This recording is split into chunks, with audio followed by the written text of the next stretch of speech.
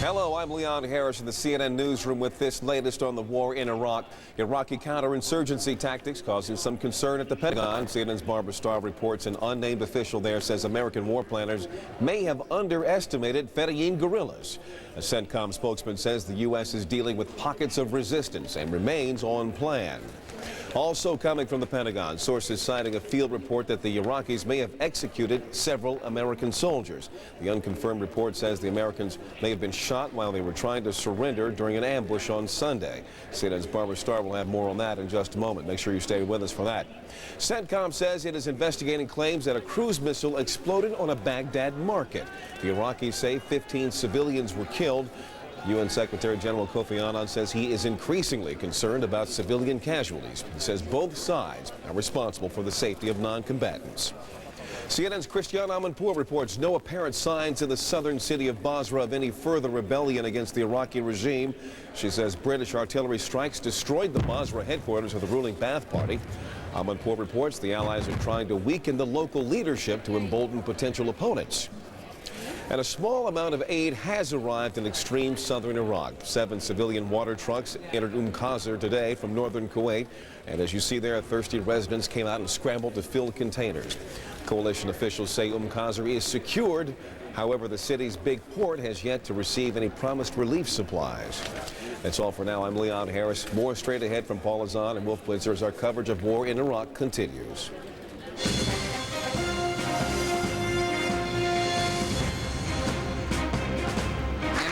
Today, our military is focused and unwavering. We have an effective plan of battle and the flexibility to meet every challenge. Nothing will divert us from our clear mission. We will press on through every hardship. We will overcome every danger, and we will prevail. President Bush listens to the generals and gets ready for war. He's pumping up the troops at the Central Command headquarters in Tampa, Florida, MacDill Air Force Base. Hello, I'm Wolf Blitzer reporting today from Kuwait City. Paula Zahn is in New York. Paula, we've just heard that air raid siren here in Kuwait City. Once again, hadn't heard it in hours. Once again, the air raid siren has just gone off here in Kuwait City, signaling to all of us here that perhaps the Iraqis have once again launched some sort of missile at a target here in Kuwait. The siren has gone off. It's gone off about 10 or 12 times over these past several days. So far, Paula, all of these missiles have either gone into the water in the desert, fallen harmlessly, or they've been successfully intercepted by this new generation of Patriot air defense missiles. But the sirens have indeed gone off. We're waiting for the all clear once again here in Kuwait City. Hello, so Wolf, Paula. I don't want people to think you're being careless in any way. There is a very important system you have in place when you hear that siren sound, right? We have all the protection we need. We have not far away, in fact, right near me, I have the gas mask, the chemical gear, anything else you could possibly need.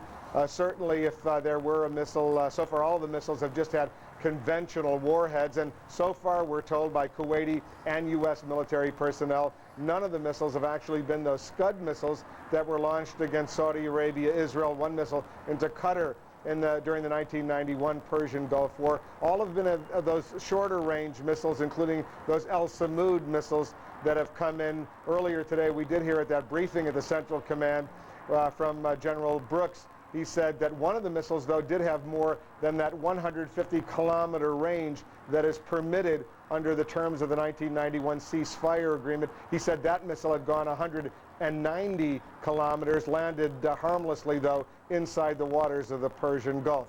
But it's an issue, obviously, that people in Kuwait have to deal with, and those of us here who are in Kuwait City, we deal with it as well, and there's very, very good security precautions to make sure that no one gets hurt. But once again, Paula, those sirens have gone off, and we're just waiting for the all clear. I anticipate we'll get that momentarily. Well, I'm glad to hear you take all these precautions, but you know, in spite of what you tell us about Patriot missile batteries knocking some of these out and some landing harmlessly in the desert, you got to admit your blood pressure goes up every time you hear that, doesn't it? Well, you know, it's not the most pleasant experience to have to live through in the world, especially in the middle of the night. Sometimes you hear those sirens go off, and you know, you deal with it. Actually, it's been surprising. I think it's been a good 20 hours or so, 24 hours since we've heard it. What it does suggest, though, this last siren that just went off, and hold on a second, I think I'm hearing the all clear. Let me just listen. Yeah, we are hearing the all clear. That means any danger is over with. So the all clear has now been issued. But it does suggest that the Iraqis, even as they retreat, or even as U.S. and British forces move up from the south into the central part of Iraq and move closer towards Baghdad, the Iraqis apparently still have some capability to launch missiles at Kuwait. And as you know, the Iraqis, no love lost between the Iraqis and the Kuwaitis. But I'm happy to report that all clear has now been sounded. We're relieved for all of you. Thanks, Wolf. See in a little bit, more battles, more prisoners, more bombings, more casualties, and more almost certainly to come as Baghdad looms in the distance. Today, some food arrived in Qasr, but elsewhere, disturbing indications Iraq may be planning chemical warfare. Helping us keep track of these and many other developments at this hour are Suzanne Malveaux with the President in Florida, Barbara Starr at the Pentagon, and retired Army Brigadier General and CNN military analyst David Grange at the CNN newsroom in Atlanta. Good to see all of you. Thanks so much for being with us. We'll get back to you as quickly as we can. As we mentioned, the Commander-in-Chief got a briefing today at CENTCOM's stateside headquarters ahead of talks tonight and tomorrow with his chief international ally. Let's quickly go back to Suzanne Malveaux, who's traveling with the President. Suzanne? Hi, Paula. The President received a thunderous applause here at the air base here at home of U.S. Central Command. This is home not only to Special Forces but also to Allied forces, those soldiers who participated in conflicts in Afghanistan as well as Iraq. The President really boosting their morale here to thank them for their service. Also, it may be noted that it's just 7 days into this bombing campaign. The administration has been faced with a number of questions. Were they prepared for this? Did they think it would take as long as it has? Did they prepare the American people for this? And are they responding to the humanitarian needs in a timely way? Well, the President, determined to answer those questions today, said that we are ahead of schedule, the war is far from over, and that there will be a day of reckoning for Iraqi regime, and it's drawing near.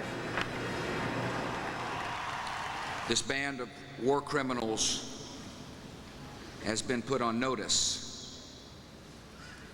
The day of Iraq's liberation will also be a day of justice.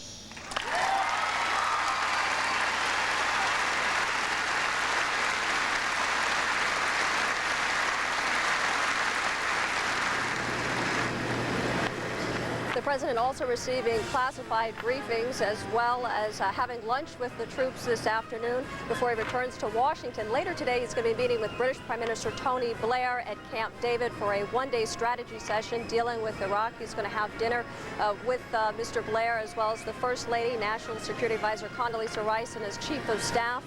We are told they're going to discuss a number of critical issues, including the role of the UN in a post-Saddam regime, the role of Iraqi oil and humanitarian need, and of course trying to bridge the gap of those differences between the U.S. as well as allies, and as well as the roadmap for Middle East peace. Paula? Suzanne Malveaux, thanks so much for the update. Now back to Wolf in Kuwait City. Wolf? Thanks very much, Paula. The Pentagon is investigating a still unconfirmed report that Iraqi forces executed a group of ambushed U.S. soldiers who were trying to surrender. There are also some serious concerns about the size and location of so-called irregular Iraqi forces, in particular the so-called Fedayeen, considered Saddam Hussein's personal extra military enforcers. CNN's Martin Savage is with the U.S. troops. He's already deep inside Iraq, and let's bring him in now live. Marty, tell us what's happening where you are right now.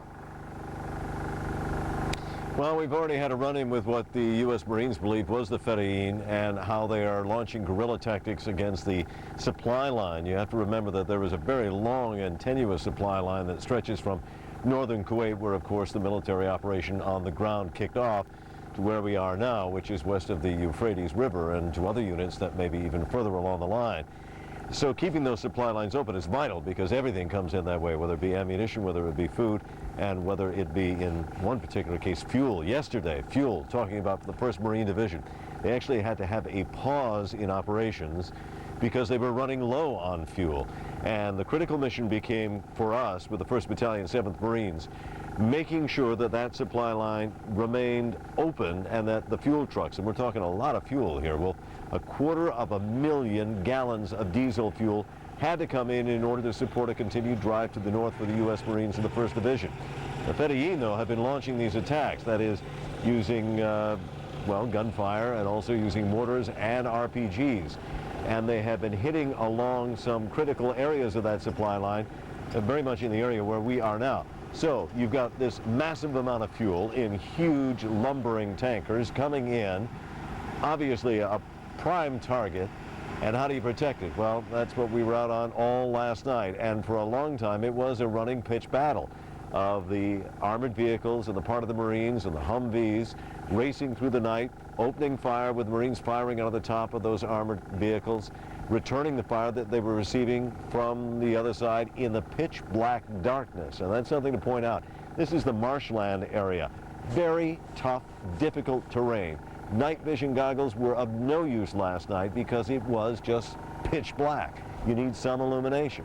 And so you have gunfire going off, you have vehicles racing through the night. The one vehicle we were on ran into a Humvee, and then after that we got backed into by another armored vehicle that sent us all flying inside. And then we ran into a building, ran into a house, actually ran over it. Fortunately, nobody was inside the house. When we finally got daylight back this morning, at least 2 armored vehicles upended in the swampy terrain here, but everyone was all right. The gun battle came to an end, the Fedayeen disappeared, and the fuel got through. And of course, for the 1st Battalion, or for the 1st Marine Division, that was the most important issue of all. The fuel has made it in, which will now allow them to drive forward. Wolf? Has the weather stalled the advance as far as you could tell from your relatively narrow vision of this war, Marty? Put a hold on it last night, no question. Obviously, we knew these fuel trucks were coming. They were very anxious to get security forces out along the route that they were going to follow. But as you probably already know, yesterday was the mother of all dust storms. I have never seen any sandstorm like what we endured for about 12 hours yesterday. It was brutal, high winds. The sky was orange to the point that it looked like you were walking on the planet Mars, choking, breathing it in. Had to seek shelter inside the armored vehicles, and that wasn't much shelter at all. 12 hours being locked up inside with a bunch of other guys with dust pouring in. Well, it's just not a good way to spend your day. All right, let's hope the days that come are a little bit easier. No more sand. Marty Savage with the Marines. He's up in deep inside Iraq right now. Thanks very much. And also in Iraq, we are getting reports once again, sirens going off in Baghdad. Sirens suggesting more bombing, more explosions taking place. The U.S. and the British clearly looking for what they call targets of opportunity. They've been doing this now for days, trying to go after these Republican Guard encampments outside of Baghdad, as well as other targets that are deemed to be military strategic targets in the Iraqi capital. We're going to follow these developments, keep showing you the pictures, the live pictures from Baghdad. But let's bring in our Pentagon correspondent, Barbara Starr. She's got a little bit more on perhaps what's going on right now. Barbara? Well, Wolf, Pentagon and military officials out at the Central Command have been looking at the Medina Republican Guard Division south of Baghdad for some hours now. They see them repositioning, moving into more defensive positions around the Karbala area because they believe that the Medina Division understands fully that the U.S. military force is headed their way. Now, in terms of what Marty was talking about, the Fedayeen fighters, the insurgents that have been causing so much trouble on the road all the way from Qasr all the way north, Pentagon officials are saying they are taking a very hard look at this situation, especially as there's been fighting with them in Basra and other areas. They believe that maybe, they say, they underestimated how well dispersed the Fedayeen were all up and down the line, that these irregular paramilitary forces clearly dispersed themselves before the war began, in those days right before the U.S. crossed the border into Iraq, and that they are all throughout all the cities, towns, and villages along the way, trying to enforce what the U.S. refers to as regime discipline. A lot of concern about some of the tactics that these forces are up to. Earlier today at the Central Command news briefing, the General Brooks talked about some of these Fedayeen tactics. Here's what he had to say. What we've seen over the last several days is Iraqi citizens being marched out in front of irregular formations while they are firing. Iraqi civilians are being killed on the battlefield by Iraqis. I can't make that point more strongly than I've just done it. And finally, Wolf, this picture, of course, that we have shown, still picture, no identification, but of American soldiers killed in Iraq. There is now an unconfirmed report the Pentagon is looking at that these people who died in the ambush of the supply convoy last week may have been executed by Iraqis when they came out of their trucks with their hands up trying to surrender. They may have been shot. Sources emphasizing strongly to us this is a single unconfirmed report, but they are looking at it. Wolf? Barbara, we know last night, your time, early morning, here in the Persian Gulf, Iraqi television was off the air for a while, apparently the result of some sort of U.S. bomb. Is it now a legitimate military target to go after Iraqi radio and Iraqi television to hamper their ability to communicate not only with the public but perhaps with military forces? The Pentagon's view on that is yes, that they believe that Iraqi media is state-run, that it is sponsored by the regime of President Saddam Hussein, and according to Pentagon war planners, it is their belief that then it is a legitimate target that they can strike in order to basically strike and take out another communications link between the regime and the Iraqi military, these Iraqi paramilitary forces, the whole Iraqi regime organization. However, they also tell us, like anything else, they will target these areas with precision, that they will do everything they can to avoid any civilian casualties. Wolf?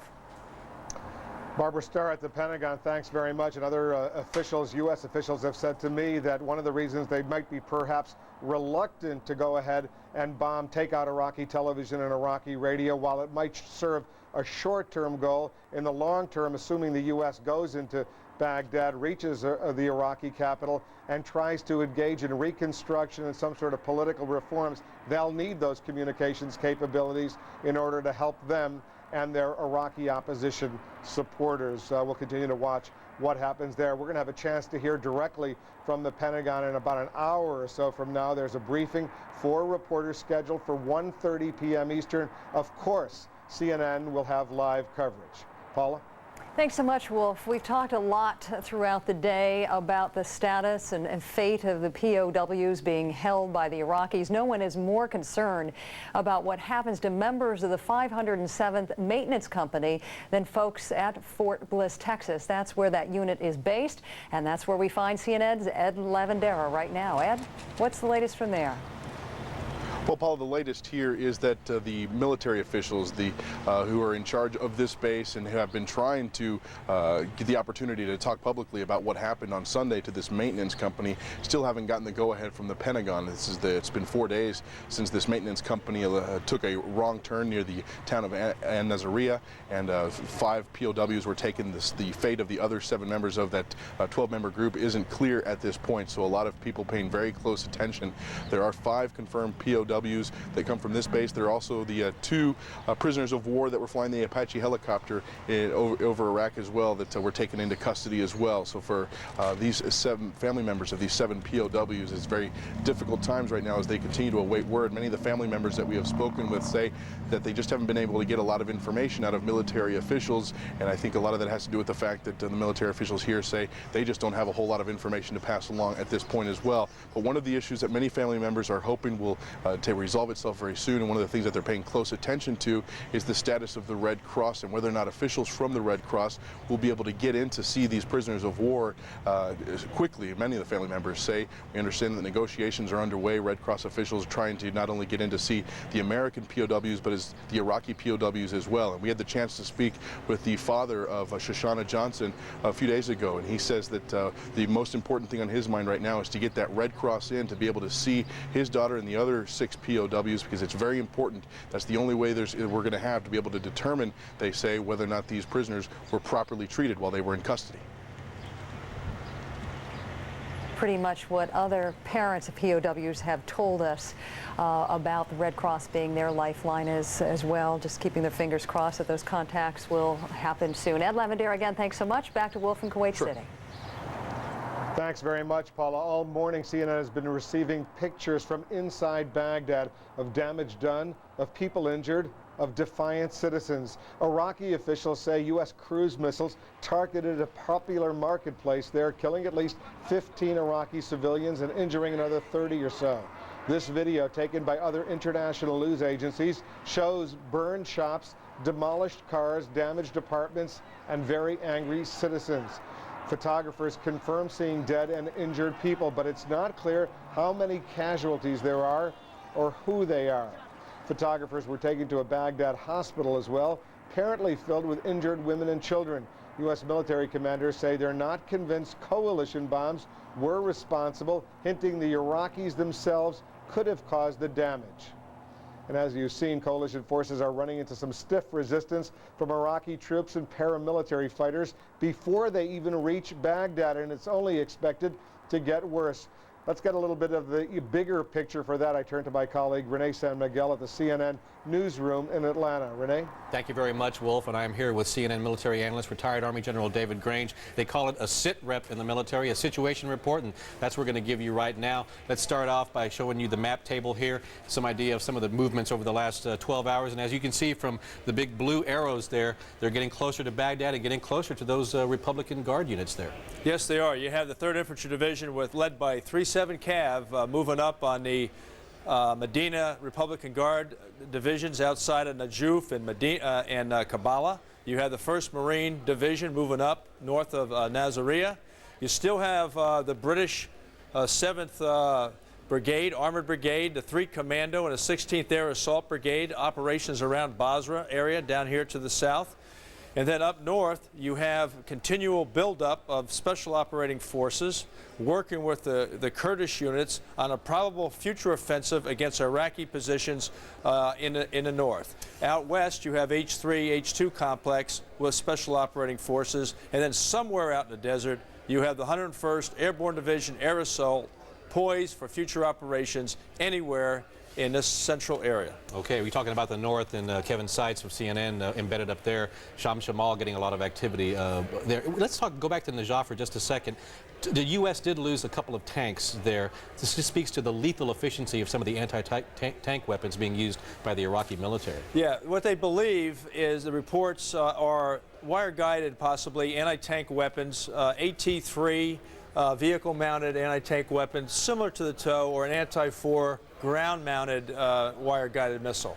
Again, they're only disabled, not destroyed, which means they may have knocked off a track on a tank or something of that nature. But that means it has to stay there. I mean, as fast as they're moving until it's fixed. Yeah. I have to ask you, from the briefing today with Vince Brooks at the Brigadier General Vince Brooks at CENTCOM, talking about some of the missiles that had been shot towards Kuwait.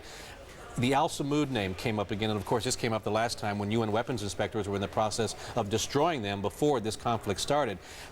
The range on these, according to General Brooks, almost twice what the UN is allowed, and I'm wondering if you're if you're with troops in a neighboring country, how you would feel about that.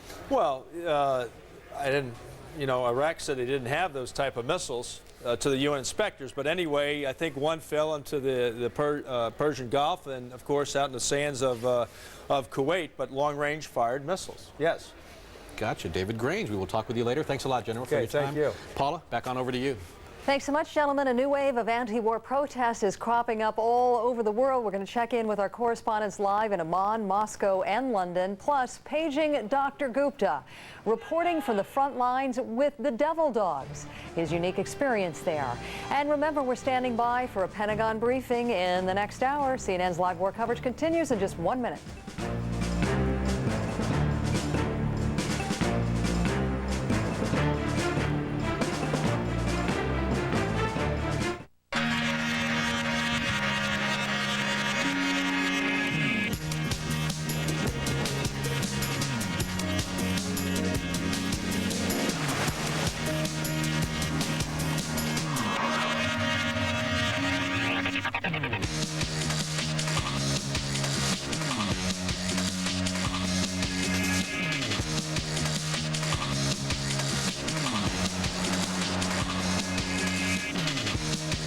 Think all mortgage lenders are the same? Think again. At Ditech.com, there are 2 fast and easy ways to apply for a second mortgage 24 hours, 7 days a week. You can pick up the telephone and call our toll-free number or apply online at Ditech.com. Right now, you can apply for a second mortgage with Ditech's no closing cost option. Use the money to pay off credit card debt, whatever you want. Ditech.com. There is a difference. Call 1-800-71-FIXED. CNN Tonight at 7, a special report. U.S.-led forces face intense fighting with Iraq's Republican Guard. Reports that Saddam may be ready to use chemical weapons. As troops approach Baghdad, we're live from the front lines. CNN Tonight, 7 Eastern.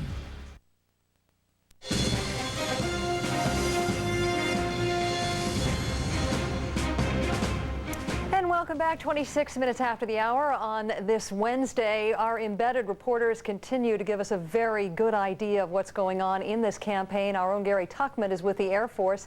He joins us now by video phone from an air base in the Persian Gulf. Gary, I don't know if you can hear me, but you can start your report now. Paula, hello. Okay, Paula, hello to you. And just like in Kuwait City, we just a short time ago had a missile alert. The sirens went off, and at these military bases where the coalition troops are and the airmen are and the Marines and the sailors, they immediately make you put on your chemical suits and your mask, and you go into the bunker. Took 5 minutes, and then we got the all clear. But as we speak, people are just coming out to the flight line behind me. These are the A-10 attack aircraft, and you can see right now that man on top is a maintenance worker. He's getting that A-10 plane ready for flight tonight. The A-10 provides air support to the ground troops, and that, according to highly placed Air Force officials, is a main goal of the sorties taking place this evening. We are told that 1,600 sorties will be flying in the next 24-hour period between now and tomorrow morning. Now, that's not the peak. The peak was 2,000 sorties. According to these Air Force officials, the reason for the lower number is because many of the pre-planned targets before the war have now been destroyed. So there is not a necessity anymore to have as many sorties going out. There are still emerging targets. There are still some pre-planned targets, but many of the pre-planned targets have been destroyed. So it's not likely we'll see as many sorties now and in the future as we saw in the past. We had very bad weather in much of the Gulf region yesterday, tropical storm force winds. We had rain, lightning, and thunder. So at this particular base we're at right now, they had 40% fewer flights yesterday than they did the day before, but it's expected to pick up today. We can tell you this base, talking about the alerts and the sirens we just heard, I was expecting to tell you when we knew we were coming on the air with you, Paula, that we hadn't had a siren for 30 hours. And it was certainly increasing the morale of the airmen who are at this base. Well, now that siren has come back, so they realize what reality is. A lot of the people we've been talking to here, and there's more than 8,000 servicemen and women, are saying they feel more relaxed now than they did in the first few days of the war, but many of them are anticipating what might happen when U.S. ground troops get into Baghdad. That, many of them say, they're concerned about. But either way, lots of planes are flying out again, but not as many as the first few nights of the war. Paula, back to you. I know these members of the Air Force are trained to deal with what you just did when the sirens went off, but describe to us what you saw when you see the siren sounded. What's really interesting, Paula, is, we've gotten to know these people quite well because we've now been here for 5 days. And they were just a few minutes ago just all sitting around talking to us, talking about their day, talking about their experiences, talking about their families back home, talking about watching the news coverage of the war. And then all of a sudden we heard the siren blaring and the conversation just stops in mid-sentence. They get up, they start running, they put on their chemical suits. And a few days ago they didn't have to put on their chemical suits because it was mandatory to always wear the chemical suits. 2 days ago they stopped having to wear them all the time, but they started running, putting them on, putting on their masks, and then jumping into bunkers that are constructed all over this airbase. Guess that all clear signal couldn't have come soon enough. Gary Tuchman, thanks so much for that report. Now back to Leon Harris in Atlanta.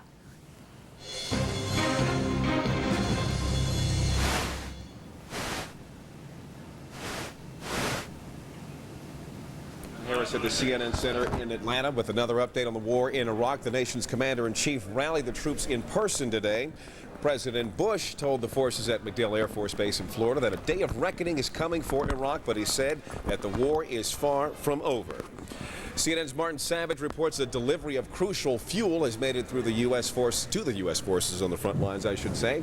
U.S. Marines protecting the convoy faced 2 tough days of sniper fire, artillery shelling, and vicious sandstorms. And the 250,000 gallons of diesel fuel means frontline forces can now continue to advance toward Baghdad. More reports coming that Baghdad is booby-trapped. CENTCOM says U.S. intelligence reports the bridges leading into the Iraqi capital may be set with explosives. Brigadier General Vincent Brooks told reporters, quote, "This regime will go to extraordinary lengths to protect itself." U.S. Central Command defended the use of its high-tech weapons in the war in Iraq. The deputy director showed reporters a video of one such weapon taking out a vehicle under a bridge in western Iraq. You see the video there. The bridge wasn't touched. The vehicle is gone. Well, the weapons demonstration follows international criticism over an apparent bombing of a popular Baghdad market. Iraqis say 15 civilians were killed in the incident. CENTCOM says it can't confirm that coalition forces are responsible for it and suggests that Iraqis themselves may be behind the explosion. A coalition airstrike over Baghdad has apparently failed to take out Iraqi TV. The broadcasts were interrupted after a pre-dawn air attack, but then they resumed later on.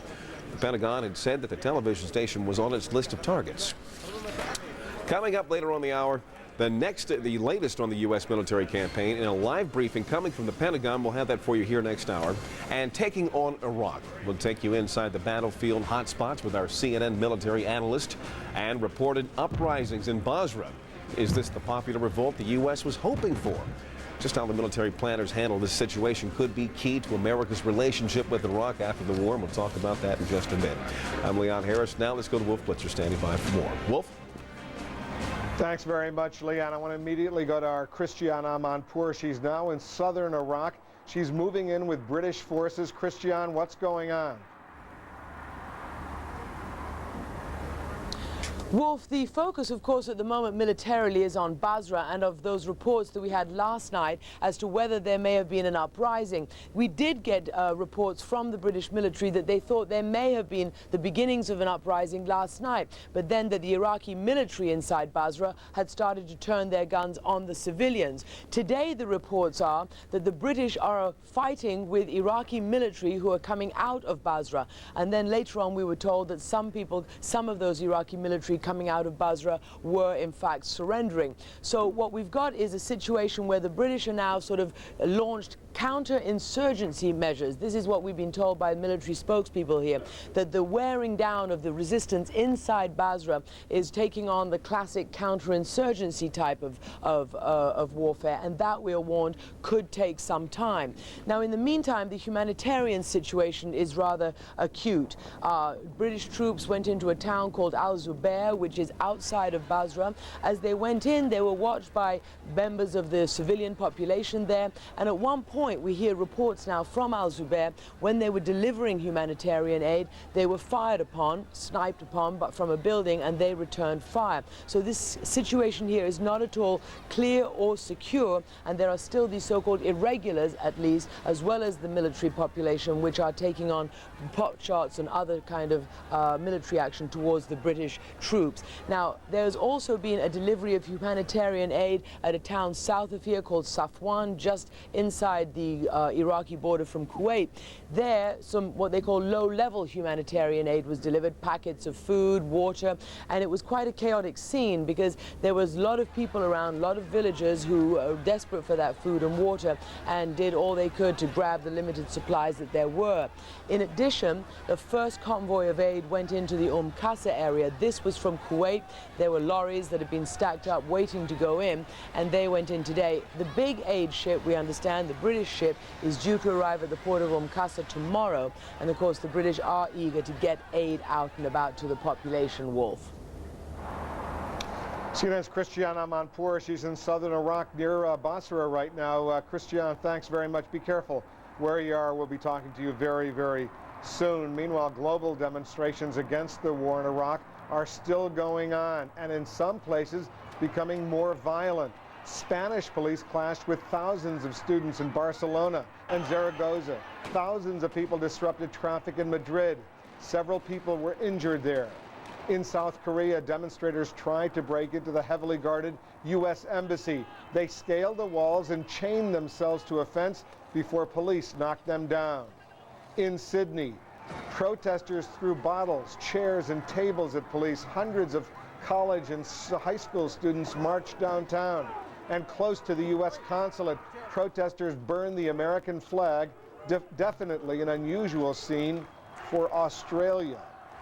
For more international reaction now, let's turn to our correspondents who are standing by live. CNN's Reem Brahimi is joining us now live from Amman, Jordan. Jill Doherty is in the Russian capital of Moscow, and Robin Oakley, he's in London. Let me start with you, Jill. First of all, the Russians, we know that where the Russian government stands, but as far as you can tell, where do the Russian people, by and large, the rank and file, stand? Well, if you look at the polls, Wolf, you've got almost 90% of the Russian people opposed to this war. However, there are other polls that show indications that some Russians feel that there should be some type of action against Saddam Hussein. But you'd have to say overwhelmingly people are against this war. However, it has not translated into actual demonstrations. There have been a few. They've been pretty small, at the most about 1,000 people, and pretty far between. There's really not a lot of vocal statement coming from people, at least, regular people, about this war.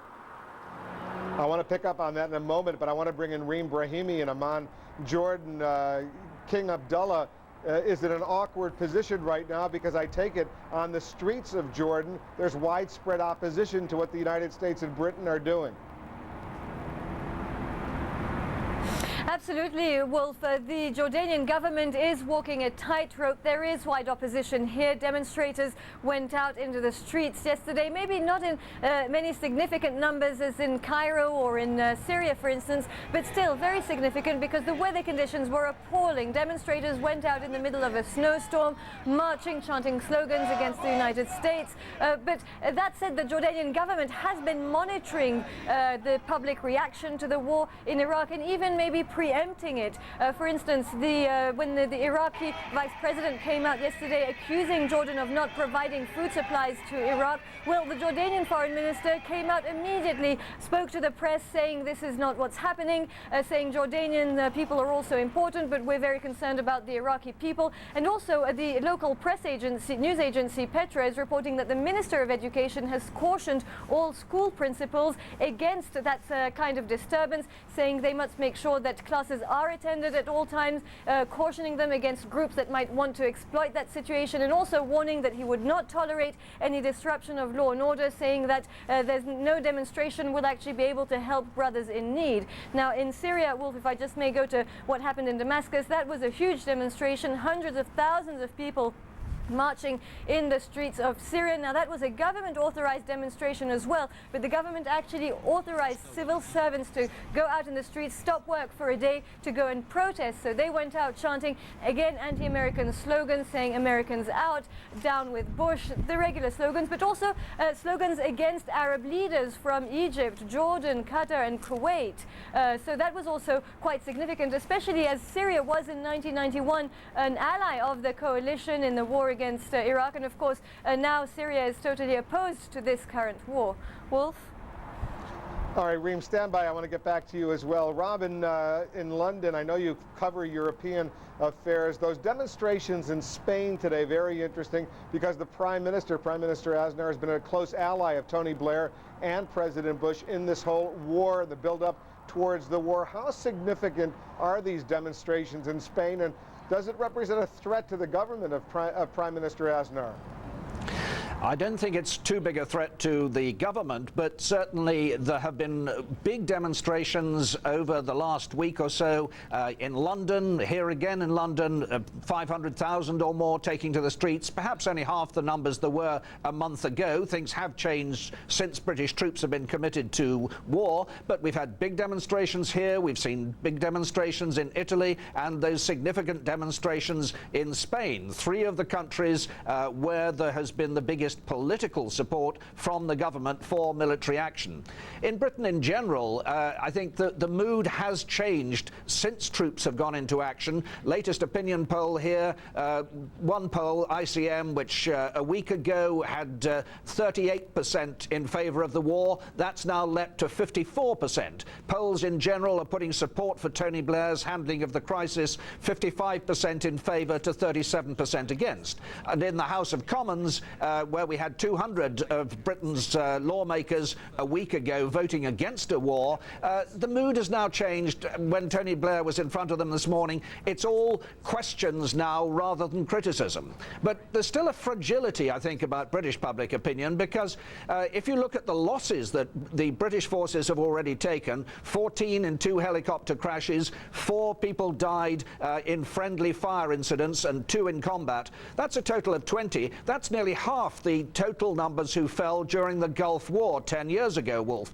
And public opinion, I think, is a little worried that the so-called shock and awe tactics may have shocked Baghdad initially, but don't seem to have produced the kind of awe in the Iraqi population that the British public had been led to expect by Tony Blair and others. Wolf.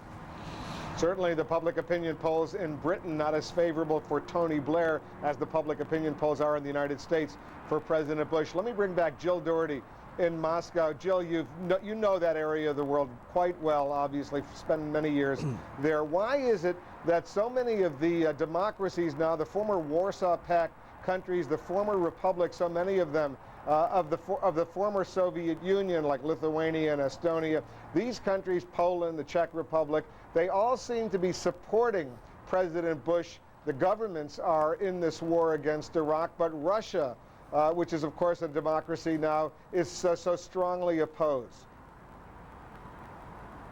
Well, you know, Wolf, really, Russia considers itself a separate entity, and there's always been friction between the Eastern Europeans and Mother Russia. The Eastern Europeans are trying to prove their devotion to the United States. After all, especially the Baltics and places like that, they felt that during the Cold War, the U.S. stuck by them, supported their right to secede from the old Soviet Union, and so they owe something to the United States. Russia has a completely different opinion. They used to be a superpower. There's a lot of the regret that they're no longer a superpower. And they also look at the game is no longer where they have some cards, which is the United Nations. They know that the U.S. can do pretty much what it wants to do. And that is galling to some people, especially in the military here, who wish that they could do what they wanted to do. They're very jealous of that. And then another factor, Wolf, is that basically a lot of Russians don't feel that this is their war. They will be affected in some way, but this isn't their fight. Well, let me bring back Reem Brahimi. And Reem, we don't have a lot of time, but I'm anxious to ask you this question. As you know, there was a tragic incident on the road out of Iraq the other day. A Syrian bus, a bus with Syrian civilians, was accidentally hit by a U.S. missile, and several people were killed, many others were injured. In that part of the world, in Syria, where there's widespread distrust of the United States, have they accepted the Pentagon's formal apology, the assertion by the U.S. military that this was in fact an accident, or is there a suspicion there that perhaps it wasn't an accident?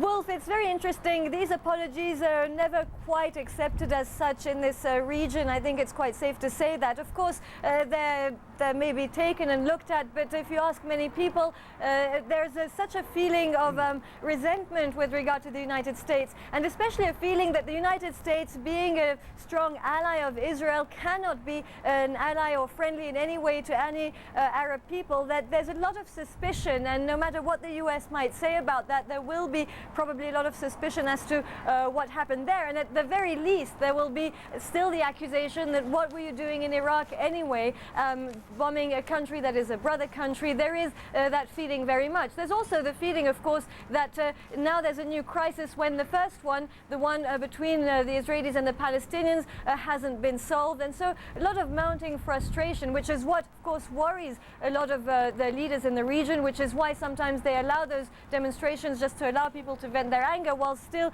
keeping some sort of lid on monitoring those kind of demonstrations as well. Wolf? CNN's Reem Brahimi joining us from Amman, Jordan, Jill Doherty in Moscow, Robin Oakley in London. Three of our best reporters joining us for that interesting discussion. Thanks very much to all of you. Let's get back to Paula in New York. Well, I would say four of our best reporters. I'd put you in that pack as well, Wolf. See in a little bit. Ahead, the war of words taking place about this war, how each side is battling to get its message out. We'll have more on that right out of the short break.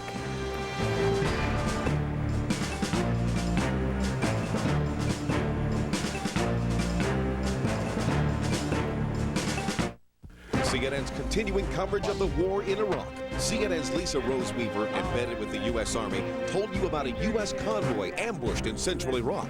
U.S. Central Command says more than 4,000 Iraqi POWs are in custody. For complete coverage of the war in Iraq, stay with CNN, the most trusted name in news. How do you invest to help secure your future? You start with your dreams. And Edward Jones. My life, my world, it all begins with a dream. Edward Jones. Your pet's same exact heartworm and flea medications delivered to your home, saving you time and money. 1-800-PET-MEDS. We deliver savings and convenience on HeartGuard, Advantage, Frontline, and all other pet medications. Call to order now or order online. If you want the benefits of refinancing, you have no choice but to stress over a long application, right? Wrong. AmeriQuest Mortgage gives you a choice and a personal loan advisor to handle just about everything. With 2 decades of experience, AmeriQuest knows how to offer you the no-stress home loan. The time is right, so call AmeriQuest now at 1-800-297-3260 or go to AmeriQuest.com. Call AmeriQuest, the company that knows you are more. You decided. Once again, CNN is #1 for trust and experience. Americans choose CNN as the most credible news source. CNN is the most trusted name in news.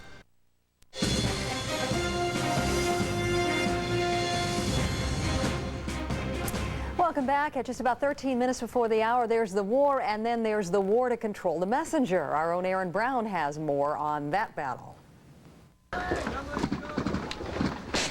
Away from the battlefield, another war is being waged. Our troops are performing as we would expect, magnificently. A war of words. Shame on you, we will defeat you, we'll destroy you. A war of images. Where do you come from? Texas. To some, it is propaganda. The victory is soon. Others will see as confidence. And we will prevail. It is a war to spread rumors. There are all kinds of rumors about what has happened to Saddam Hussein and his sons. Or to quell them. This is one of the easiest rumors to deny. To accuse. There's no question we have said that Saddam Hussein possesses biological and chemical weapons. And to deny. When they started to talk about the weapons of mass destruction, we know, and we always knew, that that was fabrication. To spin. This war is about the very fact that Saddam Hussein will lie. And spin some more. Don't believe them when they propagate news like this about anybody in the Iraqi leadership. To vilify. You the reign of fear of Saddam Hussein. And to vilify back.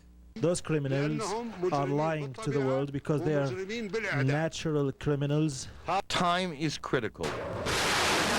It took almost no time at all for the Pentagon to release the pictures of the first missiles launched on Baghdad. It took no less time for Iraqi state television to broadcast footage of the wreckage of a U.S. helicopter. It is a bilingual war. Assalamu alaikum. Good morning, ladies and gentlemen. Where reality can be seen one way. Coalition forces have the key port of Qasr. But also another. About the lies they are repeating in the media. About Qasr. And caught in the middle, international media trying to do a job dissipating the fog of war. A media that can be embedded. We're out here with the 3rd Squadron, 7th Cavalry. Or expelled. Iraqi officials told us that they were going to close the CNN office. It is a psychological war. Warfare to win the hearts and minds of public opinion around the world. opinion that is divided. USA! Here at home, as it is over there. Aaron Brown, CNN, Atlanta. For more now on this intense fight for viewers and the unprecedented access to this war, we're joined by CNN's media analyst and writer Howard Kurtz. He joins us live from the Washington Post newsroom. Welcome, Howard. Good to see you. Same here, Paula. As you know, there has been some criticism of this embedding process. In fact, in today's USA Today, Andy Rooney of CBS is quoted as saying, "It's very difficult to write anything critical about a guy you're going to have breakfast with the next morning." Do you think viewers are getting an accurate view of the war through the embedded reporters? I've talked to a number of the embedded correspondents. I think they're doing a terrific job under difficult circumstances. I hate to disagree with Andy Rooney, but yes, there's a bonding process that goes on when you're eating and sleeping and fighting with soldiers. But as the news has turned not so good in recent days, as some of these units have come under attack, as some of them have taken casualties, as some have been involved in friendly fire incidents, the correspondents, the embedded correspondents, have given us that bad news too. So I don't think they're in any way acting as a propaganda outlet for the administration. How about the specific criticism, though, that viewers have largely seen a sanitized war because of some of the restrictions they have to live by? We certainly understand why they're not going to provide any information that would compromise the safety of troops. Let's start from there. But beyond that, talk about some of those other restrictions. Well, I think the war perhaps has been a little too sanitized, but I don't think that's because of government-imposed restrictions. I think that's because American media organizations, and particularly television, are reluctant to show gruesome pictures of dead bodies and injured civilians. We've seen a little bit of that, but not that much. I don't think that's a question of government control. I do think that to the extent that people at home, and we've never had a technological war like this where you could watch, injured soldiers being interviewed in real time on the battlefield. To the extent that people at home are getting a distorted picture, I think it's not because of Pentagon restrictions. I think it's not because of taste issues. I think it's because the camera lens can only focus on one thing at a time. And so if you're with the 101st Airborne or the 3rd Infantry and it comes under attack and there are exploding shells, suddenly it seems to those at home that the war is going very badly, when in fact in the big picture it may be that coalition forces aren't doing that badly, but of course we can only see one snapshot at a time of these individual military units. Let's come back to that gray area for a moment, the issue of taste or respect. Do you think images of dead soldiers should be limited on TV? I certainly don't think they should be eliminated. War is an ugly business, and sometimes in the run-up to war and in the enthusiasm of the media, this has been portrayed as it was going to be another video game war, pretty bloodless. We'd march on to Baghdad in about 2.5 hours and everybody would be cheering. Well, that's clearly not happening, and I think that the cameras need to record the uglier side of war. I don't think we should shy away from that. At the same time, I was not a huge fan of putting up this footage of this, the propaganda video made available by Saddam Hussein's government of POWs being questioned against their will about their names and so forth. I certainly think we should see a snippet of that, perhaps some still pictures, but beyond that strikes me as exploitation. And then out of curiosity, there's a new Pew Research poll out today showing that just 38% of those asked on Monday thought the war was going well. That's down from 71% on Friday. Do you think any of the coverage of the last couple of days has anything to do with those numbers? Well, absolutely. I mean, it's impossible not to turn on the television and see reports about the war not going so well, at least for those individual units that have taken some casualties, that have made some mistakes, that have had difficulties. I think the problem here is that the media were to some degree used by the Pentagon in the huge run-up to the war, Paula, where we gave the impression that this was going to be, if not a cakewalk, a pretty smashing success for the United States and British forces. And in fact, things go wrong in war, and there are mistakes made, and sometimes people die, and I think now the expectations are coming more in line with reality. Finally, Howard, did you see the same shift in tone that I saw in the various news conferences we covered today? Particularly at CENTCOM, very pointed questions being asked about, did you underestimate the strength of these paramilitary forces? Yes, I think that journalists, having perhaps leaned too far in the direction of this was going to be a smashing victory for the United States of America, are now becoming more skeptical, more aggressive, and trying to hold Pentagon and other officials accountable for what now looks to be like it could be a longer and somewhat more difficult war. That's okay. That's not going to make us popular, but that's the role of journalism, to ask those kinds of questions. As long as we don't get carried away and start talking about a quagmire and so forth. That mistake was made in the early weeks in Afghanistan, which of course turned out quite well. But yes, I have noticed that shift in tone. It has been unmistakable. Yeah, hard to ignore today. Howard Kurtz, thanks so much. We'll let you get back to your column. Howard Kurtz of the Washington Post, also the anchor of Reliable Sources right here on CNN. Back to Wolf now. Thanks very much, Paula. Thanks to Howie as well. Paging Dr. Gupta, reporting on the front lines how this brain surgeon has now become a war correspondent. Up next, we'll talk with Sanjay Gupta.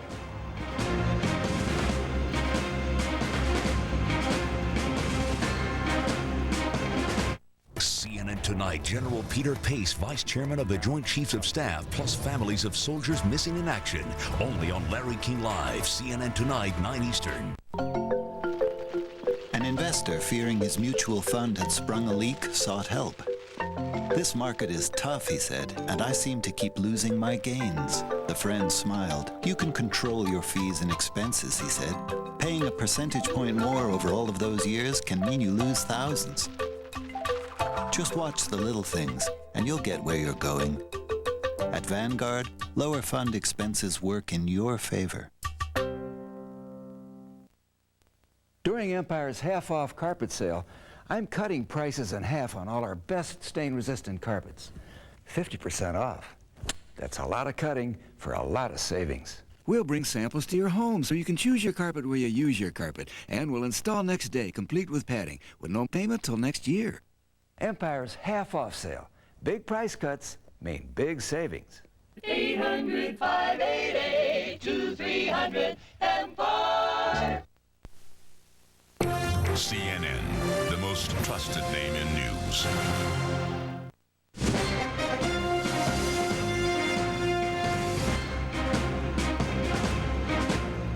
And as we move up to the top of the hour, that is it for me from New York. I'll be back here, same time, same place, tomorrow morning at 7 a.m. Let's check back in with Wolf. I'll be watching you the rest of the day, Wolf. Thanks very much, Paul, and I'll look forward to working with you again at noon. When I start, we have 1 hour together. Paula's on joining us, of course, from New York. Judy Woodruff is going to be joining me at the top of the hour. In the meantime, our Dr. Sanjay Gupta has been embedded with a military medical unit known as the Devil Docs. Here's a look at what his journey has been like this past week. In the middle of the desert of northern Kuwait, the U.S. military is going over their ABCs. We started back in February, several weeks ago, really looking at medical preparedness. We knew this was going to be a different sort of conflict.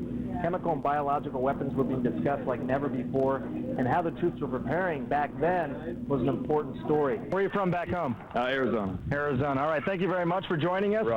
Back to you.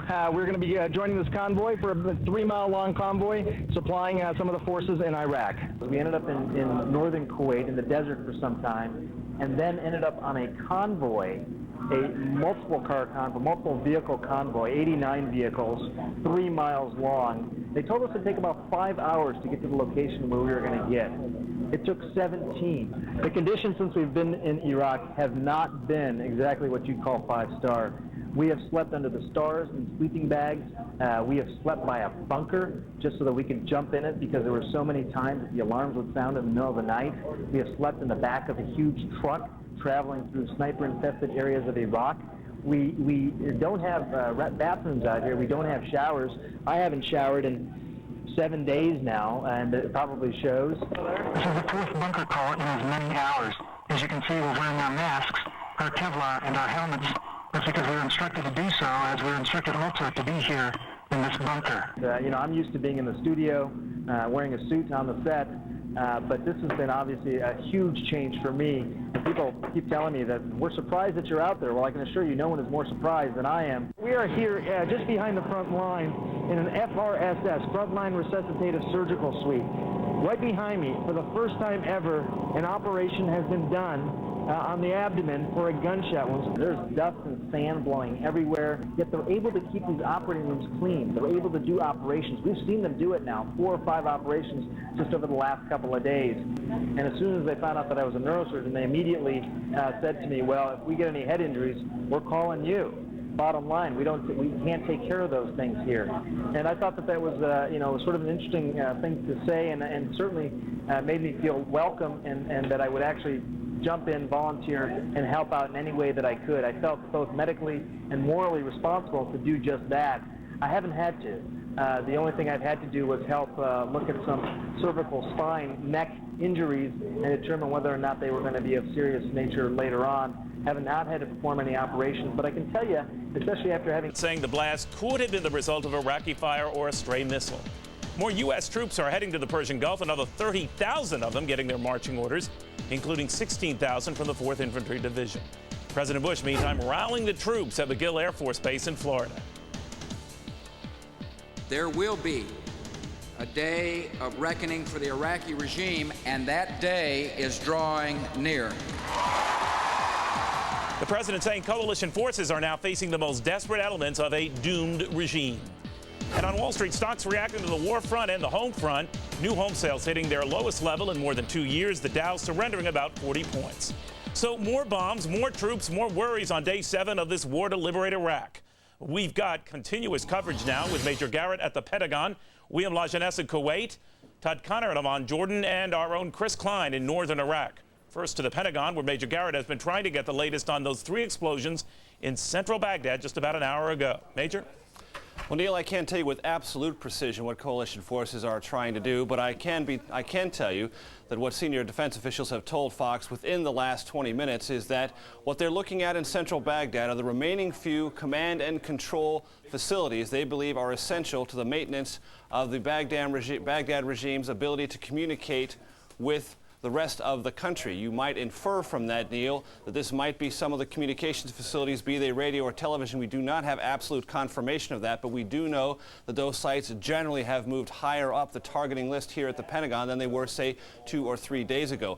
Otherwise, when you hear about explosions in southern Baghdad, what you can be sure of, or relatively sure of, that is coalition forces targeting those emplaced Republican Guard divisions that are trying to protect the southern part of Baghdad as they believe coalition forces are approaching. But something is happening right now on the ground in Iraq, that's very significant. One component of the Medina Division, according to embedded reporter reports, is moving in a convoy toward the 7th Cavalry attached to the 3rd Infantry Division. I can tell you as a general principle, war planners like to see that because they want those columns on the road because they can at least in some probability be attacked from the air, even in bad weather, although if the weather is really bad, it's harder for airstrikes to be carried out, but they can also be dealt with by the fortified elements of the 7th Cavalry.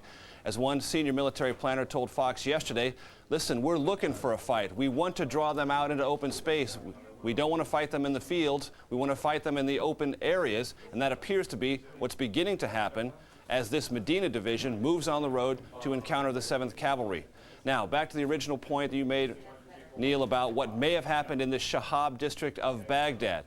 The Pentagon says it was not directly targeting that area. Central Command says it was looking for and did target a number of surface-to-air missiles that the Iraqis had essentially hidden in a civilian area. That general targeting matrix was 300 yards away from this area that was hit in the Shahab district of Baghdad.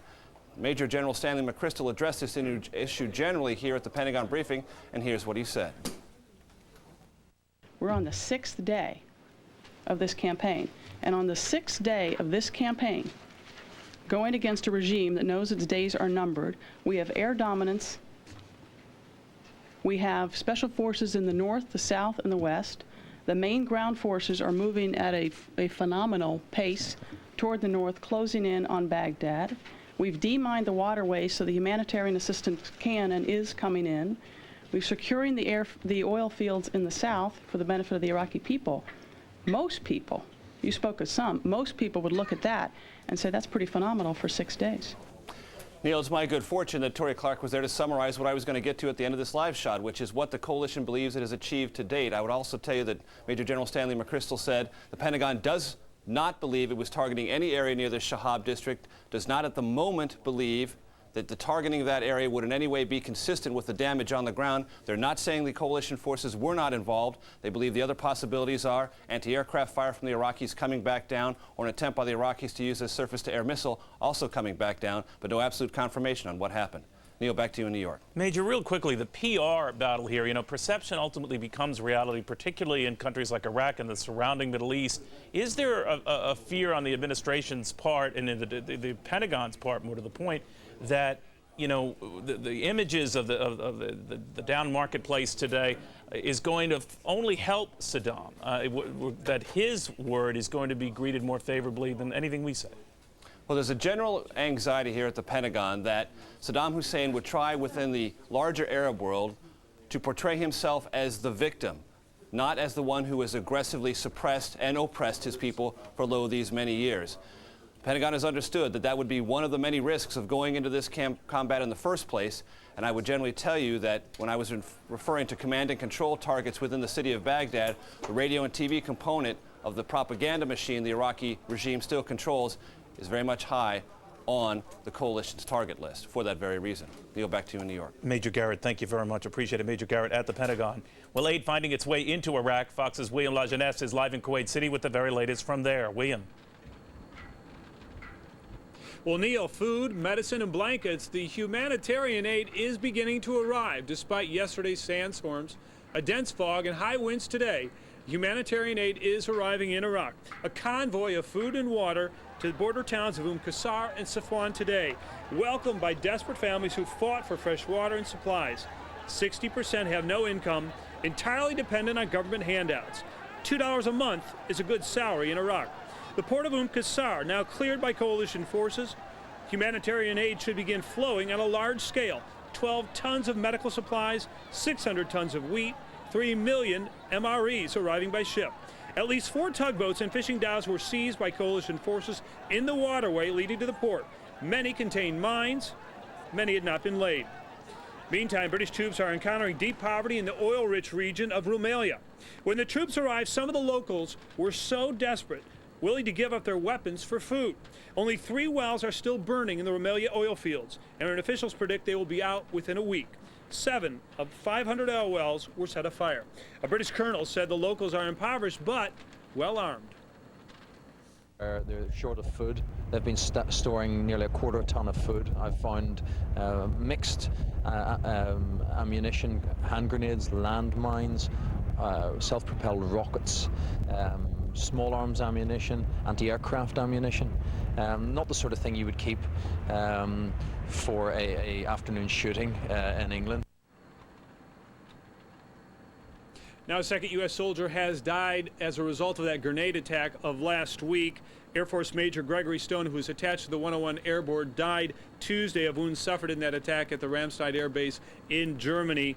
A member of that 101, Sergeant Hassan Akbar, was arrested. He has not been charged with the crime.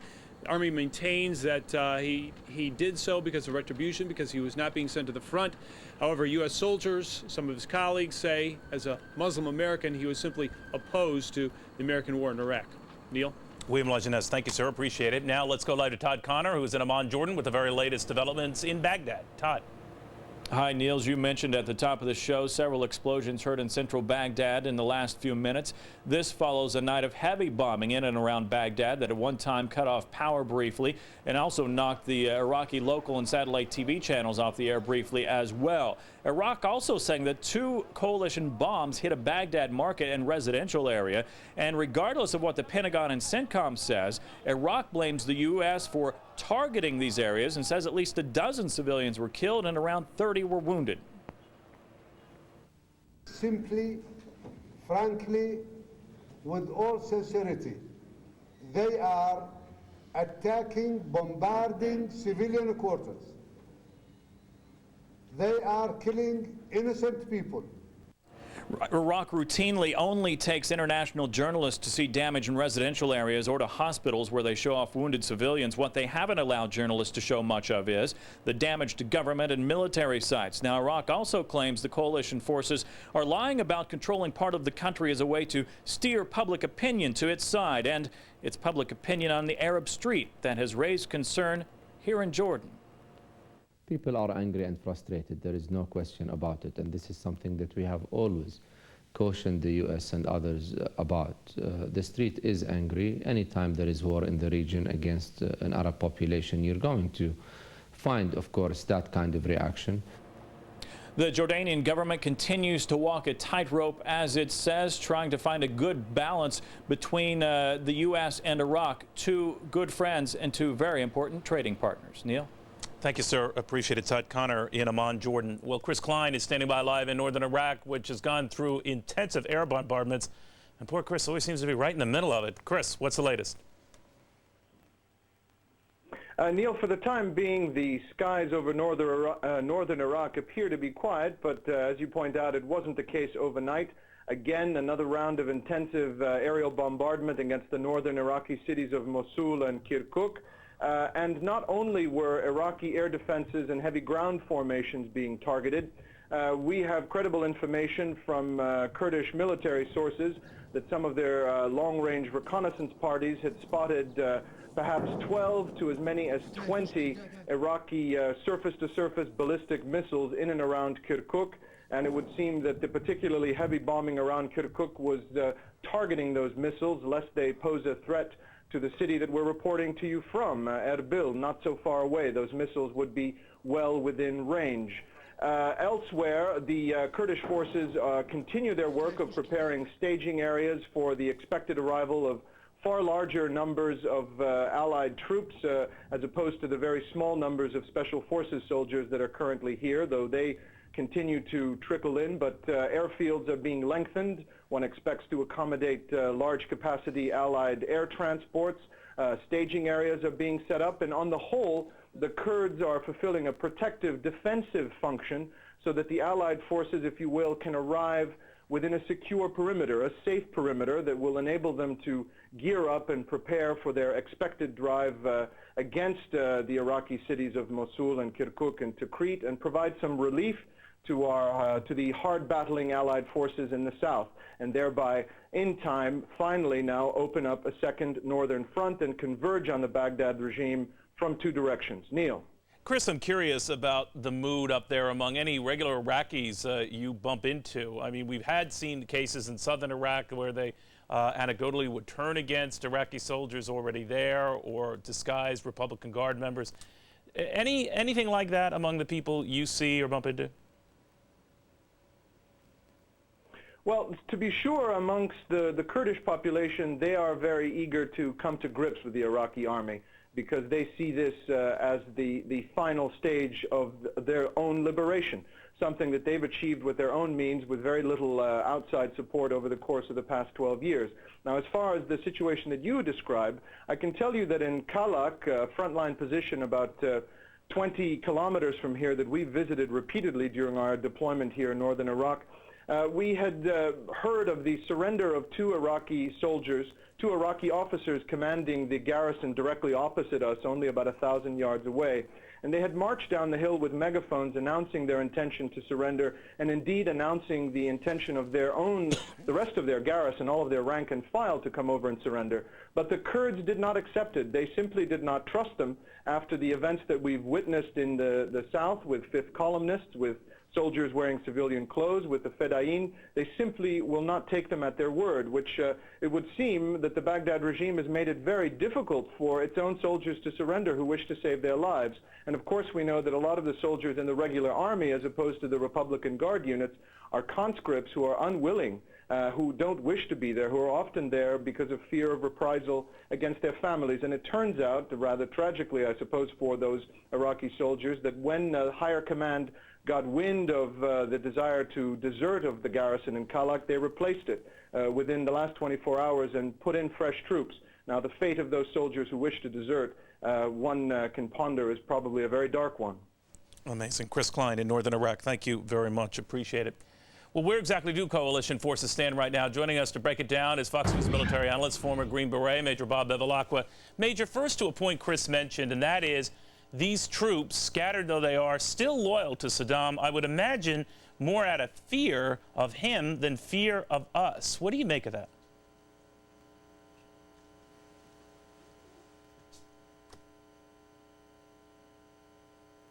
I think we're having some audio problems with him. It's just not me hearing it. You're not hearing it either.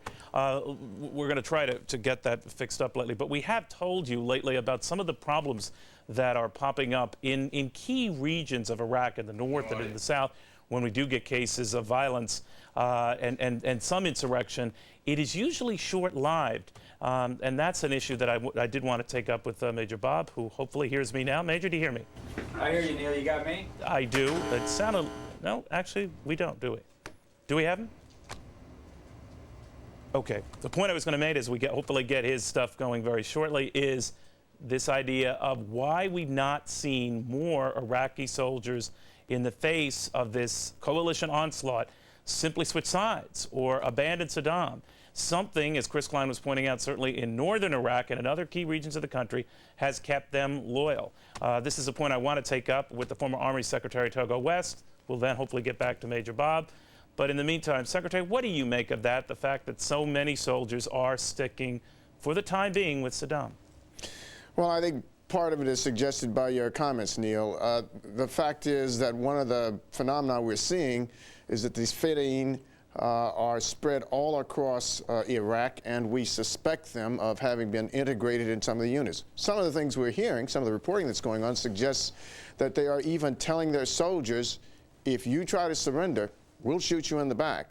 So I think you put your finger on it. It is the instilling of fear in both soldiers and civilians that is preventing the reaction we had initially expected. All right, but if even in the face, Mr. Secretary, of overwhelming force and really incredible Allied advances here, you could talk about some of the setbacks, but the fact is, in 6 days or so, I don't think very many people would have predicted where we are now. What stops the population from jumping sides? Well, look at the example in Basra. We were getting reports out of Basra yesterday that the Fedayeen or the Iraqi soldiers were turning their guns on the populace. I think that would keep me indoors. Yeah, it's a good point. How do you think, at this point, Secretary, the battle's going? Well, I like the way you presented it at the top of the show, Neil. I think I'm here to say because I feel that it's not going that badly. Tomorrow, the end of the day, will be the week anniversary of the expiration of the president's ultimatum. And we're on the outskirts of Baghdad. And in fact, we look potentially so successfully that Saddam and or his generals are gambling on sending units out to try to hit our advanced guard under cover of a sandstorm before we can get there. I think that suggests that they expect pretty tough fighting from us and would like to do anything they can to derail us. You know, Secretary, you know of war very well. I mean, if you're Saddam or any of the Republican Guard, you know the odds are that you're going to lose. It's just a matter of when you lose.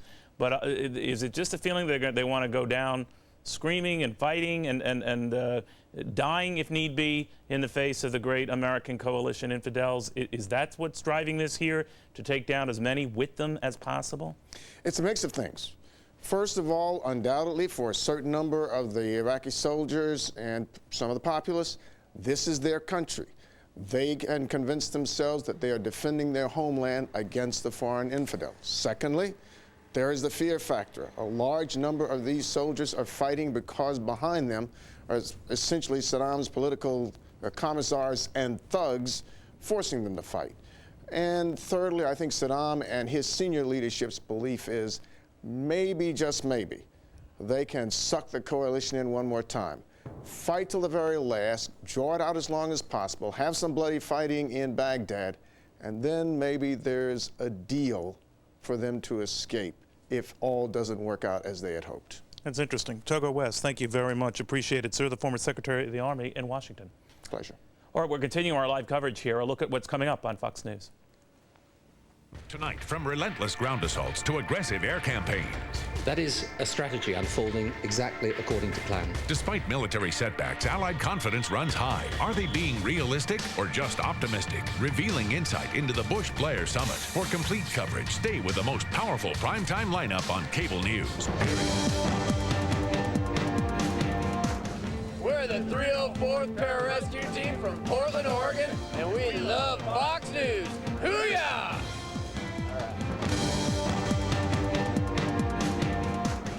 301st Combat Rescue, Cocoa Beach. We watch Fox News. Hi, Mom. right, welcome back, everyone. President Bush doing his part to rally the troops earlier today. Our Wendell Goler is at the White House with more on that. Wendell.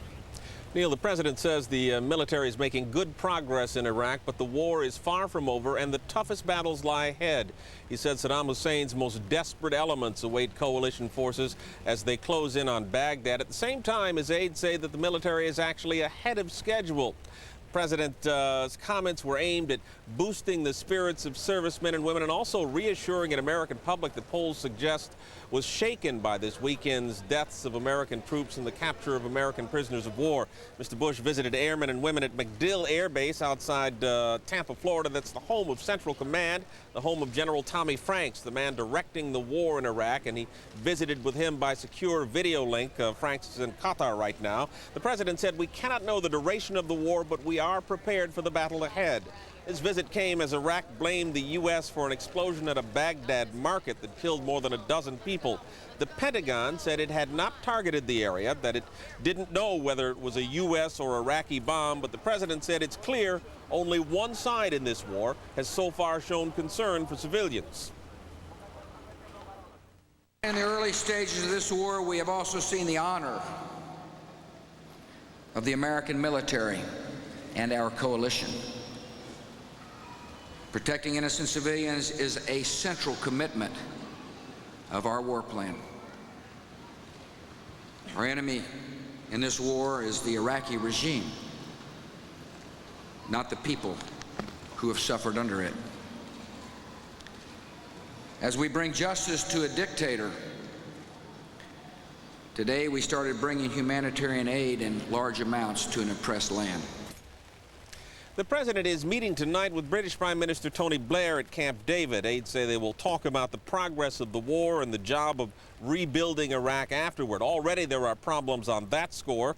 Blair wants the UN to have an aggressive role in rebuilding Iraq, but members of the Security Council who opposed military action, the French, the Russians, the Germans, don't want to sign on to a UN reconstruction plan that they fear would be seen as legitimizing the war. And they also don't want to be shut out of rebuilding contracts.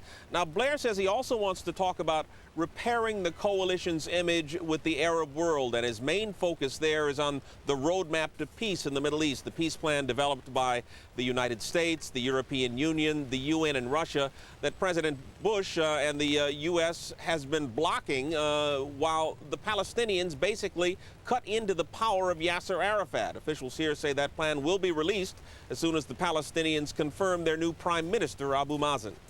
Neil? Wendell, I would imagine that the administration wouldn't be too keen on giving the French particularly a prominent role in whatever reconstruction or rebuilding activity goes on in Iraq after the fact. Well, the president feels that, quite frankly, United Nations intransigence is part of the reason we are fighting now. The UN's failure to stand up to Saddam Hussein and enforce its own resolutions. And quite frankly, the U.S. is not at all pleased at the politics at play in the UN right now over reconstruction. National Security Advisor Condoleezza Rice has had talks with UN Secretary General Kofi Annan.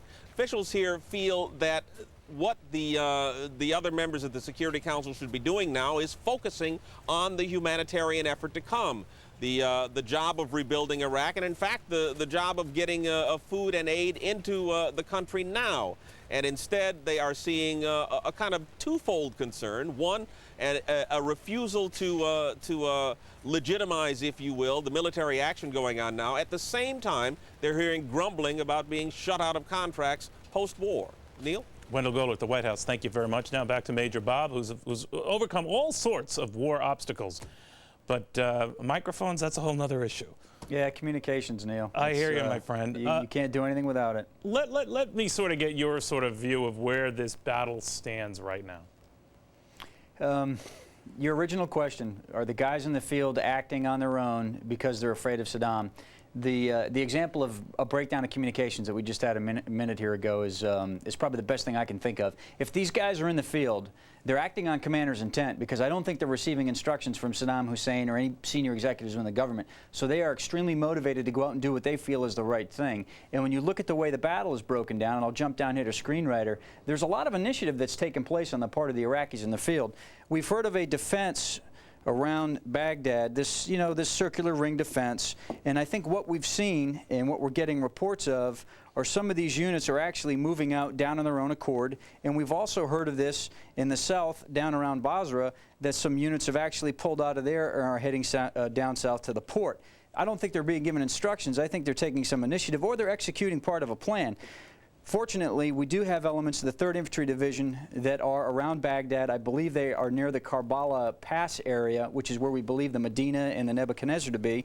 And of course, we have the 7th Armored from the Brits that are down south. So we have enough forces to engage anything that really comes into the area. The good news here, Neil, whenever these guys decide to move, for example, if I'm going to come and head down south, that provides a great target of opportunity for these guys right here to come in and roast a column of T-72s on the road. The worst thing they can do is come out of the cities, but it's great for us. It's good that they come out in the open because really, Neil, we do not want to go into a built-up area.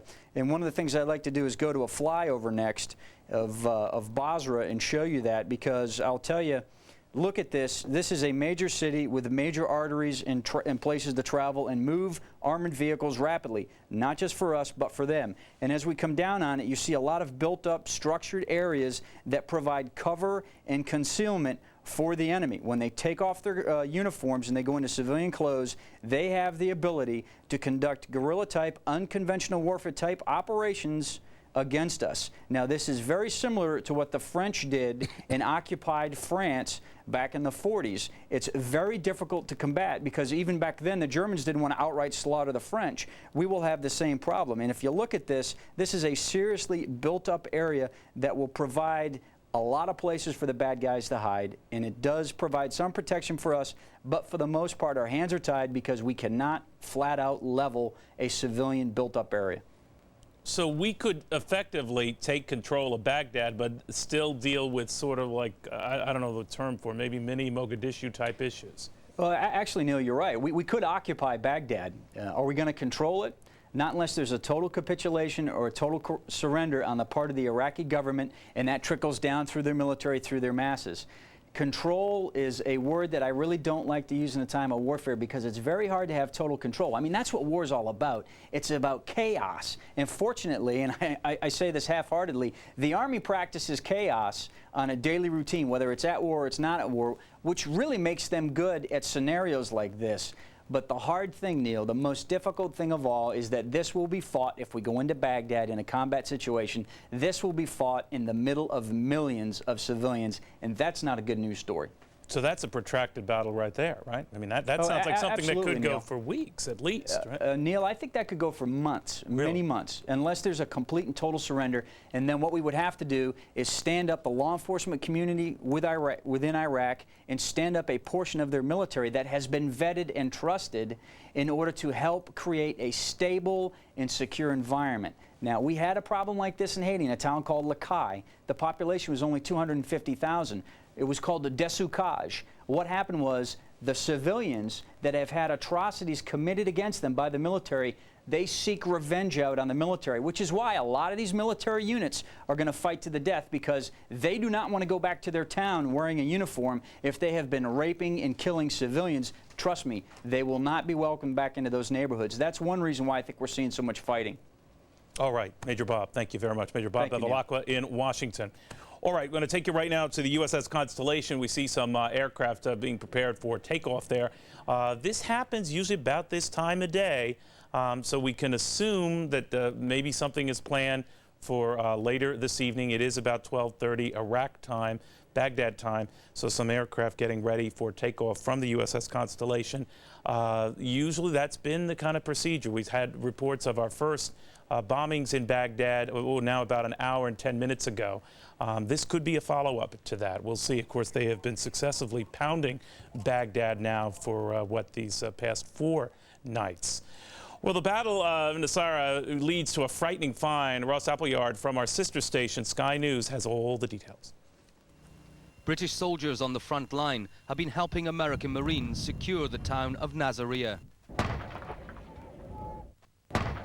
Their heavy armor supplements the huge American batteries that have fired shell after shell into Iraqi lines.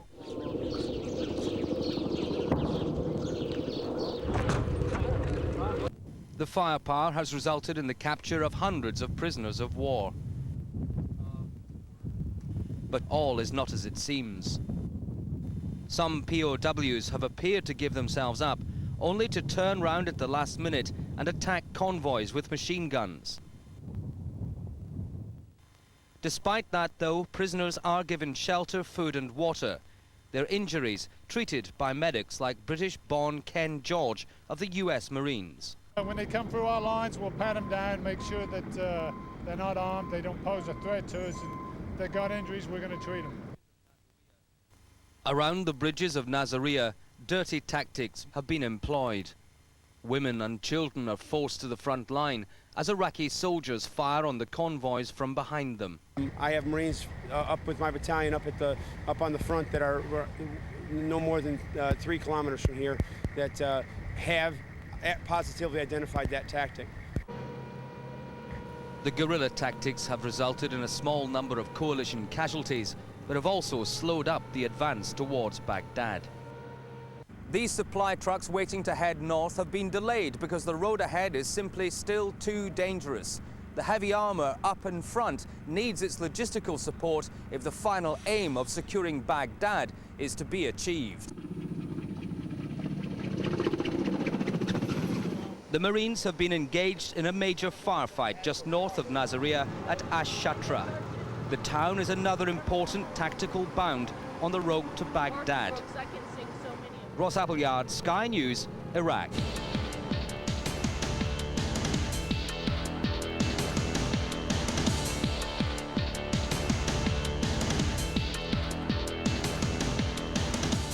Continuing your world now, welcome back everybody. I'm Neil Cavuto. The latest now on Operation Iraqi Freedom. 3 more huge explosions shaking the ground in Baghdad. Coalition forces have been taking out Iraqi military targets. Some of those targets are in civilian areas. A major battle could be brewing. 1,000-vehicle convoy of Iraq's Republican Guard is reportedly heading towards central Iraq, the scene of the heaviest fighting we've seen in this war thus far. At the same time, relief workers handing out much-needed food and water in the port city of Qasr. British officials say they want to show the Iraqi people that they are there to help them, not hurt them. And the war is wreaking havoc on the nation's airlines. The Air Transport Association says that domestic bookings are down 20%. International bookings down more than 40%. That is expected to last for the next 3 months at least. Well, elsewhere, we're going to get the latest now from Mike Tobin and CENTCOM headquarters in Qatar. Mike, what's the latest there? Well, Neil, a little bit you talked about, but under a dust storm, the Iraqi forces are believed to be on the move right now, according to U.S. Central Command. A column of about 1,000 Iraqi troops believed to be Republican Guard is heading south. They're also believed to be headed toward Najaf and the U.S. 7th Cavalry. Now, U.S. defense officials actually welcome this move because dust storm or no dust storm, once these vehicles are on the move, they can be easily targeted by coalition aircraft. According to British defense officials, a similar column, a smaller column, has pulled out of the second largest city in Iraq, Basra. They have also headed south, and at last report, coalition aircraft were busy pounding away at this column. This move is also welcome for the same reason. These units, these tanks, armored personnel carriers, and other vehicles were hidden in the city of Basra. The coalition aircraft couldn't get at them. Now that they're up on the road, they are easy targets, and it's believed that the A-10s and helicopters, the Apache helicopters and Harrier jets are making easy work of these vehicles now that they're out in the open. Some sad images coming out of Basra. However, the civilian population there leaving on foot, with the paramilitary apparently in control of Basra. Reports came out yesterday that they had fired into the civilian population. The people are leaving. They haven't had water service in there since the conflict began, since ground forces moved in. It is believed now that the population of about 100,000 children in Basra is becoming at risk of diseases like cholera. Back to you, Neil. Mike Tobin, thank you very much. Well, our next guest was very outspoken against the war before it started. Now he's outraged at how much this war is costing. Joining me now is the senior Democrat on the House Financial Services Committee, Massachusetts Congressman Barney Frank. Congressman, welcome. Thank you. How do you feel now? Well, I don't know where you heard I was outraged at how much it was costing. We knew, I mean, the cost was one of the things that you took into account when you decide whether you're going to be supportive of this or not. I'm not surprised at what it's costing, and nobody that I know in the Congress begrudges enough money to make sure that our young people are very protected. What I feel now is that the case for the president's tax cut, which I always thought was weak, is even weaker. The fact that this is costing more because it's being a little tougher than we thought, the fact that we're spending billions now for some of our allies that will be committed to spending tens of billions probably for the reconstruction of Iraq, the relevance of this now, I think, is to further call into question the level of tax cutting the president is talking about, because I don't think you can pay for 2 wars with 3 tax cuts and still have a coherent fiscal policy in the government. But when it comes to the war itself, Congressman, you are standing by our troops. Oh, sure. There'll be there's no concern, no objection to spending that money, although the money obviously will be to replace what's been spent. I would say, by the way, that one of the things that I think people ought to be noting now is that some of those criticisms that were made of Bill Clinton for having allegedly weakened the American military now, I think, are seen clearly to be just political rhetoric, because the American military that's now fighting is essentially still the one that was inherited from the Clinton administration. And it was Secretary Rumsfeld who pointed out that we're not only still doing operations in Afghanistan on a smaller scale, we're in this major effort in Iraq, and Secretary Rumsfeld said that if we had to, we could also deal with North Korea. So the argument that somehow the military had been seriously weakened at the end of 2000, I never thought that was true, and I think we now have evidence that that's untrue. Even though some of the improvement you would allow has been enjoyed because of the increased military spending that this administration has initiated, right? No, because you cannot, they have asked for more spending, but in this relatively short period of time, since January of 2001, much of that spending has not yet been able to take effect. In other words, there's a long lead time, certainly with weaponry, certainly with any technology. That's going to be for the future. But the lead time in terms of military weaponry and technology is such that you're essentially still fighting this with the military that was in effect at the end of 2000. Well, let me ask you about the progress of the war thus far. What do you think? I'm not an armchair general or even a battlefield general, and I'm very reluctant to comment. Obviously, war is a sad thing. People get killed and you feel regretful. But I think civilians like myself who try and second-guess tactics or become instant experts really ought not to get a lot of attention paid to them, and I try not to do that. Well, that hasn't hurt a lot of your colleagues, obviously. I guess what I would be asking is whether you think that in 6 days would you have envisioned we would have been within 50 miles of Baghdad and controlled 2/3 of the country? Oh, I thought it would be a war that we would clearly win because, as I said, it was clear to me that despite some of the partisan criticisms of 2000, the American military remained overwhelmingly the most powerful by far in the history of the world.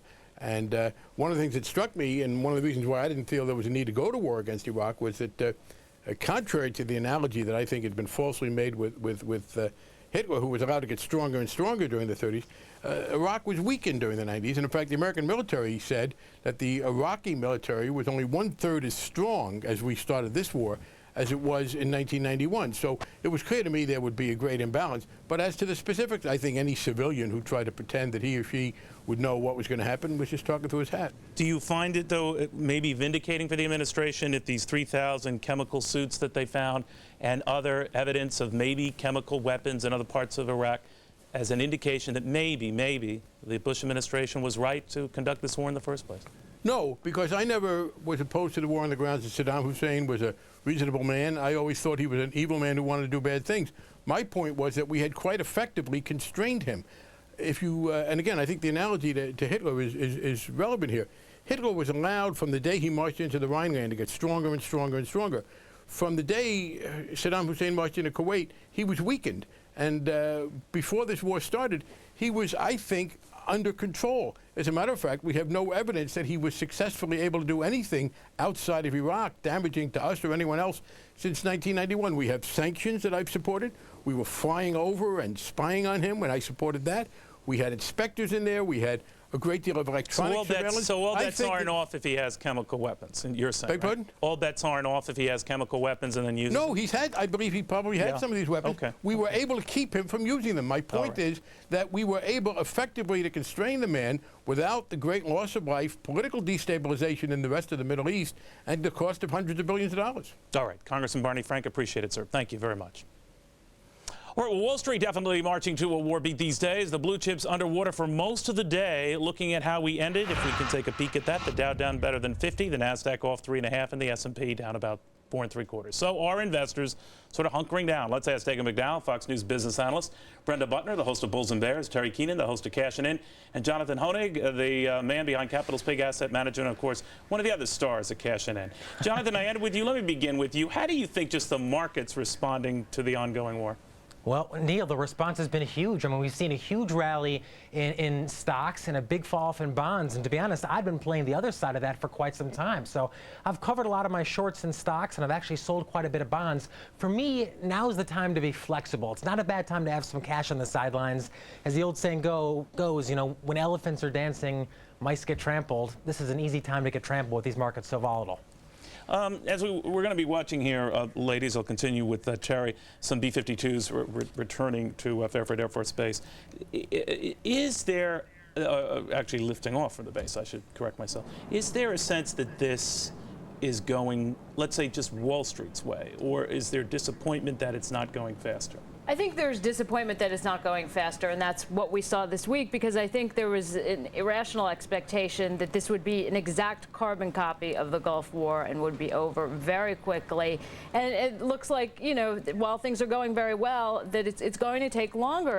But that time we had 39 days of air raids. You know? Yeah, people forget that. I guess the thought was, you know, we'll do the quick air raids, and then the war will be completed very quickly. And I think now the market's taking that into account. The market's taking a breather right here, too. Investors are concerned about what happens to our troops when we try and take Baghdad. But remember, the market, the Dow, the NASDAQ, over the past little over 2 weeks, they're still holding on to 9% gains. That says a lot about the market's resiliency and the fact that people are at least willing to hold on to stocks. And imagine, if you will, that there were no war. And think about the last 2 days, for example. They're not that bad. There's very little volume, very little volatility. I mean, we really haven't lost that much. They aren't that, you know, yesterday was up, today was down a little bit. Now, granted, there has been a fixation on war, and today the rumor was that we were going to a code red. The market went crazy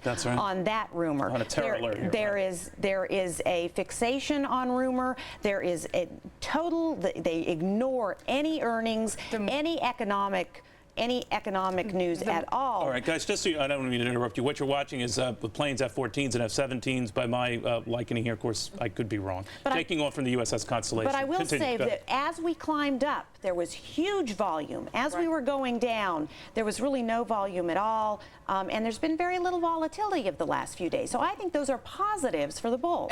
But this plays into something Jonathan said about being flexible, about keeping a lot of cash right now. It's very difficult to try and invest and trade in this market because it's moving based on moment-to-moment news and rumor. And this is also a real-time war with the internet and cable television everywhere, including the trading floors. And that's different from 1991, when traders were really fixated, I was at the New York Stock Exchange at the time, on the Dow Jones ticker, which could only carry a few words at a time. And so this is all speeded up, and the market reaction is speeded up. I tell you what's interesting, Neil, is one of the areas of strength among stocks that I've seen is in Latin America, which I guess you could make the argument has absolutely no Iraq risk in it at all. But countries like Argentina, like Brazil, are actually doing quite well these days. So I mean, I think there are places to put money to work. Why is that? I've noticed that, Jonathan, and I didn't quite understand why. It's certainly not an oil-related issue. So what's driving that?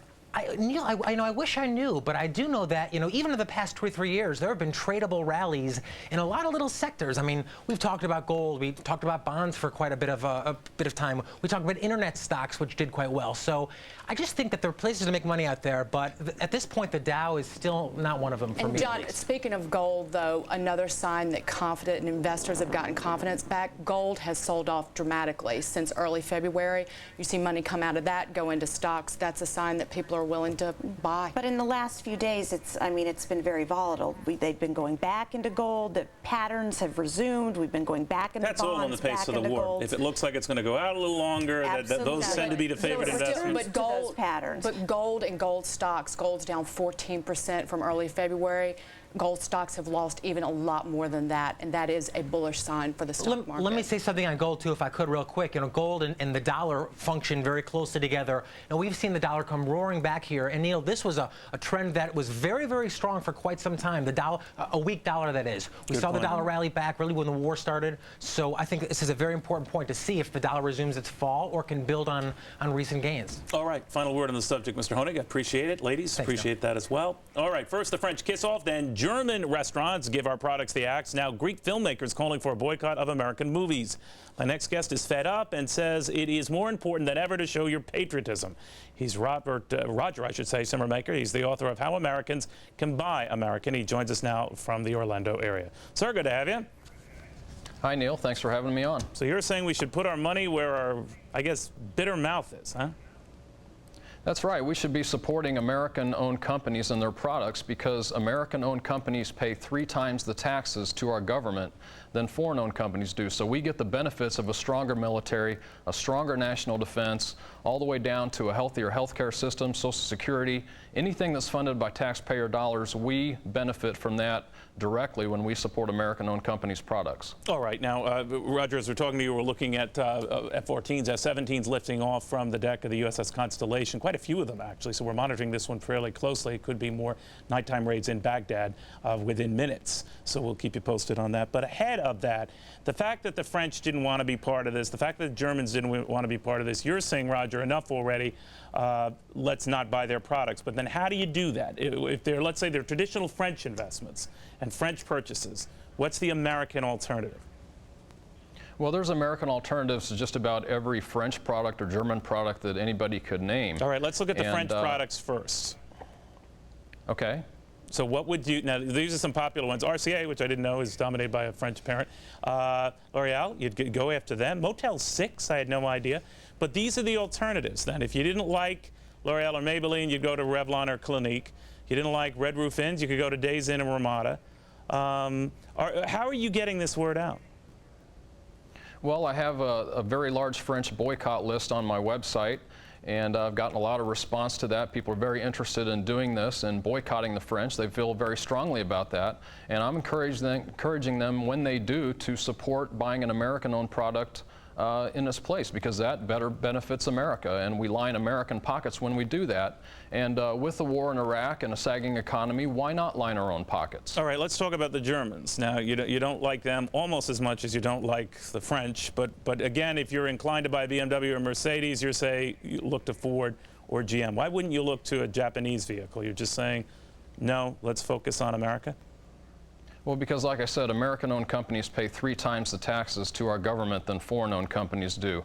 All the profits return to America. The taxes on those profits are paid to the U.S. government, and we, the people, have to be able to afford the demands that we've placed upon our government, and we have to pay for these benefits that we all enjoy from a stronger military and a better Social Security and national defense. That's very important in keeping America and the world free, and we can only do that by putting as much tax dollars into the U.S. Treasury as possible to pay for these benefits. You know, Roger, a lot of people are emotionally in your camp, but when you see the Germans not buying American products and also the French now beginning to boycott even Big Macs, I mean, does this lead to just very nasty trade wars?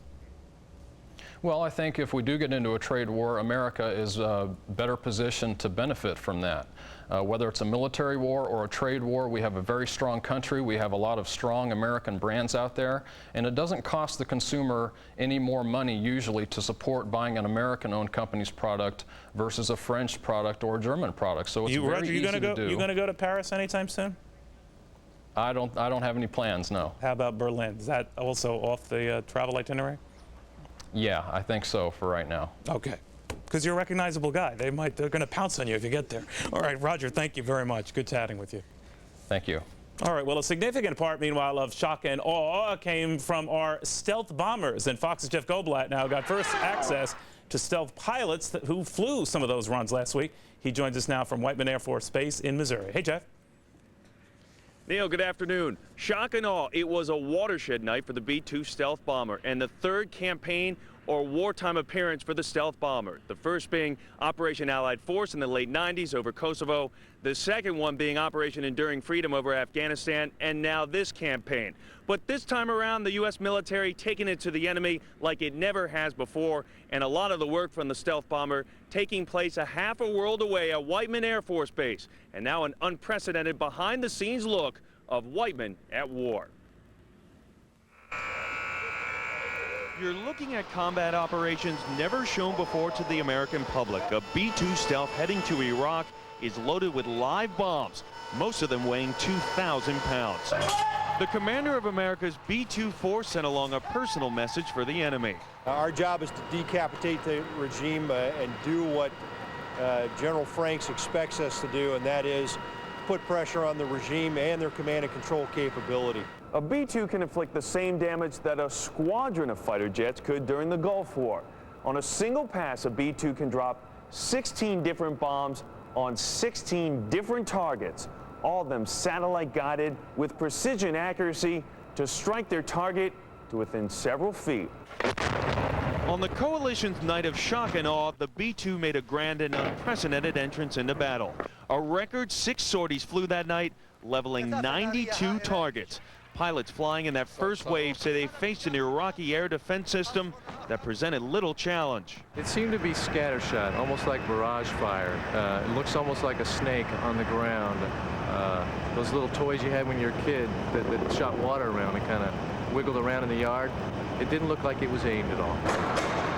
To get their warbirds into the air, support teams at Whiteman Air Force Base have been working all hours. They face tight windows to get the B-2s battle ready to meet the strike orders from Central Command.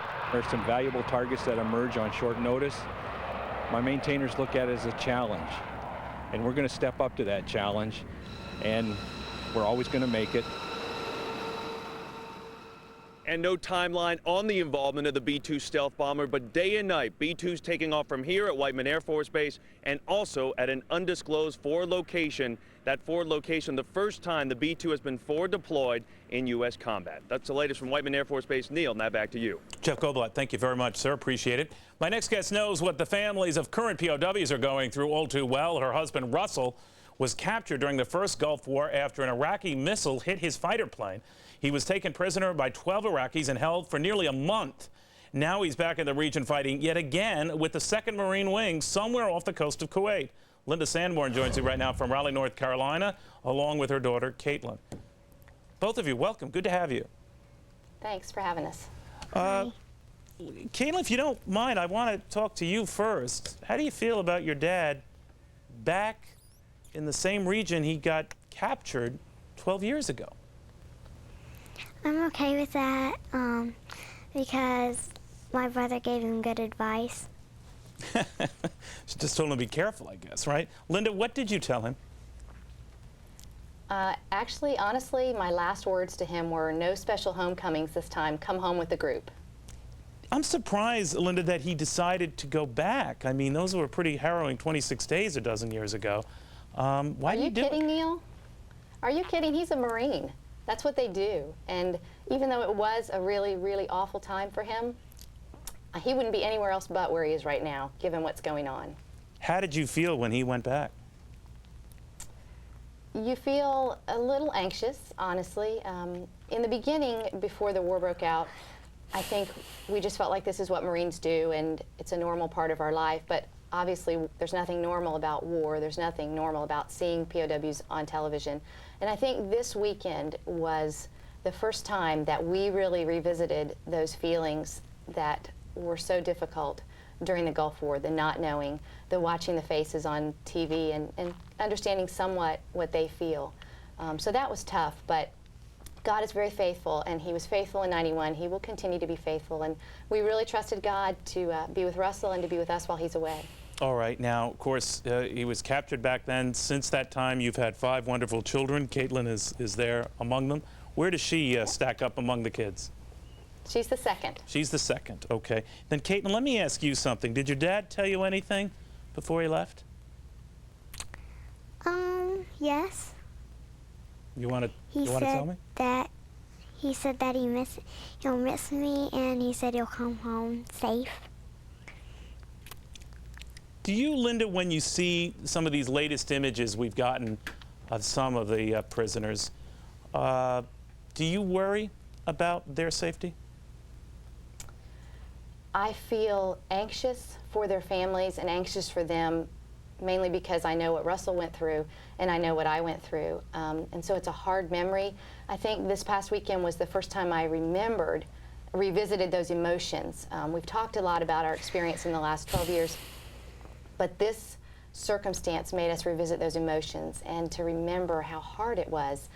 I am concerned for them, but I also have great faith in their ability to withstand whatever the Iraqis throw at them, and their resilience as trained United States forces, and the ability of our people to go in and get them back. And I think that's what I would want to say most, is that we survived this and they all came home last time, and we would certainly hope and pray that that would be the case this time. Linda, have any of those families gotten in contact with you?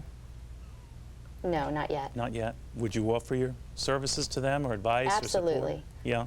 Absolutely. It's very helpful to have someone to talk to that's been there. And if anybody would want to contact me, I would be very open to that. Caitlin, if I could ask you a question, honey. You're the kids at school. You know, your dad's a hero. And he's back fighting again for this country. He's protecting democracy. He's doing a lot of good stuff. What do they ask you about him or ask about what you're doing now? They ask stuff like, do you miss him? And it's an obvious answer that it's yes. Do you, Linda, when you see a lot of the war footage that we are getting and some of these hairy battles some of these guys are in, you know, there's already some of the, I call them the armchair generals, Linda, in this country who say, well, see, we're in for more than we can chew here. We've got a lot of problems. This is going to be a long, protracted war. I call them sort of like the Monday morning quarterbacks here. What do you think of them? I don't watch a lot of them, honestly. When General Franks speaks, I listen. When President Bush speaks, I listen. When Colin Powell speaks, I listen. I think they're pretty clued in, and so I don't feel the need to listen to all the analysts. I think that's too stressful for to have my husband over there and to have everybody analyze everything is stressful, so we try to avoid that. What do you make of those protests you see, Linda, all around the world, in this country too? I try not to watch a lot of that either, although I have told my children that when you see that in this country, you need to be thankful that you live in a country where we can protest if we disagree with something. And the people in Iraq certainly don't have that freedom. And so I ask my kids to look at that as a reminder of the many blessings that we have being a part of this country. Everyone has a right to their opinion, and I'm with the president when I say I respectfully disagree. Caitlin, when other kids talk to you at school about your dad, do any of them ever say, or do their friends say, we're not for this war? No. They're all for it? I mean, they don't really ask that question and say anything that's related to that. They just have fun. Because you know what, Caitlin, they don't want to mess with you. That's right, they just don't want to mess with you. Caitlin, thank you both very much. And Linda, I wish you well, wish your husband well, wish your dad well. Caitlin, got a whole country here rooting for him and for all of them. Appreciate it. Thanks, Neil. Thanks for having us. All right. Thank you. Linda and Caitlin Sandberg.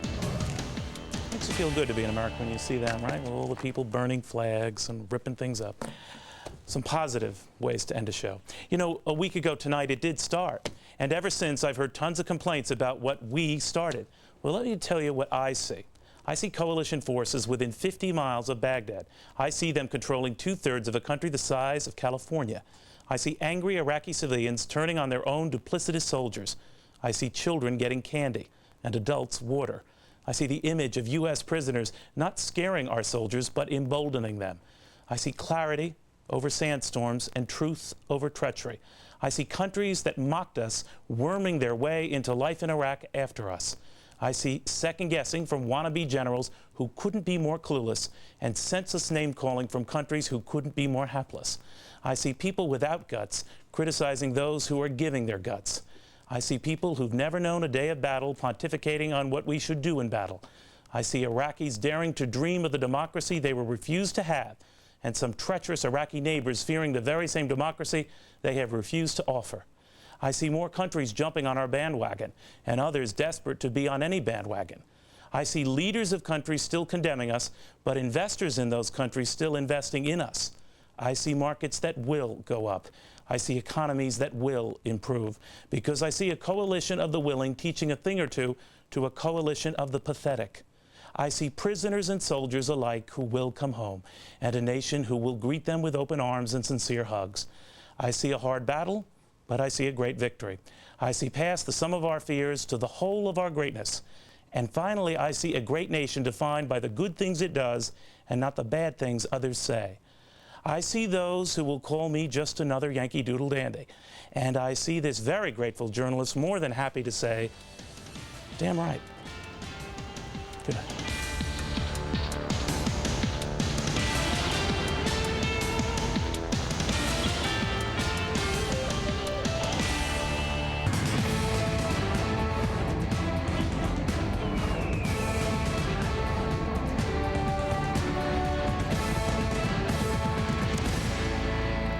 Hi, everybody. I'm John Gibson. The big story, a mad dash in the war in Iraq. Huge numbers of Republican guards pour out of Baghdad, beelining for U.S. forces in Najaf.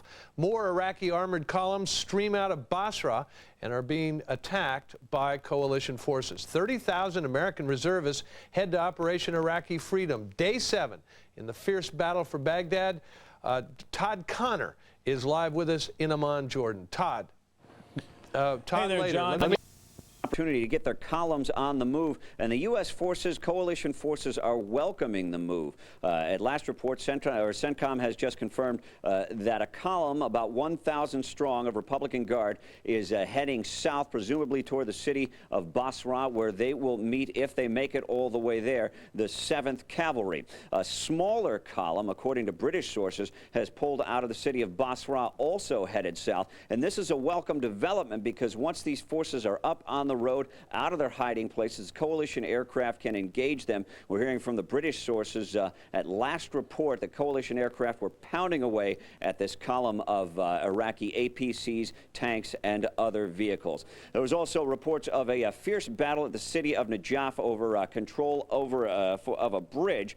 The 3rd Infantry was involved in that and reportedly lost an unspecified number of tanks and Bradley fighting vehicles. Now, those tanks could soon be replaced by the most sophisticated tanks in the world. These are the tanks belonging to the 4th Infantry Division out of Fort Hood. The M1A2 tanks are the most sophisticated because they have the most sophisticated digital gear on board. And once those tanks arrive, they are currently headed south through the Suez Canal because they weren't allowed to be offloaded and used in Turkey. Once those tanks arrive, they could be joined by some tens of thousands of forces as troops in Fort Hood are getting their orders for deployment right now. Now, the reports out of Baghdad today of 14 civilians who were killed by a blast at a market downtown. The Pentagon is saying it is not the result of a U.S. airstrike. They don't know what caused the bomb. Meantime, U.S. Central Command is saying some 9 surface-to-surface missiles were targeted in in Baghdad, and they were all placed in residential neighborhoods. They were all taken out by coalition airstrikes. And while we talk about that, there are some sad pictures coming out of the city of Basra. As you know, that has been under siege and under the control of paramilitary forces, unable to receive aid, and the civilians there are now leaving on foot. There was a great humanitarian concern in Basra because they haven't been able to get water for so long. Humanitarian officials are looking at that city and fearing an outbreak of cholera among the 100,000 children living in Basra. John, back to you. Mike, before I let you go, tell us about this column headed toward the 7th Cavalry coming out of Baghdad. That seems a bit mysterious. Why would they want to be out in the open? Does it appear they're on the way to engage U.S. forces? Well, it appears what they're thinking they can do is slip under the cover of this dust storm. Earlier in the day, reports came out that this column of Republican Guard forces was on the move, and then that report was taken back by CENTCOM officials, quite frankly, because they didn't believe it themselves. Once they get into these dug-in positions, it's quite advantageous for the Republican Guards, and it seems crazy for them to get up and move, but apparently at all anyone can do at this point is guess, but it seems that they are underestimating the technological capability of the U.S. forces and think that this blinding dust storm will protect them. And we only know what is happening to that column that's been moving south out of Basra, and apparently they are taking a beating right now. John? Mike Toha at CENTCOM headquarters in Doha, Qatar. Mike, thanks a lot. The battle for Baghdad as our troops are closing in. Some Iraqi forces, as we were just telling you, streaming out. Todd Connor. Finally, Todd Connor is live in Amman, Jordan. Hi, Todd. Hi there, John. Yeah, a little bit more about those Iraqi Republican Guard troops moving south out of Baghdad. Who knows? Maybe they just don't want to wait around for the coalition troops to make it to the capital city. So they are, in fact, on the move. Military intelligence that we've seen shows as many as 3,000 Iraqi Republican Guard troops moving south to the city, or at least in the direction of Al-Qut, and that another 2,000 Iraqi soldiers were already south of Al-Qut. Now, if you look at the map there, Al-Qut is about halfway between Baghdad and Nasiriyah. So they are on the move in that direction. This, as you spoke about a few minutes ago, not necessarily a bad thing, getting the Iraqi troops out in the open away from the cities. That should only benefit the coalition troops. And if they continue to head south past Al-Qut, they'll run into several units of coalition troops, including the 1st Marine Division's 1st Regiment and 5th Regiment. The 5th Regiment already engaged with Iraqi troops just north of Nasiriyah. So a lot of fighting already taking place in that area, but it looks like the Iraqi troops are going to get some backups moving their way anyway. Meanwhile, the leading edge of coalition troops only about 50 miles from Baghdad, some near the city of Al-Najaf right now, where Mike said there has been very intense fighting going on throughout the day. The question of whether this leading edge of troops will launch an attack on Baghdad anytime soon is probably not. Military experts say they essentially need more forces. Right now we have some very important troops tied up around cities like Basra, just trying to keep things under control right there. And also, it's might be worth waiting for the 4th Infantry Division, which was expected to enter northern Iraq, but now will have to come through the southern part of the country. So they might not be going into Baghdad anytime soon as far as a ground war. John? What is the timetable on the 4th Infantry Division? I mean, just roughly speaking, is that days or weeks?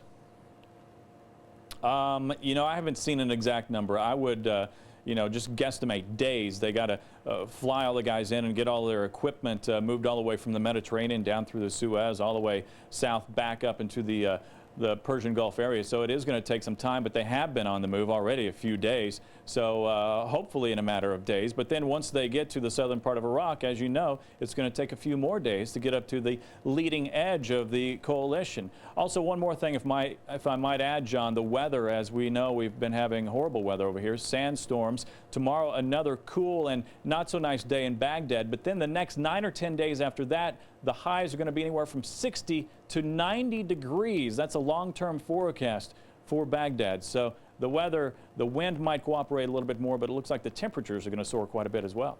All right, Todd Connor, live in Amman, Jordan. Todd, as always, thanks a lot. Let me show you a picture. This is the a British plane that's just landed at Andrews Air Force Base, I believe, carrying Tony Blair into the United States for a meeting with President Bush tomorrow, a war summit. And Tony Blair has a big agenda he'd like to go over with President Bush, and we are going to get into that more seriously a little later. A live shot from Andrews with the just arrival of Tony Blair's plane. The U.S. has been worried about Saddam Hussein attacking his own people. And now the U.S. is investigating whether a coalition missile or something else is to blame for heavy damage inside a Baghdad neighborhood. Iraq says 14 civilians were killed in an Allied airstrike. The U.S. says, wait a minute, we're not so sure. David Chater brings us more from the ground in Baghdad. The missiles struck at a time of the day when the streets were crowded with people buying food in a residential district in the north of Baghdad. Fire crews and rescue teams were quickly on the scene, but many casualties were beyond all help. Shrapnel, flying glass and masonry showered the area as the daylight bombing of Baghdad continued. There are no longer air raid sirens warning people to take cover. The strikes on the city seem to come out of nowhere. No sound of anti-aircraft fire, just the sudden percussion of high explosives. I was sleeping at home and then I felt an explosion. I was with my family. 2 were hurt, myself and my sister. It's impossible to see anything through the sandstorm that's shrouding the city. Almost impossible to hear the sound of the jets above the howl of the wind. The fear and shock at the scene was rapidly turning to anger. Civil defense crews and armed militiamen were shouting their support for President Saddam Hussein.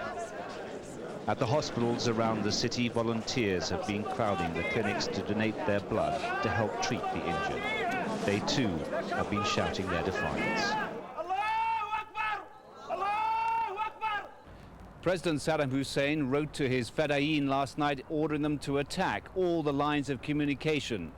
He says that the Americans and the Allies might be in charge of the deserts and the skies, but they haven't taken the cities. The Iraqi authorities are urging their people to defend their country and their national honor. They're warning the coalition forces now closing in on the Iraqi capital. They're driving into a quagmire. David Chater, Sky News, Baghdad. And just as a reminder, all the reporters inside Baghdad, including David Chater, are accompanied by Iraqi miners. What, you know, if, let's say it was our bomb, or let's say Saddam Hussein bombed his own people just to make us look bad, how could you mount a successful propaganda or message at this point when we're actively engaged in war? Isn't this something you kind of have to put off for a little later? Well, there's not something you can do to convince the Iraqi people of much. I mean, the Iraqi people are used to war, they're used to fighting, they're used to being suppressed by Saddam and his forces, but it certainly won't help in their attitude towards the U.S., that and other actions that we've taken on the way to Baghdad. This morning, even the New York Times and several wire services are reporting that reporters in Baghdad who get a chance to talk to somebody for a minute, reporters in Basra who get a chance to talk to somebody for a minute, are getting whispered messages that we're afraid you won't finish him off. We're afraid that you guys have come here and you're going to make a mess and you're going to go home and he's still going to be in charge. Well, these are valid concerns as far as they're concerned. They're looking back at history. They remember what happened after the first Gulf War in 1991, the uprisings in the South, where coalition forces did not cross over and fight the Iraqi forces who killed a lot of the Shia population down there. In addition, the Kurds had some problems up north. We brought in humanitarian relief, we put in air cover, but the Kurds have taken a beating over the past 10 to 12 years from a variety of things. We have not really supported them after 1991, and we had a number of operations run by intelligence organizations to foment some sort of uprising and then backed out at the last minute. Those were rolled up as well. What can we do, because I think it's fair to say that the Arab or Muslim world is inflamed about all of this. Western Europe is inflamed. Asia isn't too happy. There's all of these people around the world who are opposed and angry at the United States about this. While the war is underway, what can we say to them to try to get them ready for the day the Iraqis are happy, they're liberated? Well, I think there's not so much anything that we can say as things that we have to show them that we're doing. I think the switch in emphasis in the South to bring humanitarian relief to Qasr and Basra is a good move. We haven't done it in Basra yet. Basra is a very large city. In addition, the whole string of towns that lead from the southern part of Iraq up to Baghdad, we have bypassed by and large, except for Nasiriyah where we went after the bridge. You know, I've heard stories where our forces were greeted by the Iraqi people, they're happy to see them. We kept driving through, and the people who had been cheering the U.S. forces were then taken out back and shot by Saddam's people who were just hiding when the U.S. forces came through. We probably need to fix that. How do you fix that? I mean, I saw the same report. A woman who was waving at the forces as they drove through was found later hanged. Exactly. What are we supposed to do? Stop and take each town and pacify it and then go to the next one? Well, that's one way to do it. I mean, you don't have to do it with your main combat forces, but if you had enough forces in reserve to come back, whether it's MP brigades or lighter infantry or just some additional forces that could do that, then that would, I think, take us a long way towards doing as you But suggest. it seems like a futile mission in a lot of ways. No matter how much good we're going to do, don't we have to recognize Al Jazeera is not going to acknowledge it. The Arab world is going to get messages in Arabic that focuses on a apartment bombing, bogus or not, that focuses on some kids with bandages on them when we've had 20 or 30 American men dead. They're not going to look at what the U.S. has sacrificed to bring this liberation. Well, I think for most of the Arab world, I think you're right. I think, though, the focus should be on winning the hearts and minds of the Iraqi people first, and then when the Arab world sees what the result is of Baghdad falling, if and when it does, then they will be able to see that we had the right things in mind. What is it that, how important is this humanitarian aid? I mean, they're trying to get it into Qasr and Basra as fast as they can. They had to secure a port, clear minefields, all of this. Evidently, the Iraqis turned off the water to Basra and created this problem. Don't the people there understand who created their problem for you? Well, they do, but they also understand that since the first Gulf War, the U.S. has been a leading proponent of keeping sanctions on Iraq, and so they partly blame the U.S. and they partly blame Saddam. They also still hold the U.S. responsible for not taking Saddam out in '91. They feel we could have, and we didn't. We worked out a deal with them. They're afraid that might happen now. And this government can't let that happen again. I don't see how they can politically. Up north, 1,000 paratroopers arrived in the Kurdish area from the 173rd Airborne. These are paratroopers today to open a northern front. 1,000 sounds a little light. Well, this is not a very large brigade. It's sort of the strategic reaction brigade for the U.S. forces in Europe. This is mainly going to be a small operation, again, an economy of force operation where you put enough of our forces in there to work with the Kurds, and I assume we already have special forces in there, to keep those divisions up north tied down so that they don't then join the fight for Baghdad. Would it be wrong for me to think that it's a force just creating a toehold for a larger force to come in behind them? Well, it could be, although you don't have a lot of combat power when you have one airborne brigade. They don't have any heavy forces. They don't have tanks. I think there's not much of a reason to put another force in there because that's not where the main threat is. I think what the coalition forces are looking at is the key objective here being Baghdad, and once Baghdad falls, the North will take care of itself. And there's probably a lot to say for that. Before I let you go, your prediction, when does the Baghdad battle commence? Well, I think it's going to depend on what happens with this new assault out of Baghdad with the Al-Nida Armored Division that looks like it's headed towards Al-Qut. And it depends on how long it's going to take to get our additional forces up near Baghdad to start the offensive. There are at least 4 Republican Guard heavy divisions in and around Baghdad, the Special Republican Guards Division, a couple of Republican Guards infantry divisions, and that's a lot of force. Okay, Lynn Todd, a military planner, Middle East specialist. Lynn, thanks very much. You've been looking at pictures live for the last few minutes while I've been talking to Lynn of the U.S. wounded arriving at the U.S. Naval Hospital in Rota, Spain, near Cadiz. The base is located in the southwestern portion of Spain on the Atlantic coast, halfway between Gibraltar and the border of Portugal. No information yet as to why they are arriving there and not going to the usual spot in Germany. Coming up, the possibility of a northern front as coalition forces step up their presence in Kurdish territory, and a look at the code of conduct for U.S. prisoners of war. What a soldier must say and do if captured.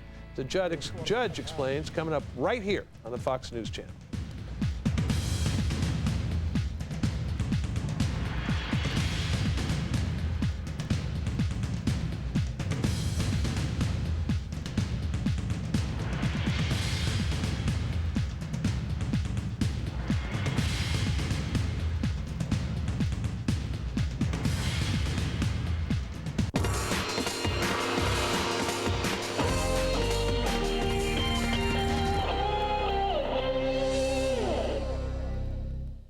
This month on Showtime, Behind the Red Door, a powerful Showtime original picture. Go behind the secrets, the lies, and the fear to discover the truth behind the red door. The places other networks won't go.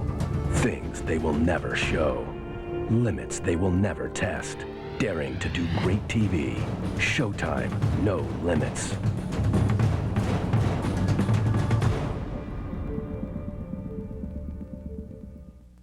Amazing grace, how sweet the sound that saved a wretch like me. I once was lost, but now I'm found. Was blind, but now I see. Through many dangers, toils and snares, I have already come. 'Tis grace hath brought me safe thus far, and grace will lead me home. Please call. We'll send you a picture and story of a child you can save. I felt so proud of myself because I had read a 24-chapter book. When he first learned how to read a book, we just said, Austin, you're a reader. You're a reader, you did it. He began to read and with such excitement. And if any program can set up excitement for kids to read, Hooked on Phonics is that program. Order Hooked on Phonics in the next 10 minutes and receive National Geographic's 30 memorable years on 10 CD-ROMs free with your paid order. Call this toll-free number. This is a picture. It is dark, but this is the scene at Rota, Spain, U.S. Naval Hospital there, halfway between Gibraltar and the border of Portugal, where some wounded U.S. troops have arrived at that hospital facility in Rota to be treated. And we don't have an explanation yet, but I'm sure there is going to be one coming as to why they did not go to Landstuhl Medical Center in Ramstein, Germany. But in any case, they are in Rota, Spain. Meanwhile, Fox News has learned hundreds of paratroopers have dropped into northern Iraq, joining special forces already on the ground there. Earlier today, Allied warplanes pounded Iraqi positions outside the cities of Mosul and Kirkuk. Chris Klein is live in northern Iraq with the latest developments. Hi, Chris. Greetings, John. You are correct. As you know, in the last few minutes, the Pentagon has released the information that members of the 173rd Airborne Brigade out of Vicenza, Italy, have indeed landed in northern Iraq and parachuted safely out of their aircraft onto their designated landing zone, as far as we know, without injury, without casualty. To the best of our knowledge, they are some 3 hours south of here, and the city nearby, the city of Suleimania, which is one of the other two dominant capital cities here in northern Iraq, home administrative capital of the Patriotic Union of Kurdistan, the other dominant force here in northern Iraq. As far as we can gather, the advanced elements of the brigade, we're told actually a fairly large portion of the entire brigade, up to 1,000 paratroopers, are securing an airfield in Bakra Jo, which is a vital airfield, the most southeasterly airfield in all of northern Iraq, where we fully expect they will perhaps, as you alluded to earlier, be protecting and establishing a defensive perimeter around that airfield to allow for more troops to come in and indeed perhaps more supplies. Also, since indeed these paratroopers are light infantry, they would seem to be an ideal choice to work hand in hand with some of the Western special forces already in country, and indeed the guerrillas in the Free Kurdish forces. There is a brigade of some 2,500 Kurdish Peshmerga operating not so far away against the Islamic extremists of Ansar al-Islam, who continue to offer stiff resistance despite being pounded by Allied air power, missile attacks, and indeed ground efforts. by the Kurdish forces. It would seem a logical choice that perhaps beyond their task of establishing this security perimeter around this vital airfield, that some of those troopers may well engage as a fire force in a light infantry battle against the extremists of Ansar. John. Chris Klein in northern Iraq. Chris, thank you very much. And as we leave Chris in northern Iraq, the wires are reiterating that that column of Iraqi troops and heavy gear, tanks and armored personnel carriers leaving Basra has been attacked by the British, and giving hope that the British may be able to enter Basra soon. And of course, we know of an Iraqi column trying to hide in the sandstorm, moving toward the Americans just outside of Baghdad. More news on that later. Coming up, the military code of conduct for our prisoners of war. What can they say? And what are they obligated to do if captured by the enemy? We'll take that to the judge coming next.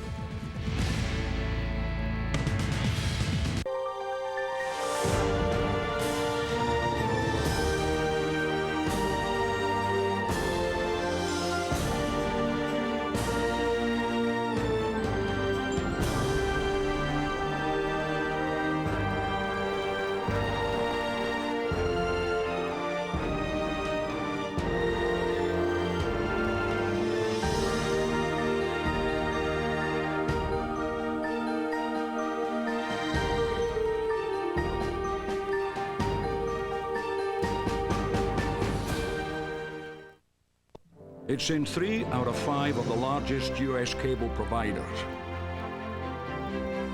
and delivers almost 1 billion visitors a month to the world's top internet destinations. What are these companies building into their business? The network capacity they need when they need it, from a network company they can rely on. Level 3 Communications, the network partner you can rely on. Think all mortgage lenders are the same? Think again. At Ditech.com, there are 2 fast and easy ways to apply for a second mortgage 24 hours, 7 days a week. You can pick up the telephone and call our toll-free number or apply online at Ditech.com. Right now, you can apply for a second mortgage with Ditech's no closing cost option. Use the money to pay off credit card debt, whatever you want. Ditech.com. There is a difference. Call 1-800-71-FIXED. Tomorrow at 7:42 a.m., a once-in-a-lifetime business deal will arrive in this office. At 2:06 p.m., a letter of credit worth 3 million euros will move across these lines. And at 3 p.m., 24,000 computer chips will leave this distribution center. Only one company in the world is synchronized enough to make all these things happen. UPS. Commerce. Synchronized. Stay with Fox News Channel for the latest war coverage. U.S. forces have shot down first in the morning. You are looking right now. A thorough look at the events from overnight. First throughout the day. Live reports with purpose. Keeping you informed, fair and balanced. The most powerful prime time in cable news. Real insight and analysis. The Fox way. Fox News Channel. Eyes around the world. A commitment here at home. The first place to turn for the latest in news. Fox News Channel. Real journalism. Fair and balanced. These are the pictures from Rota, Spain. American wounded arriving from Operation Iraqi Freedom to a hospital, naval hospital in Rota, Spain. As you can see, a ambulance is pulled up to the back of the plane, and personnel are getting ready to bring the wounded off and put them in the ambulance and then take them on for hospital care, which they evidently need. That going on in Rota, Spain. Live. The Geneva Convention outlines how prisoners of war must be treated, but how should our men and women act if they have been captured? It is a matter of law, believe it or not, and Fox News senior judicial analyst Judge Andrew Napolitano is here to weigh in. When you were sworn in as a member of the armed services, lo, those many years ago, you had to take an oath. Absolutely. And it said what? Well, the oath says, I will never surrender voluntarily. If I am caught or captured, I will do everything I can to escape. I will never give the enemy information that is truthful. I will only give my name, rank, and serial number, that means social security number, and date of birth. And I will trust in God and in the United States of America to get me out. That's the oath, simplified. But even though they're obligated to do this, and Kevin Monahan on the board of the U.S. Constellation is going to be with us in just a second, but let me finish this up with the judge. Even though they're supposed to do that, there's a lot of slack built into this. I mean, we've had hundreds of POWs over the years. Of course there's a lot of slack. I mean, basically, you have to use your good sense to stay alive. You can't take advantage of another prisoner. You can't accept a gift or a benefit from the enemy to give yourself a more comfortable environment. You have to do what you can to frustrate the enemy and stay united with our own people in the belief that you'll be freed. And stay alive and get home. Yes. Judge Andrew Napolitano, thanks a lot. Let me go now to Kevin Monahan, our Fox News producer aboard the USS Constellation, where a lot of these airstrikes have been emanating from. Kevin, what can you tell us? Hi, John. Weather's playing its part again in the Persian Gulf tonight. Flight operations are underway. Last night, you may remember the weather was terrible here. High winds, driving rain, electrical storms. It's bad here tonight, but it's not that bad. It's a little better than last night. They still managed to get almost all of their flight operations, their strike sorties into Iraq last night. We spoke to the Admiral Barry Costello, who runs the entire battle carrier group here, and he said today that the risk level was a bit high last night, but they felt that the urgent need to help out troops on the ground was high enough that they were willing to take that risk, and they did fine. They had successes overnight. They hit APCs, armored personnel carriers. They hit tanks south of Baghdad. They also, in the Baghdad area, were able to attack targets of air defenses and command and control. They're very happy because they said they hit some very, very high value command and control targets. We were assuming they were referring to Iraqi television, which I know is back on air as we speak now, but they were pretty happy with their success last night. One quick thing I wanted to mention to you as pilots come back tonight, we're hearing stories of a story from one pilot who gives us a little bit of insight into how the air war is evolving. They're talking about overnight getting a call from troops on the ground from Al-Quds in southeast of Baghdad of some targets they needed to be taken out on the ground. Pilots got up into the air and were firing JSOW missiles, which are actually standoff missiles, what they call it, standoff weaponry, which allows them to fire weaponry from at least 20 miles away. So this just gives you some indication of how they're moving quickly in support of the troops these days. Kevin Monahan on board the USS Constellation. Good news, because that column is moving out of Baghdad, headed for our troops in mid-Iraq. Up next, special report with Britt Hume. Here's Britt. Next on us, Republican Guard troops are currently moving south from the Baghdad area, putting them on a collision course with U.S. forces. For the latest on that, Fox News Pentagon correspondent Brett Baird joins us live. Brett? Hi, Brett. Tonight, the Northern Front has officially opened. 1,000 troops from the 173rd Airborne Division based in Vicenza, Italy, have now jumped into northern Iraq and secured an airfield. This is the first regular Army unit to be in the north, joining special forces that have been on the ground working with Kurdish rebels. Meantime, the rest of the coalition troops, 76,000 now inside Iraq, are continuing the march to Baghdad. We can tell you that as they approach, Iraqi Republican Guard vehicles have been spotted moving south towards these approaching forces, and this is a move welcomed by U.S. Central Command, ready to pound them from the air. Ground reports indicate significant Iraqi Republican Guard forces are on the move tonight, heading south from Baghdad. Some coalition forces are already involved in firefights near the central city of Najaf, and Pentagon officials say stiff battles lie ahead. This is video of some Iraqi forces getting into position in the south, but most of the firefights so far have been with Iraqi forces on foot, guerrilla fighting.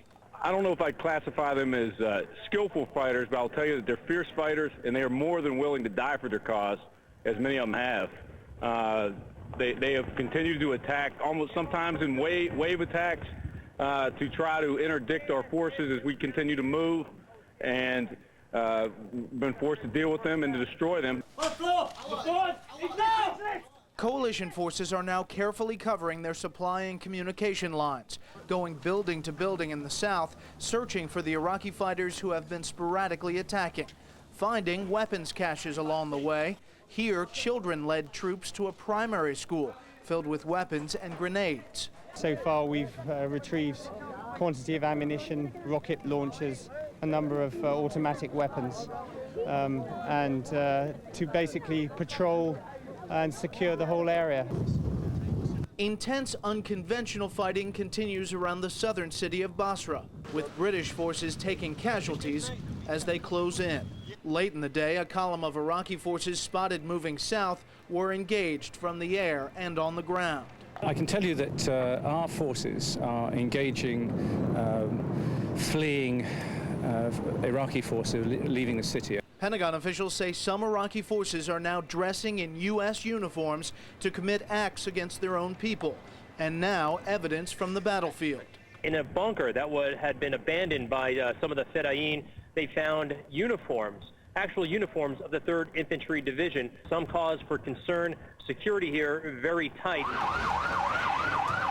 Shrapnel, flying glass and masonry showered the area as the daylight bombing of Baghdad continued. In the Shahab marketplace in the northern suburbs of Baghdad, at least 14 people are now reported dead from what the Iraqis say was a direct U.S. strike against their people. Simply, frankly, with all sincerity, they are attacking, bombarding civilian quarters. They are killing innocent people. Defense officials said today they did not target the marketplace, but also stated they did target Iraqi surface-to-surface missiles in a civilian area, some less than 300 feet from homes. By late in the day, the investigation was still continuing, with defense officials saying the Iraqis could have fired on themselves. We'll continue to look and see if we missed anything, but another explanation could be the AAA fire or surface-to-air missile that missed its target fell back into the marketplace area. That said, the air campaign has not slowed. The weather is clearing. And today, an A-10 hit a military headquarters facility near Karbala. F-16s took out an Iraqi tank nearby and a supply vehicle supporting Iraqi troops. And one strike took out an Iraqi military vehicle hiding under this bridge. You'll see it attacked. The weapon comes in from the far right underneath of the bridge, and the bridge remains intact afterwards. Iraqi television was targeted last night. Multiple telecommunications facilities were struck by Tomahawk cruise missiles and precision-guided bombs. But by midday, Iraqi TV's signal was back up. It may have come up in some ways, but not in as robust fashion as was. Clearly, it has been degraded to a certain extent. What happens going forward is up to General Franks. Senior defense officials say the latest strikes inside Baghdad tonight were aimed at Iraqi military and government-controlled communications systems, which of course both indicate and describe Iraqi TV. Britt? Brett, we've heard quite a bit in the last couple of days about the flow of forces into Iraq. How is that going? Because there have been questions about whether there were enough there. We will see a number of forces moving in as follow-on forces, including the 4th Infantry Division. Those troops are still in Fort Hood, Texas. Their equipment, however, is moving down through the Suez Canal. 35 cargo ships expected in Kuwait in about a week's time. Brett Baer, thank you very much. The United Nations World Food Program said today that Iraq will probably need the biggest humanitarian operation in history to feed its entire population after the U.S.-led invasion. Meanwhile, a 7-truck convoy arrived in southern Iraq this morning with Kuwaiti aid for hungry and thirsty civilians. Sky News reporter David Bowden has more on that in this report from Qasr. The first humanitarian aid into southern Iraq from Kuwait was greeted by a mass scramble in the town of Safwan. The 7-truck convoy was swamped by locals short of food and water since the war began. Scenes like these are likely to be repeated the length and breadth of Iraq once the conflict ceases. The United Nations Food Agency is claiming that 27 million Iraqis will need feeding once the war is over. Already it's spreading. The residents of Qasr squabble in the dusty streets over fresh water brought to them from Kuwait by the coalition forces. An Arabic-speaking soldier calls out that the water is here.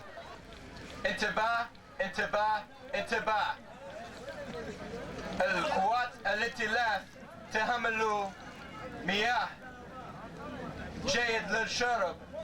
And then can only stand back or get caught in a stampede. This is the first time the water has been to this location. You've got to bear in mind it's only the second day, and at the moment they're afraid that we're just going to drive off and leave them dry. We come to these places for set periods of time. We vary where we go to so that hopefully they get to trust us and they know that we're going to be there. They don't have to squabble, they don't have to rush. Today is the first time here. Tomorrow when we come back, hopefully it'll be less hectic. There is no electricity, no running water, and very little food here in Qasr, and large-scale aid is still 24 hours away. So for now, the people clamour for what they can get. These people are desperate for aid, but also terribly frightened that the coalition will abandon them to their fate, as it did 12 years ago, to face Saddam's revenge. Are you frightened? I don't answer this question, please. Okay? I don't answer this question. For the people of this part of southern Iraq, the relief from oppression and opportunity of more food, water and services brought by the coalition invasion is tempered by the fear that unless Saddam is crushed completely, they may pay with their lives and those of their families. David Bowden, Sky News in Qasr. U.S. officials blame the Fedayeen units for much of the resistance that has harassed the American-led forces advancing through Iraq, accusing them of faking surrender only to shoot Americans, using human shields, or enforcing gunpoint discipline among regular Iraqi army troops who may therefore be less willing to surrender. Sky News reporter Ross Appleyard has more on that in this report from Nasiriyah. British soldiers on the front line have been helping American Marines secure the town of Nasiriyah. Their heavy armor supplements the huge American batteries that have fired shell after shell into Iraqi lines.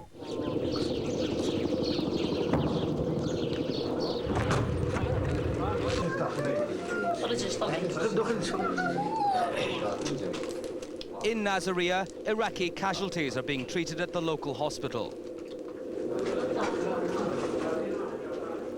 Women and children caught up in the fighting have been treated for a variety of wounds, despite a coalition determination to avoid collateral damage. The firepower has resulted in the capture of hundreds of prisoners of war. But all is not as it seems.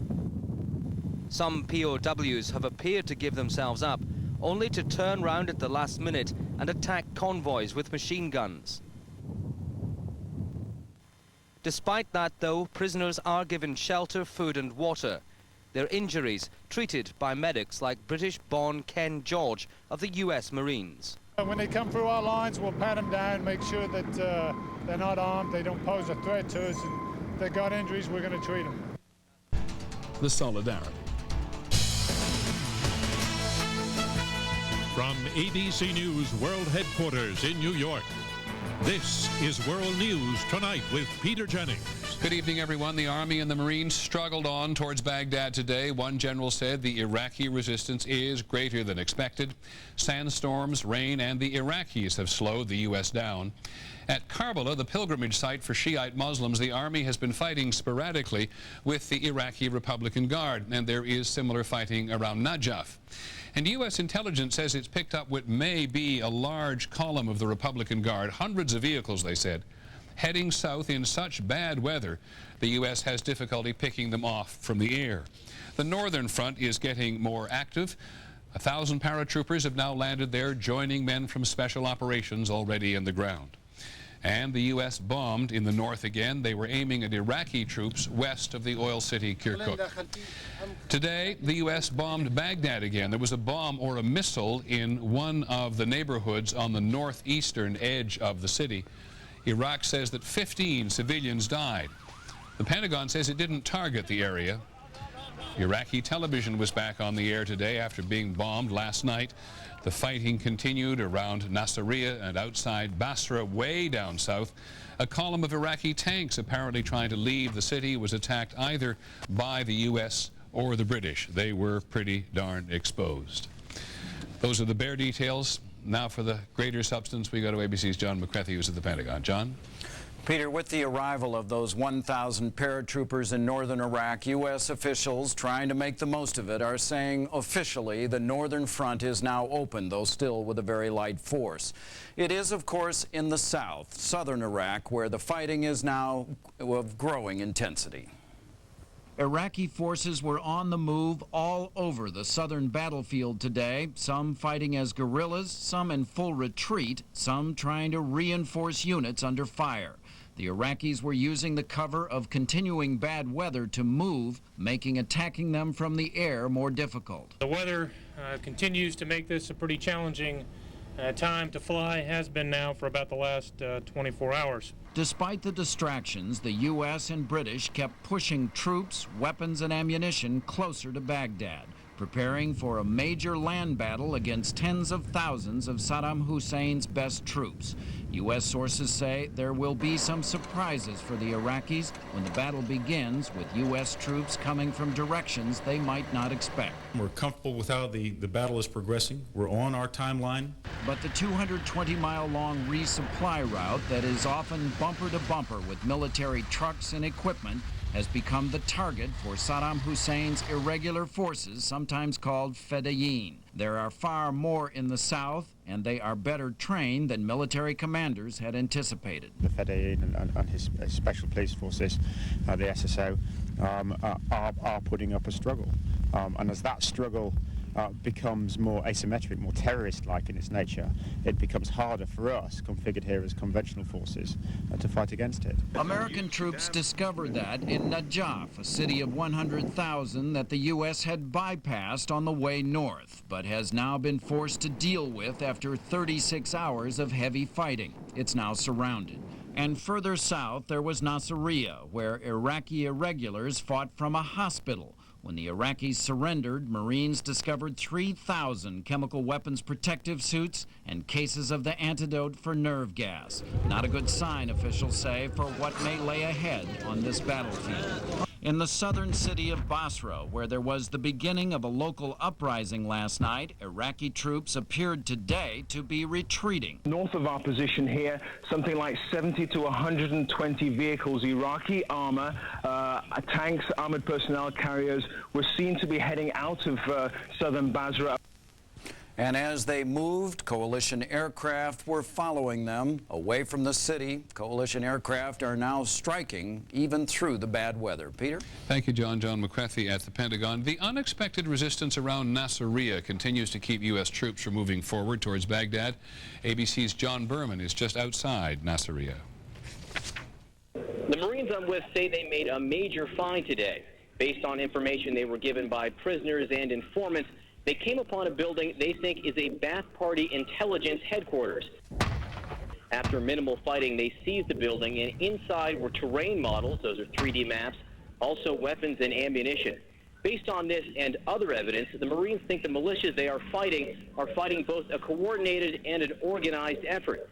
A couple things make this effort here so difficult. One of them is the terrain. Al-Nasiriyah is not the desert at all. It's the swamp. Palm trees and plenty of mud to bog down the Marines and their vehicles. The other thing that's so difficult is it's almost impossible to distinguish between the civilian population and these militia groups.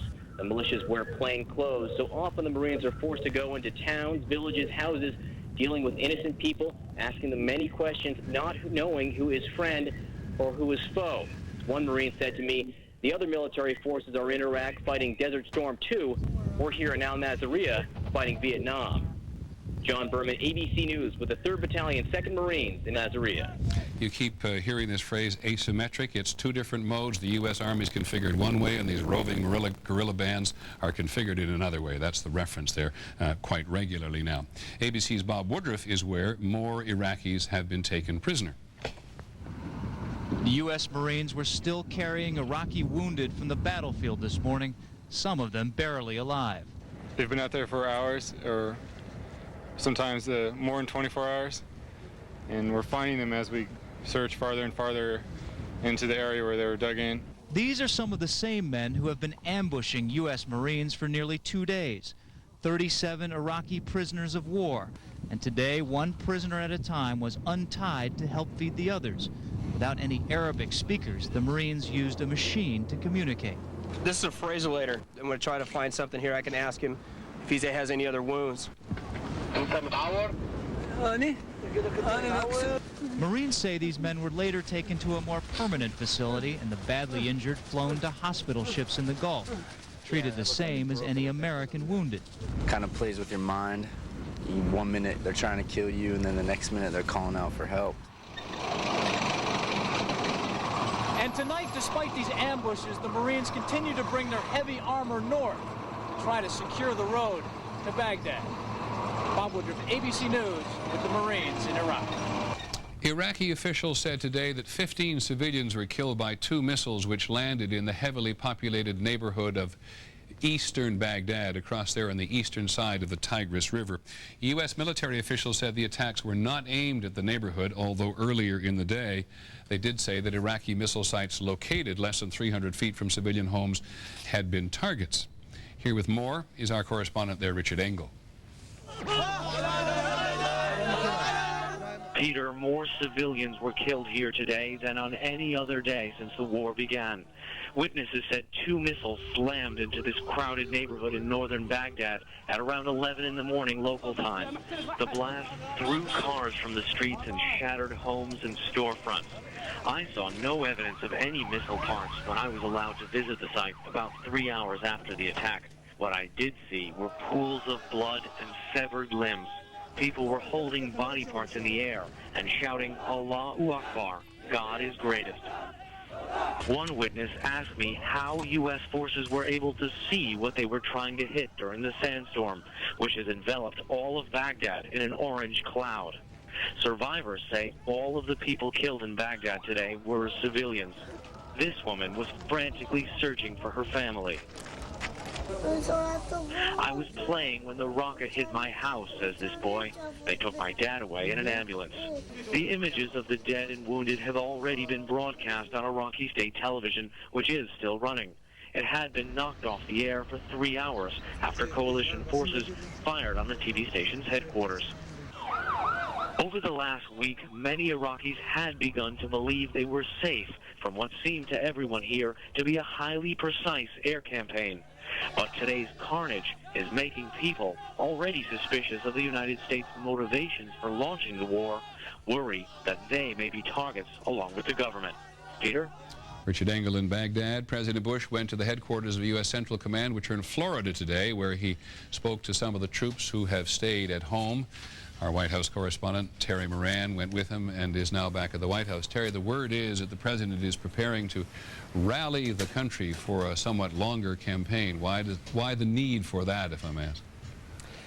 Well, Peter, the White House sees the need because they see the fight intensifying, and they want to make sure that in the face of rapid and confusing developments on the battlefield, this president is out there, seen and heard, explaining how he thinks the war is going, sounding the broad themes of the conflict. It's interesting, at CENTCOM today, the president grew very, very emotional. It's quite striking when he talked about how proud he was to be commander-in-chief, and then he tried to send that message of confidence and resolve.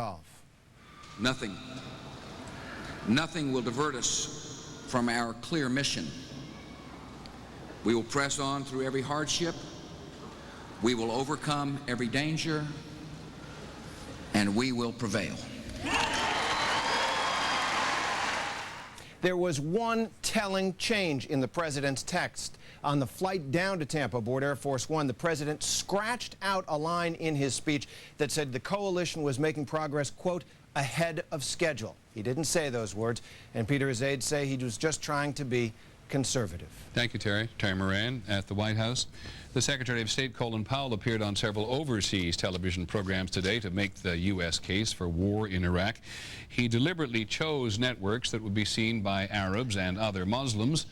He apologized for any civilian deaths and said, when people see that we brought peace to Iraq and that this is our aim, they will appreciate us. We'll be back to the war in just a minute, but there's not enough time in the middle of this war for us to pay appropriate attention to a great American who has died today, Senator Daniel Patrick Moynihan. There will be reams written about him in time. The editor of the Almanac of American Politics wrote some time ago that Moynihan was the best thinker among politicians since Abraham Lincoln and the best politician among thinkers since Thomas Jefferson. Born poor in Oklahoma, he wound up in New York, which would become his home. He worked his way through school, he served in the Navy, he worked for 4 presidents, 2 Democrats and 2 Republicans. He ran for the Senate in 1976 and he was never beaten. George Will, the columnist, once said, "The senator wrote more books than other senators have read." He was among the first in big government to understand the impact of poverty and unemployment on black families. He was fiercely anti-communist, and in the 70s an outspoken ambassador to the United Nations. We are not perfect, and we make no pretense to perfection. What we hope for, what some of us pray for, is simply that we should be concerned and engaged. In dangerous times, wrote the columnist David Gergen this week, people seek the voices of the wise. Pat Moynihan served his nation thus for half a century. And for now, we say goodbye. We thank our party and the people of our state for a great run. Good night and thank you. Pat Moynihan with his partner Liz. The senator was 76. When we come back this evening, the humanitarian relief in southern Iraq today that wasn't very welcome. Diane Sawyer tonight at the U.S. Military Hospital in the field. And at the end of the broadcast, the portraits of war.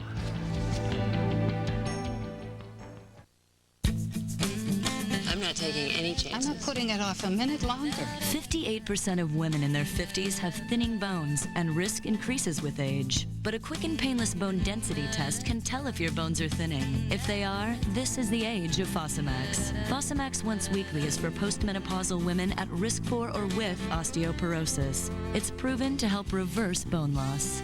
You should not use Fosamax if you have certain disorders of the esophagus, are unable to stand or sit upright for 30 minutes, have severe kidney disease, or low blood calcium. Before use, talk to your doctor if you have stomach or digestive problems. Stop taking Fosamax and tell your doctor if you develop new or worsening heartburn, difficult or painful swallowing, or chest pain, because these may be signs of serious upper digestive problems. Bone density test? Bone density test. Sounds like a good idea to me. Ask your doctor about a bone density test and if Fosamax is right for you. This is the age of Fosamax, helping reverse bone loss. The Chevy Trailblazer worst case scenario. What to do if tailgated by a giant ore hauler? Don't slow down or pull one of those I'm braking slightly to freak you out stunts. You won't like the results. Simply let that standard 275 horsepower Vortec engine send a clear message. Get off my rear, ore man. Here you have a best case scenario. Chevy Trailblazer. Like a rock. Announcing non-drowsy allergy medicine you can take right when you need it. It's Alavert. New Alavert starts dissolving the instant it touches your tongue without water. So Alavert is non-drowsy relief you can take inside, outside, in your car, wherever you are. Get prescription-strength, non-drowsy, 24-hour relief. Even Claritin can't beat. New quick-dissolving Alavert. Allergy medicine you can take right when you need it, wherever you are.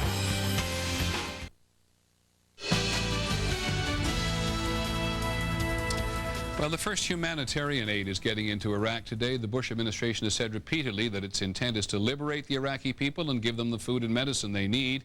Aid is coming from a number of countries, and some of the first Iraqis to get it, it came from Kuwait today, have made a point of saying that the Americans are not welcome. ABC's Mike Von Frem reports tonight from Safwan, close by the border with Kuwait. As this convoy of trucks filled with humanitarian aid pulled into this small border town, the Iraqis began to cheer. But this was no welcome. With our blood, they chanted, we sacrifice ourselves to you, Saddam Hussein. Clearly, they needed the food. British and U.S. troops tried to help the Red Crescent humanitarian workers distribute it. 5 meals for each person who lives here. But they were quickly overwhelmed by a frenzied mob desperate to grab the boxes filled with water, bread, and cheese.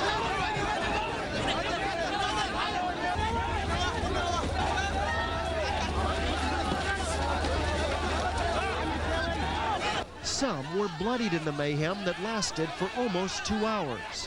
Others tried to hide their faces, embarrassed to be seen fighting for a handout. This is not the reception the Red Crescent expected. While these Iraqis are desperate for this humanitarian aid, they also have a very strong message for the world.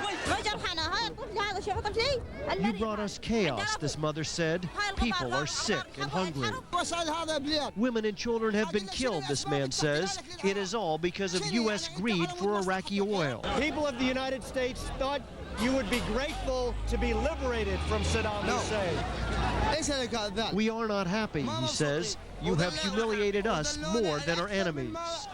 But as we were leaving, one camera-shy Iraqi pulled us aside to say, we do not all love Saddam, but we do not love the United States either.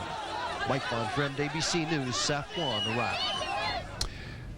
When we come back this evening, Diane Sawyer visits one of the field hospitals in the rear area by Kuwait in Iraq.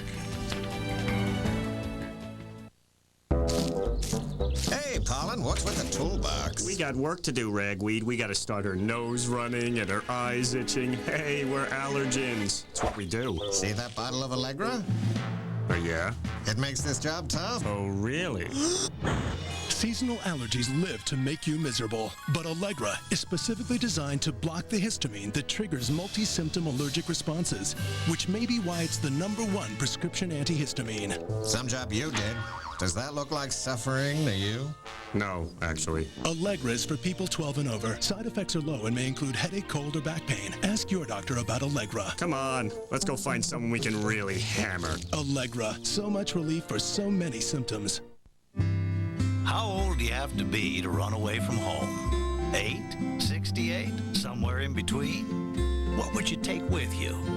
And where would you go if you could go anywhere? We have a lot of places to explore out there. The kind of places that require a map and a friend. There are over 4 million miles of roads in Alamo country, and with values like this, they're easy to explore. Alamo, the official rental car of the American vacation.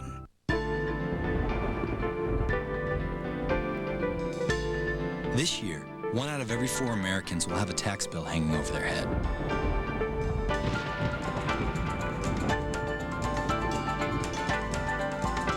Now you can have more time to pay it. With H&R Block's Easy Pay loan, you can delay paying until July 15th, free, no fees, no interest. See if you qualify. Because more time may be your best tax shelter. Why make X-Lax your milk of magnesia? It has the mint flavor Philips users prefer. It's the only one that comes in chocolate and raspberry cream and guarantees relief by 8 a.m. or your money back. Gentle, cramp-free X-Lax milk of magnesia. The right choice. Agree or it's free. This is crabgrass. I don't want to see crabgrass in my lawn. My wife actually hates crabgrass. Nobody would want this in their lawn. We'd put down Scott's turf builder with Halts in the early spring. That's the only thing I ever use. Scott's puts this protective barrier over the lawn. And it stops the crabgrass from germinating. See how nice and thick that is? Feels like the carpet inside my house. Well, I've used the cheap brands, and it's like anything else. You get what you pay for. Steve doesn't have any crabgrass, which makes him a good human being, basically. Turf builder with Halts. The best defense against crabgrass.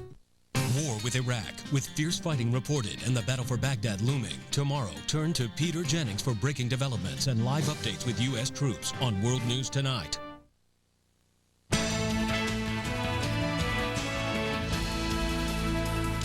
According to the Pentagon, 25 American soldiers have been killed so far, either in combat or accidents. 7 more are listed as prisoners of war. 9 is missing. And there has been a small stream of wounded Americans taken to military field hospitals in the rear. ABC's Diane Sawyer has paid a visit.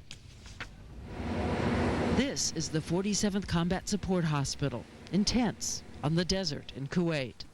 A 12-acre facility, 300 beds, 8 separate ICU wards, state-of-the-art radiology. This is big. Not only that, the military built it with a kind of zipper. It's pressurized so that in a chemical or biological attack, no one will even need a gas mask here. These operating rooms are in expandable shelters. We drop the floors and drop the roof, raise the roof and the walls, and it expands in a 3-to-1 capability. Already, some 100 casualties have come through. Have you lost anyone yet? You know, it'd be hard for me to say at this point. You know, we certainly can't cure everybody, unfortunately. Corporal Henry Lopez is one of those saved. A bullet that hit him this past Sunday is still lodged in his right shoulder. He was a military photographer in southern Iraq. We were going through this town, and all of a sudden we got ambushed. How scared? It was really scary, man, because you could hear just bullets just flying by. They were firing artillery also, and it was scary. It's like, I've never felt that much fear in my life, ever. In bed 4, Corporal Al Hastings. Just 2 days ago, he was fighting in southern Iraq when the Iraqis threw a grenade toward him. Hastings still has shrapnel in his left eye. Did it knock you unconscious at first?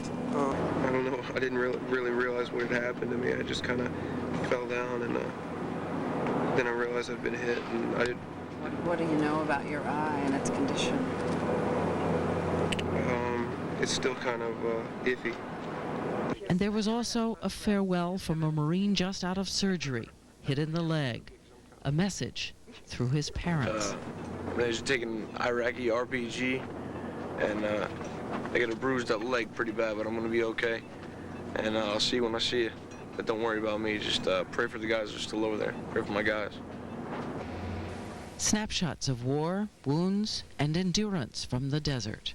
Diane Sawyer, ABC News, Kuwait. When we come back this evening, the portraits of war from today. They said it couldn't be done, that you couldn't grow fresh-tasting fruit and cereal together in a box. Here in the fields of Battle Creek, we said we could. So from the early buds of May, to when they're young on the vine, to when they're ripe with real strawberries and blueberries, sliced almonds and wheat flakes, we did it. We're working on a watermelon you can fit in a shoebox. That may take some time. New Kellogg's Fruit Harvest, ripe for the picking. Grandpa, how come you're always chugging Metamucil? So it won't get thick and gritty. Mommy doesn't chug. I found an easier way to take fiber. Betafiber. It never gets thick like Metamucil can. It's taste-free, too. Smart mommy. Betafiber. The choice is clear. Got a $50 bid, can I get a 55? Oh, give me 55, come on, I'll give me 55. I got a 125, give me 125. Come on, I'll give you 125, I need a 125. I've always talked fast and loved antiques. Then I got sick and I had to go on chemo. Doctor told me I might become anemic, maybe feel weak, but it slowed me right down. For the first time in 30 years, I was too tired to work. Time to go, Charlie. I had to get my strength back. I asked my doctor about Procrit. Procrit is for chemotherapy-related anemia in patients with most kinds of cancer. If you're on chemo and too tired to do the things you used to do, talk to your doctor about Procrit. Procrit helps rebuild red blood cells. And more red blood cells can mean more strength. It's good to see you, Charlie. Good to be back. Procrit is proven and safe. In studies, only diarrhea and edema occurred more often with Procrit than placebo. Okay, folks. Let's go. Call now and learn how Procrit can help you get back the strength you need. Your strength for living. Yep, I got 2 speeds. Fast and faster. And now by the Authority Festival. So young, naive. I bet they don't have a clue. Or that insurance. What insurance? The one that pays you cash if you're sick and can't work. What one's that? The knee is...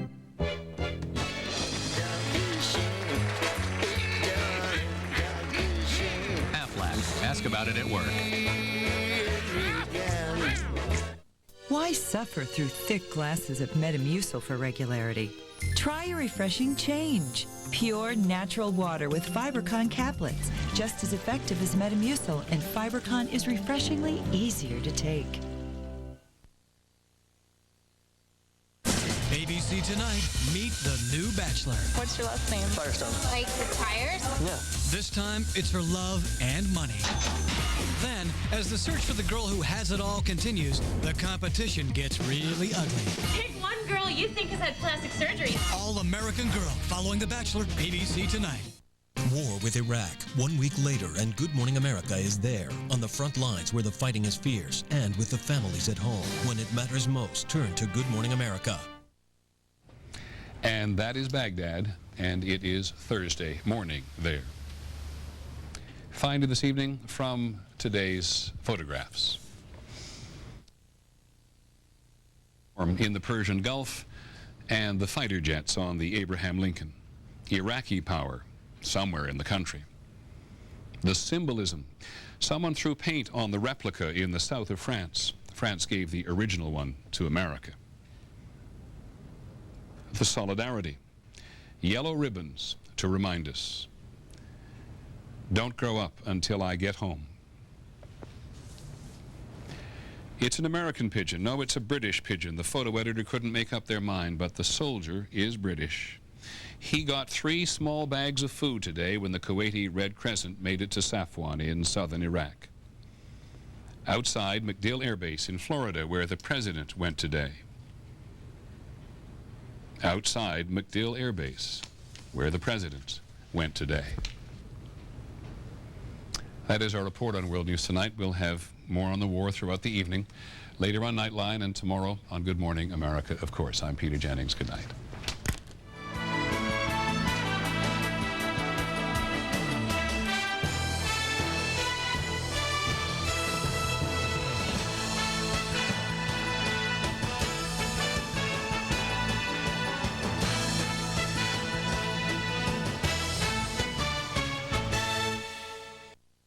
Wednesday, 15 girls made the cut. Now the real competition begins. I'm looking for one step below perfection. But for 3 girls, I'm in shock. The end is near. It devastates me that I have to excuse you. All-American Girl, ABC Tonight, 10/9 Central. Good Morning Connecticut starts at 5 a.m. Thursday. Humanitarian officials worry about an aid crisis in Iraq. We'll have the latest on the war. And at least weather-wise, it looks like a sweet Thursday. Have the details at 5 a.m. My cars aren't just transportation, they're inspiration. The remarkable Rendezvous. Renowned Buick ride and comfort, plus capabilities of an SUV with terrific highway fuel economy.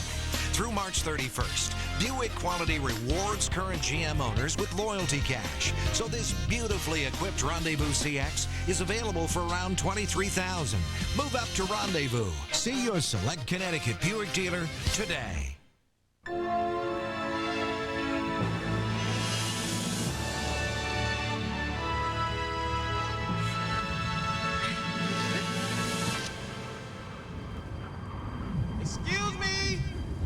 Excuse me, ma'am.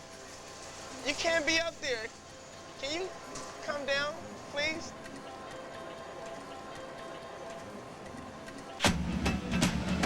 The new Mohegan Sun.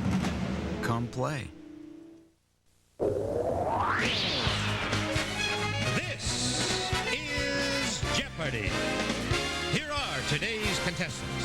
A pediatric resident from Greenville, North Carolina, Corey Dean. A graphics technician from Federal Way, Washington, Robin Rogers. And our returning champion, a psychology professor from Coventry, Connecticut, Luis Cordon, whose one-day cash winnings total $24,801. And now, here is the host of Jeopardy, Alex Trebek.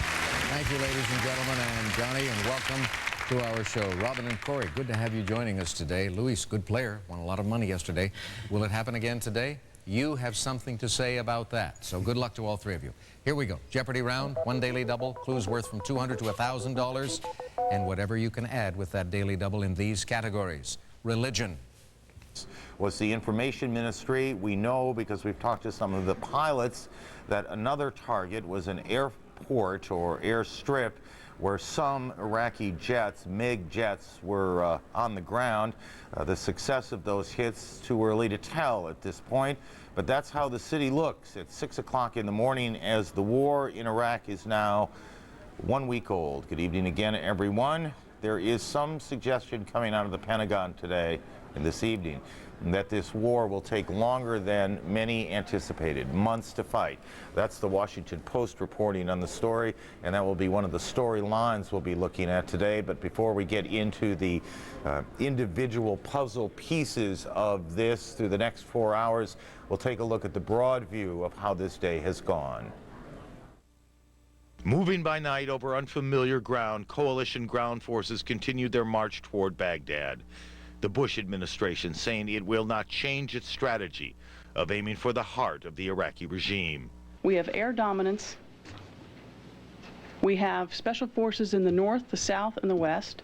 The main ground forces are moving at a phenomenal pace toward the north, closing in on Baghdad. As best we can tell, here is the situation on the ground. A major ground battle is believed to be brewing between American and Iraqi tanks near the city of Najaf, not far from where the American 7th Cavalry lost 2 of its Abrams tanks, but no soldiers, in a firefight last night. The Americans have already taken a key bridge over the Euphrates River. As they approach Baghdad, our fighting units are facing the most desperate elements of a doomed regime. We cannot know the duration of this war, but we are prepared for the battle ahead. Hundreds of American paratroopers landed at an airfield in Kurdish-controlled parts of northern Iraq. Meantime, badly needed supplies of fuel and food reached elements of the 7th Marine in south-central Iraq, and British units were still involved in house-to-house clearing operations inside the city of Qasr. Refugees could be seen outside of Basra, where explosions lit up the night sky. Supplies of food finally reaching the Iraqi village of Safwan, where there was a near riot during this distribution. Iraqi television, knocked off the air last night for several hours, was back on today, showing footage of casualties and severe damage in a busy Baghdad market. But American officials insist they did not send a missile crashing into the area. And finally, the Pentagon says it is still checking reports that as many as 7 American prisoners were executed after their supply convoy was ambushed not far from the city of Nasiriyah. That's the broad view as you look at Baghdad on a Thursday morning. Now we'll start to fill in the pieces of all of this. 2 major storylines from the front. The continuing problems to the south, the Iraqis trying to disrupt the supply lines and more in the south, and we'll be dealing with that tonight. And also now clearly a northern front has been opened. Paratroopers have landed. They left from a base in Europe, and Steve Nettleton is the embedded correspondent at that airfield with the Army's 173rd Airborne Regiment. And Steve joins us now on the video phone. Steve? Yeah. Steve, if you can hear us, go ahead. The runway here at the airbase is now full of C-17s. Now, of course, without their human cargo, they are empty after having dropped hundreds of paratroopers into northern Iraq. They now begin to upload all the military equipment which they will take to that airbase. They will begin to leave. We will not disclose times or destinations because under the ground rules we are not allowed to do that. However, the commander has made it clear that the mission of this brigade to bring these equipment to Iraq is definitely public knowledge and definitely something they would like to get out there. They are bringing in tanks, Bradley fighting vehicles, armored personnel carriers, all sorts of weaponry. About half of the brigade is there. They bring more of the brigade along on the airland. We ourselves, myself and my partner Thomas Naivo, will be leaving on one of the airland planes in the near future to go into northern Iraq and see what is happening at that airfield. We also hope to bring you some pictures here very soon of the actual drop, as Thomas was in on the plane as the paratroopers dropped out, and we have some very interesting night video to show you there. The mission of this drop is to secure the area in northern Iraq, to pave the way for the larger armor column, the larger armor force to come in, but also to be more of a diplomatic move, just to stabilize the area, to try to prevent other forces from taking advantage of a power vacuum in the area, perhaps fighting with other groups, perhaps the Turks coming down south, perhaps the Iraqis coming in on their own. and therefore eventually lead the way to humanitarian aid. Excuse me, thank you, Steve Nettleton. At a base in Europe where the paratroopers took off from, Brent Sadler is at the airstrip where the paratroopers landed and where they are now trying to secure that area, and he joins us on the telephone. Brent, it's good to talk to you, and just tell us what you see, what they are doing. Good morning, Aaron, from here. It's just daybreak within the last 30 minutes, and I'm overlooking an airstrip which is about a mile plus, almost 2 miles long. Now, there are two major airfields in northern Iraq, and what I believe is happening, we have U.S. military activity, not just at one airfield, but two airfields. I'm not seeing this airborne drop actually unfolding in front of me. What I am seeing now through my binoculars are two U.S. helicopters.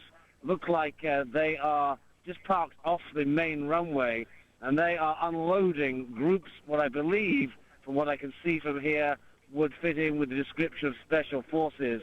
There are groups of men with equipment offloading from two helicopters, and it's interesting to see, Aaron, that it's the Kurds, the Kurdish forces, who are picking them up and shipping them out in 3-ton lorries and taking them off to unknown destinations. This has been going on during the hours of darkness here and is continuing as I speak to you. It's going on quite calmly. This is, after all, friendly territory.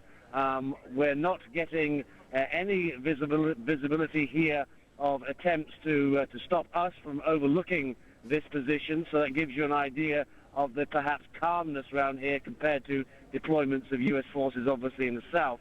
So what I believe, just to recap, is happening, we have a continuation of special force deployments at an airfield called Haria, which is about 2 hours, just under 2 hours from the nearest sector of the northern front where I'm speaking to you from, and also at another airfield, I believe, which would be near Sulaymaniyah, near the Iranian border, because I'm not seeing any evidence on the ground at this location at Haria of deployments of large numbers of paratroopers or any heavy equipment. These are light forces being picked up by the Kurds and being moved on elsewhere. But certainly what we have here now, given that we saw series of airstrikes against northern front positions in this sector, we're clearly seeing the northern front beginning to open. Back to you, Aaron.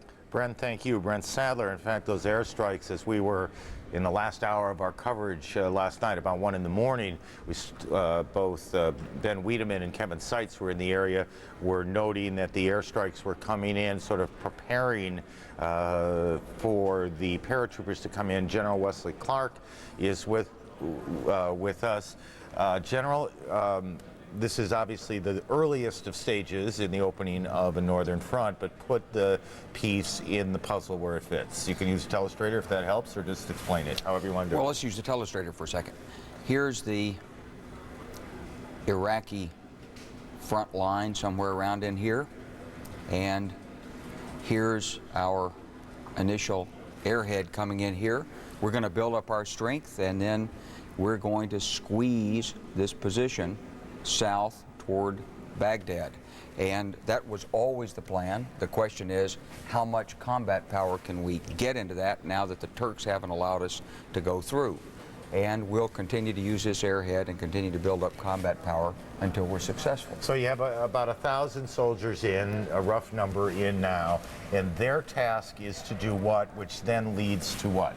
Well, the first mission is always to secure the airhead. So you've got to occupy the high ground around it. Maybe it needs some improvements. Maybe it needs communications and navigation equipment so you can get in light at night and in dust storms and so forth.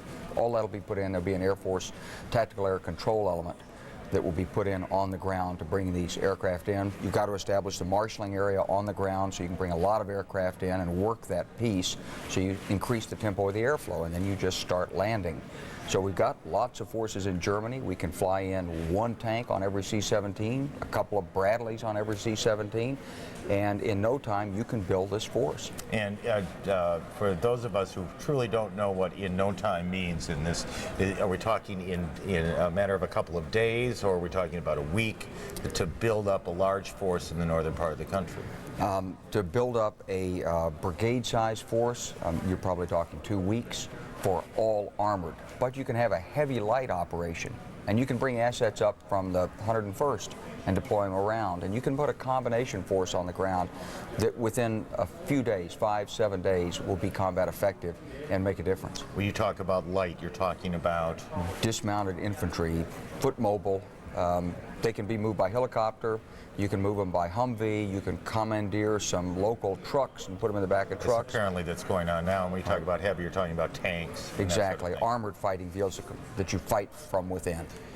Okay, so that's where that fits in the puzzle part. Now, Ben Wiedemann is also in the northern part of Iraq tonight, and also Kevin Seitz. And when we left them, not necessarily when you did, they were reporting airstrikes that were coming in. Kevin, I think you had the first reporting on that. So, Kevin, has that continued throughout the day? Were you aware of the? Aaron, Go ahead. After we talked to you yesterday for the last time, airstrikes continued 5 more times throughout the day, fairly severe airstrikes. The first one happened at about 5:39 a.m. after we had finished a live shot. And as I think I mentioned to you, it was a thunderous explosion. The whole sky turned orange. The car alarm of our vehicle outside of our compound went on. The building shook. It was a pretty thunderous explosion. 20 minutes later, another thunderous explosion like that. Then, perhaps over the next several hours, 4 more attacks, all hitting this ridge line, this Iraqi frontline position. This is the last Iraqi line of defense west of Kirkuk. We're about 40 kilometers west of Kirkuk. As we talked about this, we said that this type of softening up of these defenses, these rolling back of these defenses, would have to happen if there was going to be a northern front that opened up here. But the question was, where are the troops? Now Central Command is telling us that those troops have landed in the largest paradrop in this war so far. So maybe this is the beginning of that, as you said, the baby steps towards the opening of that northern front. Okay, Kevin, hang on a second. Let's go to Ben Wiedemann, who's not too terribly far from you. Ben, are you hearing any indication that more air is in the area? Well, what we're hearing, Aaron, is planes flying overhead. As yet, they have not gone after those positions, these Iraqi positions on the hills behind me. Now, yesterday they struck for the first time there. My colleague Brent Sadler was here, and he saw basically 3 large blasts on the ridgeline, and those were the first such attacks on the Iraqi positions. Now, as I said this morning, we've heard a good deal of air activity, but as yet nothing actually happening over there. Aaron? You both have been in the area. Ben, let me start with you for a while. Is there a palpable sense that the North is changing? Do you see it in the Kurdish troops you're talking to?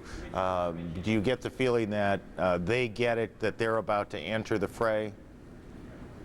Well, what we've been hearing now for quite some time, even before the war actually began, was the Kurds were very eager and ready to engage the Iraqi forces, but they knew all along that they do need the sort of backing that only the United States can provide. They need the air support, they need some heavy weaponry, because we know the Kurds really they're very enthusiastic, they're a very experienced fighting force, but they don't have the kind of weapons to take on Iraqi forces. Now, I've been talking to a lot of the people in this area, many of whom are smugglers who have gone for many years back and forth over the front lines to Mosul, which is about 28 miles behind me. They say that this front line here is very lightly defended, and we've seen that they do have mortars, they do have some light artillery, some heavy machine guns, but they've told me that about 10 to 15 kilometers behind the front line is some very heavy artillery, as well as tanks and armored personnel carriers. And obviously the Kurds have no way of fighting that sort of equipment, and they need the United States, and many of them are very relieved that the Americans have finally arrived. And possibly they will, we've heard them just complaining really bitterly for some time now that the United States has not provided the sort of support that they need, and maybe that's about to change. Aaron? I think it is. It sounds very much like it's about to change. Kevin, Ben, I'm sure we'll be hearing more from you as our night goes along. Quickly now over to the Pentagon and our senior Pentagon correspondent, Jamie, Jamie McIntyre. This is all according to plan, right? Well, you know, either it's according to plan. I mean, there's really two possibilities here. One is that they're meeting much stiffer resistance they expected. Things are bogging down. Their supply lines are overstretched. The whole plan has not survived first contact with the enemy, which is the old Pentagon maxim, or we're fundamentally misunderstanding what the plan is. And the problem is, since we don't actually know the plan, it's hard to figure out which is which. And of course, the Pentagon is going to always say things are going to plan, because to say anything else would be to send the wrong message to everyone. All of that said, though, the Pentagon is continuing to send more troops to the area, and that's an indication that this could go on for some time. I can tell you that Central Command is... With miles of supply lines to protect in southern Iraq, the U.S. is building up its ground forces, dispatching the Army's 4th Infantry Division to Kuwait to add more muscle to the southern flank. At the same time, the U.S. has dropped more than 1,000 paratroopers into Kurdish-controlled areas in the north to open the long-promised northern front. We are increasing the number of forces in the country every day. We're increasing them in the north, we're increasing them in the south, and we're increasing them in the west. Pentagon sources say Iraq is moving its troops around too in an attempt to hide from the relentless U.S. air assault.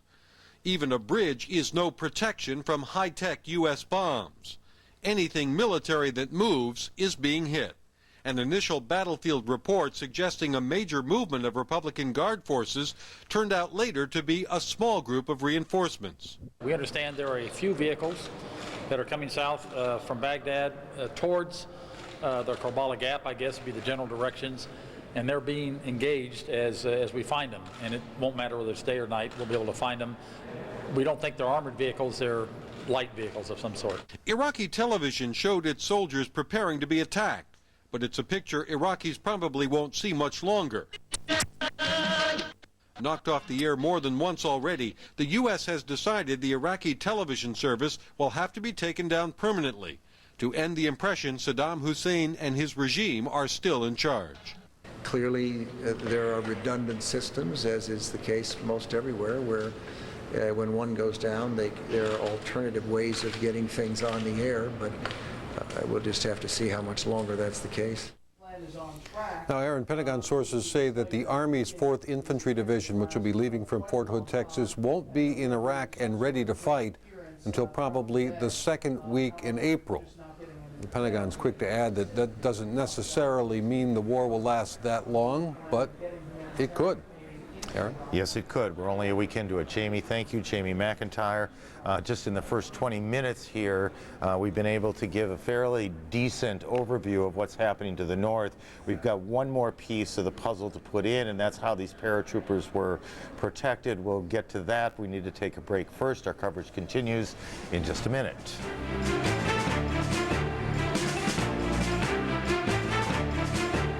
Business travel got you squeezed in? Don't downsize, Amerisize. Get more workspace in a spacious suite for the price of just a hotel room, plus our free bountiful breakfast buffet. AmeriSuites. Don't downsize, Amerisize. Trying to remember what day the free shipping offer is over? At Gateway, shipping is always included on our home PCs.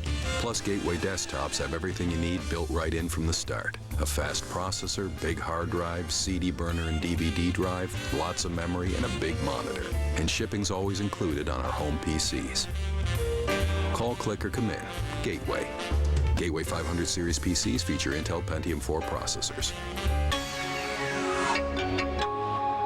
Business travel cramping your style? Don't downsize, Amerisize. Get a spacious suite for the price of just a hotel room, plus our free bountiful breakfast buffet. AmeriSuites. Don't downsize, Amerisize. Get triple miles and triple points, only with Prime Rewards.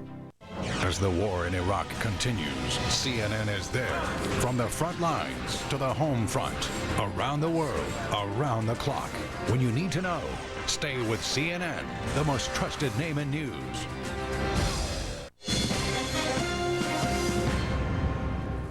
What you're looking at now is the area where Ben Wiedemann was reporting from just a few moments ago, and Ben indicated he'd heard planes overhead but nothing coming from them. I think Ben will surely say now that something has been dropped from the sky. Ben, are you able to hear us? Yes, I'm just getting out of the shot for your own benefit. Yes, just a little while ago we were watching as two planes flew overhead, and as you can see, one has dropped some sort of explosive device over there on the Iraqi positions. That was just about a minute and a half ago. Aaron? Do you still hear planes in the air, or have they seemed to move on now? They do seem to have moved on. We saw them, they circled about 3 times over this area, but now they do appear to have left. And any feel for how many planes were up there? What we saw was 2 planes, and now I'm being told by my colleagues that they're just making a very wide turn and that they may be coming back once again. In fact, yes, I do, over the sound of the generator and my earpiece, I think I do hear them coming back again.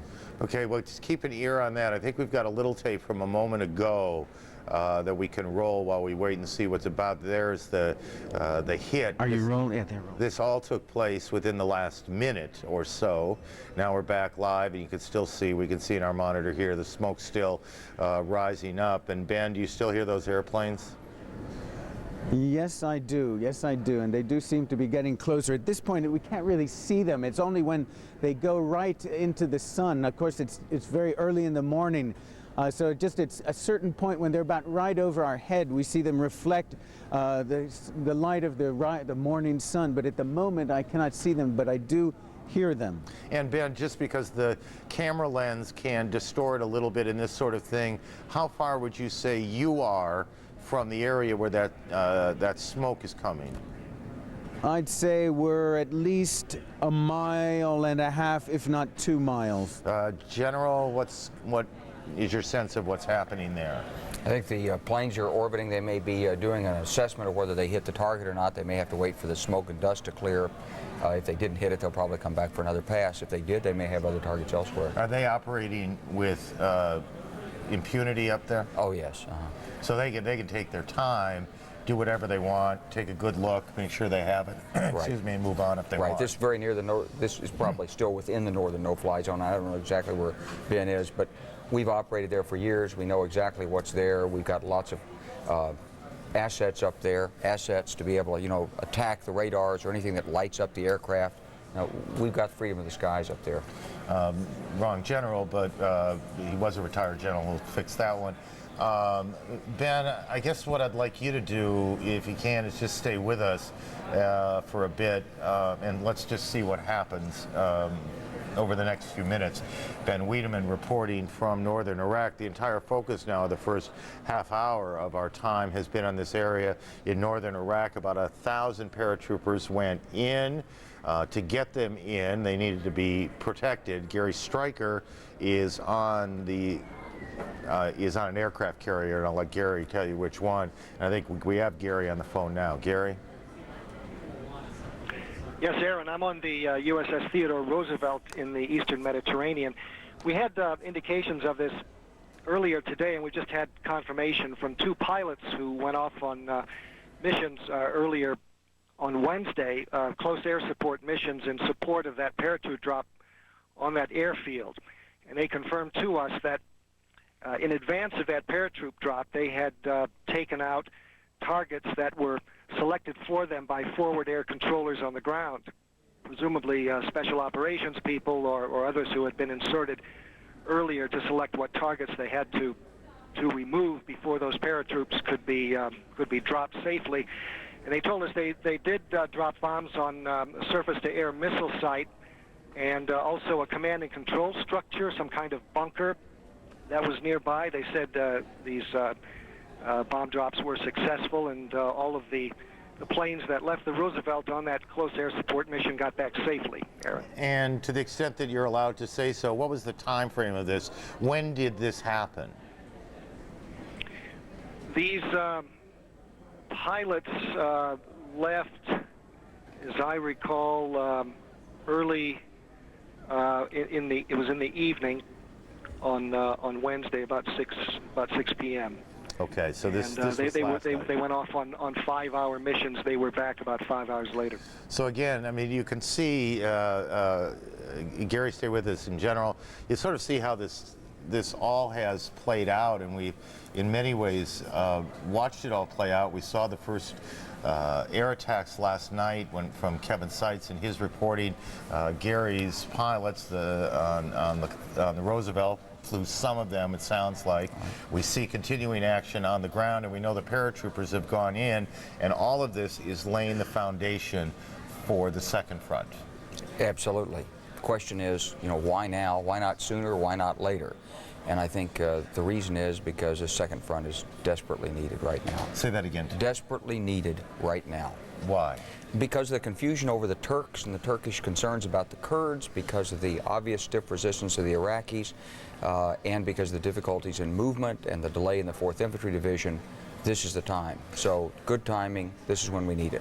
Some of that is military, the Iraqi resistance, but some of that is a political issue. The Turks, their concerns about the Kurds, and we can go through all that at some point or another, but basically there's a lot of concern on both sides of the line between the Kurds and the Turks, and they need to keep them apart. Right. That's just modern war. It's the political and the military is integrated, and top commanders have to think in both dimensions. And as we were talking, we saw Ben bring us in, looked to us like another hit. Ben, are you able to hear us? Ben Wiedemann is our correspondent there. You can see that's fresh smoke rising. We're looking at the monitor with you. All of this is happening in real time, and we're trying to put it in the puzzle where it belongs.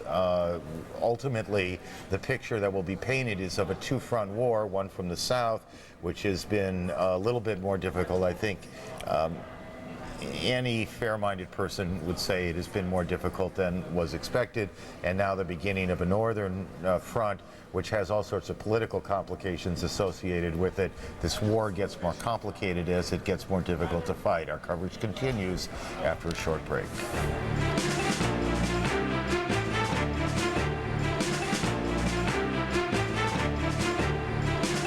Danielle, can you find another place for your backpack?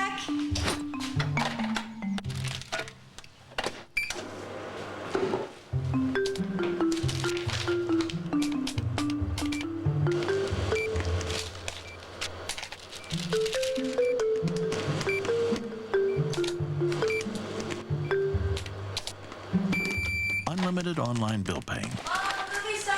Free from Bank of America. Right there. Higher standards. Hey, you're gonna love this new quick rent at National Car Rental. When you get to the airport, they let you choose your own car. Whatever make and model you want. Whatever color you want. You can walk right past the counter. And you don't stand in any lines. All you need is a major credit card and access to the internet. You rent online at nationalcar.com. They ought to call it quick and easy. Bypass the counter. You don't have to stand in line. Choose your own car. Click, click, click on the computer. It's all about me. Rent, huh? Choose the rental car company that lets you choose your own car. Quick rent at nationalcar.com.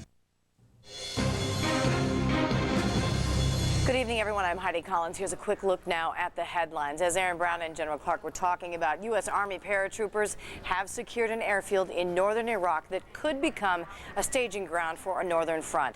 Near Basra today, British planes bombed Iraqi tanks that appeared headed for the Allied-controlled port of Qasr. And citing bad intelligence, the Pentagon is downplaying reports that said a large contingent of Iraq's best troops were charging south toward U.S. ground forces. The Pentagon says the U.S. may have underestimated the threat posed by the Fedayeen militia. The paramilitary group is loyal to Saddam Hussein's son Uday and may be as large as 30,000 men. U.S. intelligence says they may be moving around in civilian vehicles like pickups or SUVs. Meanwhile, the Pentagon says some Iraqi tactics won't change the coalition's overall game plan. Pentagon spokeswoman Victoria Clark says Iraq's use of human shields and placement of weapon systems near civilians' homes show the Iraqi regime couldn't care less about civilian lives. Joint Chiefs Chairman General Richard Myers. They do not follow the laws of armed conflict. In fact, they violate most of them. Americans might not think the war is going as well as first expected, but they still support it in overwhelming numbers. In a recent CNN USA Today poll, 71% say they favor Operation Iraqi Freedom, and 3/4 believe the U.S. is winning, but that is down from 84% last weekend. CNN's political analyst Bill Schneider takes a closer look at public opinion in the next hour with Aaron Brown. And former New York Senator Daniel Patrick Moynihan has died. Moynihan died today of complications from an emergency appendectomy earlier this month. He was 76. Moynihan was elected to the Senate in 1976 and served 4 terms before stepping down 2 years ago. That's what's happening at this hour. Now back to more comprehensive coverage of the war in Iraq. Heidi, thank you very much. Bill will be along with one of the things that's interesting in the polls is while the support stays steady, clearly people are reacting to the news day to day and their emotions move the poll needle, and we'll get into that a little bit later. Back to northern Iraq, Ben Wiedemann has a extraordinary view of what is a bombing run that is going on as coalition forces prepare the area for more coalition forces to come in. 1,000 are already there. Ben, quickly update us on what's happened in the minute or so that we've been away. Well, there has been one, basically at this point there have been a total of 2 very large blasts on that ridge behind us, or rather that you're seeing in front of you. And these blasts have been delivered by 2 airplanes that we've been watching circling time and time again over this area. At this point, we don't hear those jets anymore. It seems to be fairly quiet now, but in the past they've gone away and come back. So just to sum up, 2 bombs on these Iraqi positions on the ridge line behind me, and we've been here for about a month in this area and have been coming on a regular basis, watching the Iraqi soldiers digging in, bringing in more weaponry, preparing their fortifications in theory for airstrikes like this.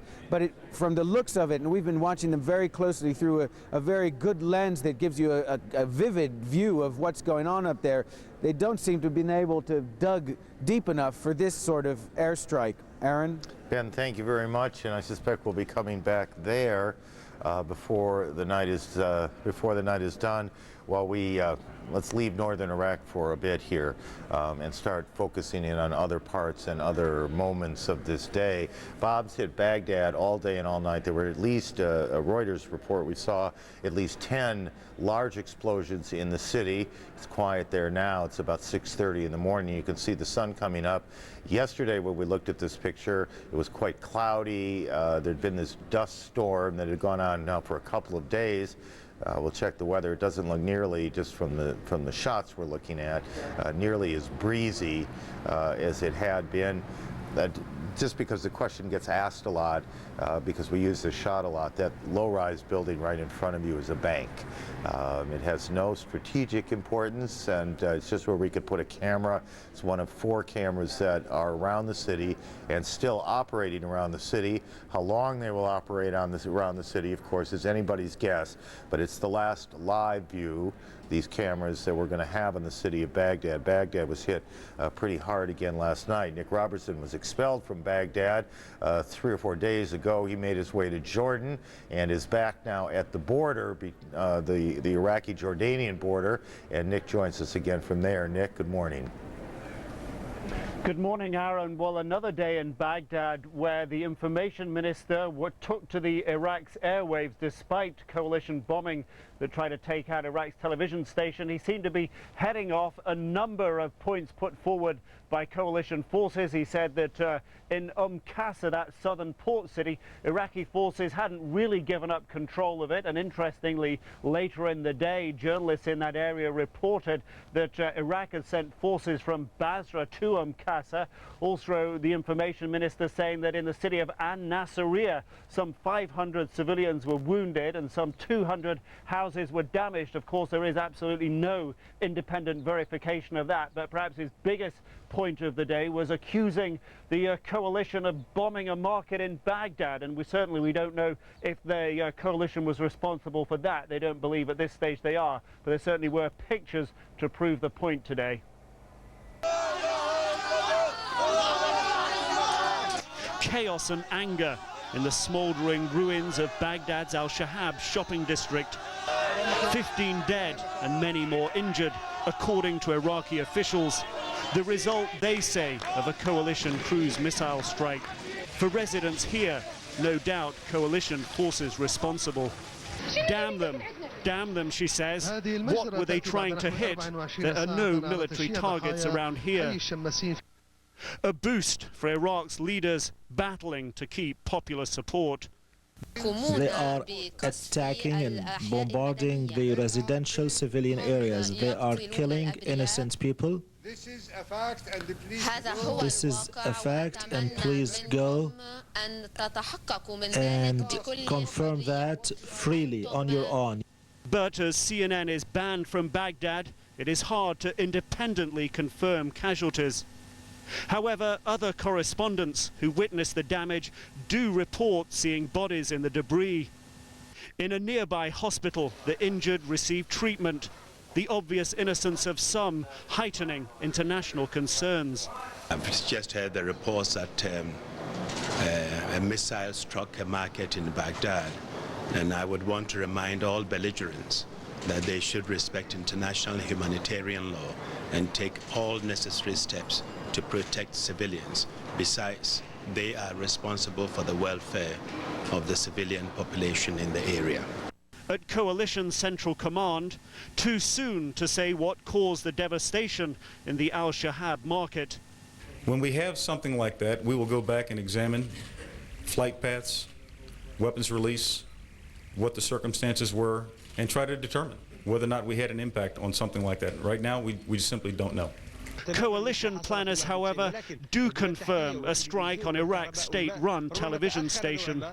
It seems on a day when military planners attempted to lessen Iraq's propaganda capabilities, they may have given Baghdad more fuel to fan the flames of anti-Americanism. And certainly, Aaron, that's the message that was coming from Information Minister Al-Sahaf, and a message that he does appear still to have Iraq's airwaves to continue to air his thoughts on. Aaron? Nick, thank you. Nick Robertson, who's on the border between Jordan and Iraq, and perhaps we'll get back to Nick. We're going to take a short break. We'll talk with Don Hewitt, one of the legendary names in the news business, the man who created 60 Minutes, and in many ways the evening news as we know it on television. A break first.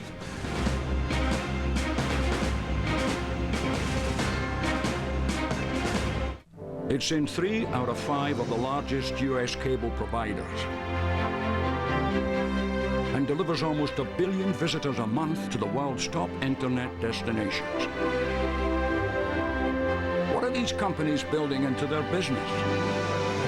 The network capacity they need when they need it, from a network company they can rely on. Level 3 Communications, the network partner you can rely on. When you discover you have termites in your home, it's easy to panic. So the first thing you should do is ask your pest control service some very important questions. Ask if there's a treatment that starts working immediately. Ask if it will completely wipe out termites. And ask how long it will take. So don't let termites panic you. Just ask for Termidor. Because if you're not asking for Termidor, you're asking for trouble. CNN Tomorrow will overnight developments of battles with live reports from the front lines, plus one U.S. Marine's mother's surprising personal battle against the war on the next American Morning with Paul Zahn. CNN Tomorrow, 7 a.m. Eastern.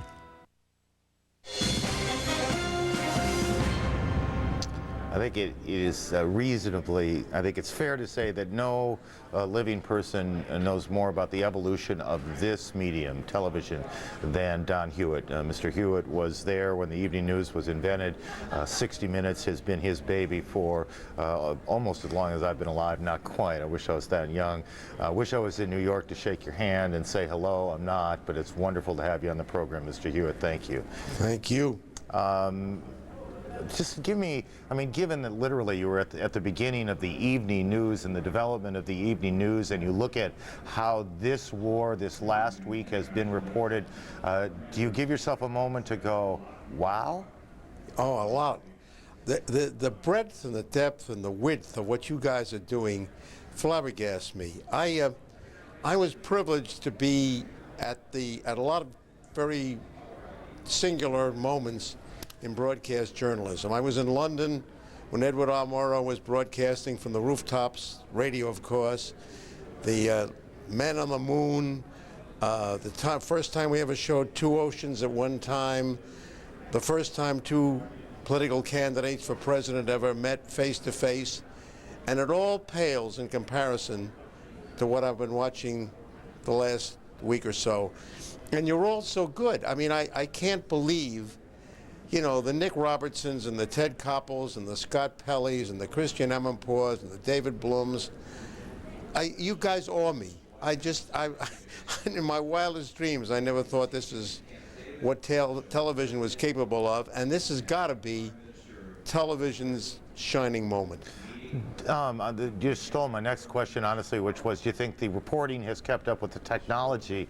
I gather you think the reporting has kept up with the technology. And how? Yeah. I mean, it's been a perfect marriage of reporting and technology. And again, you know, everybody's good. I have a partiality to CBS. Everybody knows that. But you guys are so good. Everybody is so good. Even your detested rivals, Fox, are pretty good. Everybody's good in this thing. Well, we had to bleep that out, but other than that, that's okay. We were sitting here on Saturday night, I think it was. It might have been Sunday. I don't remember anymore. And we watched literally as a battle, a small battle, was being played out, not just across the United States, but across the world, on live television. The correspondent was literally doing interviews with some of the Marines in that. Do you have any concerns about the ability to do this live?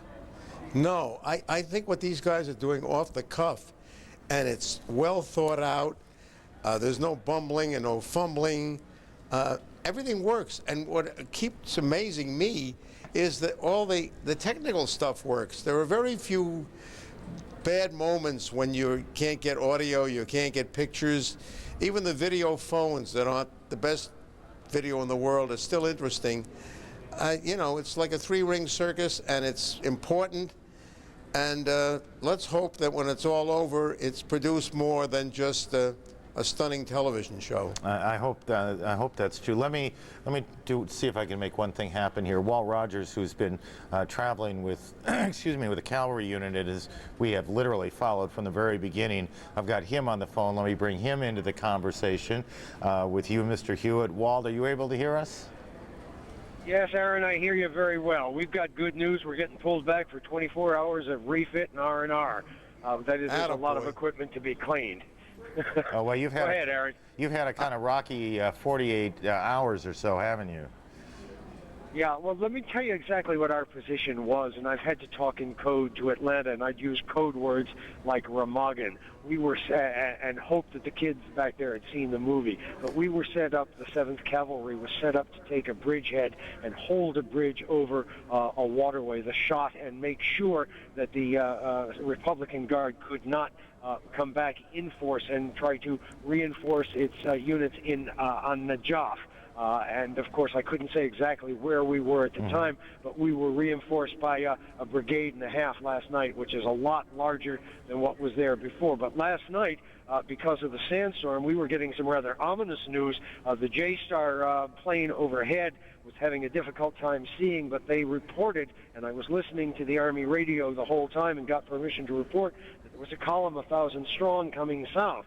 They couldn't tell the composition of the column, whether it was tanks or APCs or or what it was, but whatever was out there was stopped overnight by another brigade, which is off to our flank, and that whatever was moving south was pretty badly cut up by air power and forward artillery. Aaron?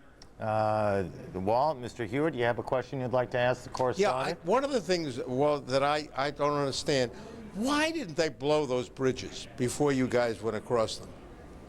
Why they, well, the Iraqis? The Iraqis planned to blow ours. I think it was sheer ineptitude and perhaps surprise at the speed with which the 7th Cavalry moved.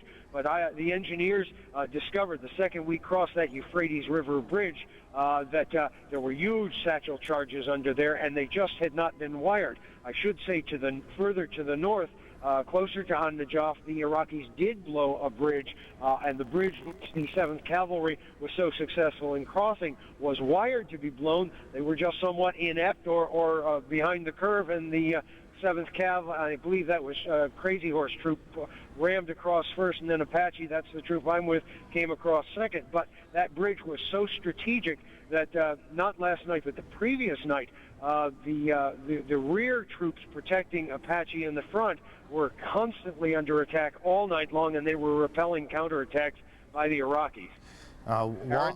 Walt, you just stay where you are, and we'll be getting back to you. Two final questions, Mr. Hewitt. Do you have any desire to put a headset on and get back in a control room and produce one of these things? Well, I'm in it. I'm putting a show on the air Sunday with a lot of war reporting and a lot of stories that go with the war, and mostly I go to work every day. I don't have the luxury of sitting back watching all day long, but every moment I get, I dial hop, and I'm continually amazed at what I see. Sir, we are truly privileged to have you on the program. You were nearly as crusty as I worried you might be. It's wonderful to talk to you. Thank you very much for all Thank you very much. For all that you've contributed to this business, to the business of broadcast journalism. Thank you. I'm flattered, and I thank you. Thank you. Don Hewitt, who I think most of you know, produces the CBS News broadcast 60 Minutes and is something. Take a break. We'll continue in a moment.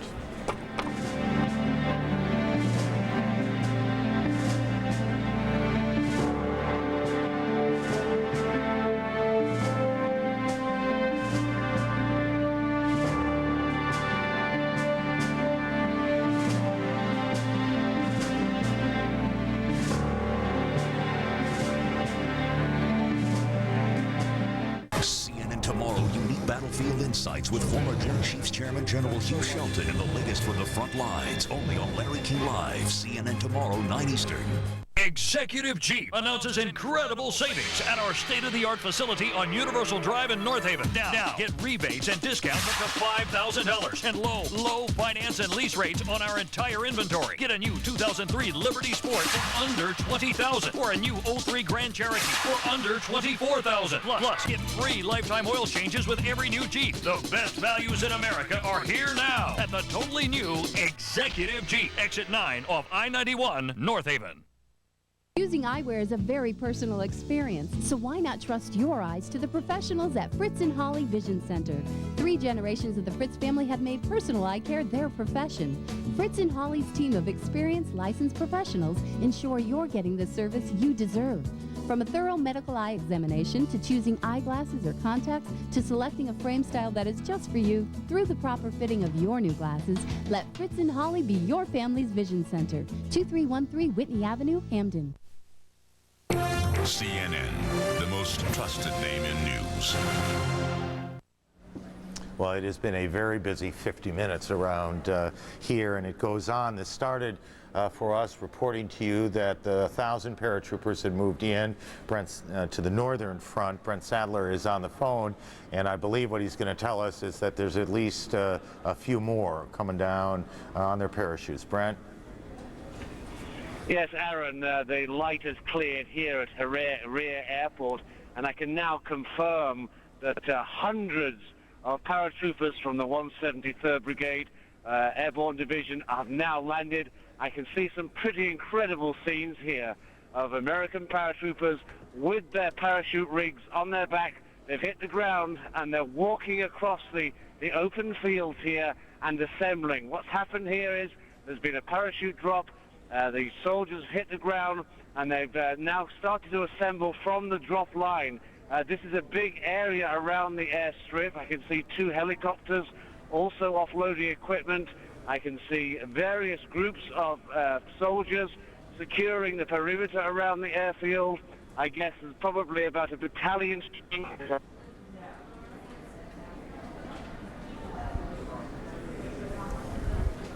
Brandon, you still there? We lose you? Okay, we'll try. You can confirm. There we go. If you can still hear me. Now I got you back. You can confirm. Go ahead, Aaron. I got you back. Go ahead. So I can confirm that the 173rd Brigade has dropped here, and they're being met here by Kurdish forces who are supplying transport equipment. This is not hostile territory. This is friendly terrain. But nevertheless, the airborne troops now on the ground in this very flat area around this runway, which is really bordered on both sides by mountains, some of those mountains snow-capped. Friendly territory, as I say, and really getting on with the job now of securing the perimeter of the airfield and really assembling after this nighttime parachute drop. They have around them, rather in front of them, a runway of almost 2 miles long, so we could see as this deployment builds up large transport aircraft coming into Harir Airfield. I'm talking to you about 30 miles from Erbil, Aaron, maybe about 2 hours to those ridge lines where we were watching coalition aircraft strike Iraqi frontline positions some 24 hours ago. But it really is quite amazing to see these hundreds of U.S. paratroopers from the Airborne Division really just walking across down from high ground and then just meeting, walking casually, I would say, no sense of urgency, no running around, because this, as I repeat again, is friendly territory, and they're now being helped along their way to unknown destinations at this stage by the Kurds. So quite extraordinary scenes unfolding here, Aaron. Brent, thank you, and we'll hopefully at some point get some pictures on that. We also expect to get, in not too long a time, some pictures of the drop. It's, well, not that drop, but the drop that preceded it from one of our embedded crews in Europe. These soldiers left Europe headed for, they left an airbase in Europe, which is at this moment all we can say. And it's about a 5-hour flight. They made their drop, and those planes are now back in Europe, and we're just trying to get the pictures back to us, and we should have that at some point. We'll go to the White House. The president was on the move today for a couple of purposes. Chris Burns will join us in a moment. We need to take a break first. CNN's coverage of the war in Iraq continues in just a moment.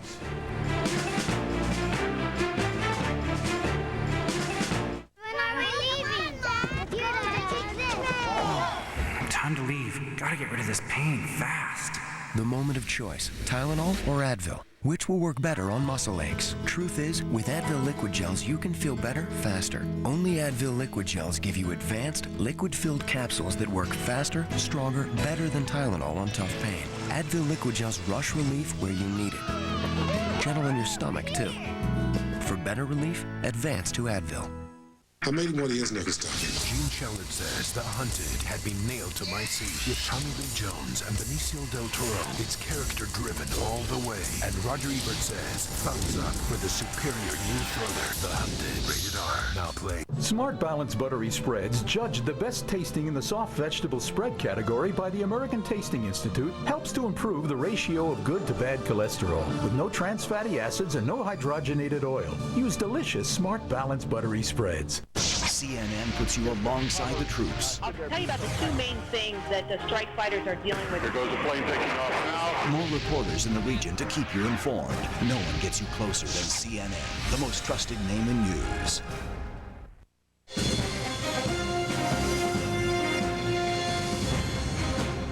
For the second day in a row, the president was out in public. He was at the Pentagon yesterday. He went to the Central Command headquarters in Tampa, Florida today, though the Central Command, by and large, is out in Qatar running the war. He's got dinner with Tony Blair, the British Prime Minister, and meetings with Mr. Blair as well. So the president has a pretty full plate, which means Chris Burns has a pretty full plate. He's covering the White House for us tonight. Chris. Hello, Aaron. The issue is managing the war and its aftermath. These talks between the two main allies in this war effort, President Bush and Prime Minister Tony Blair, the two having meetings. We can show you a picture of the two meeting at Camp David after the Prime Minister arrived.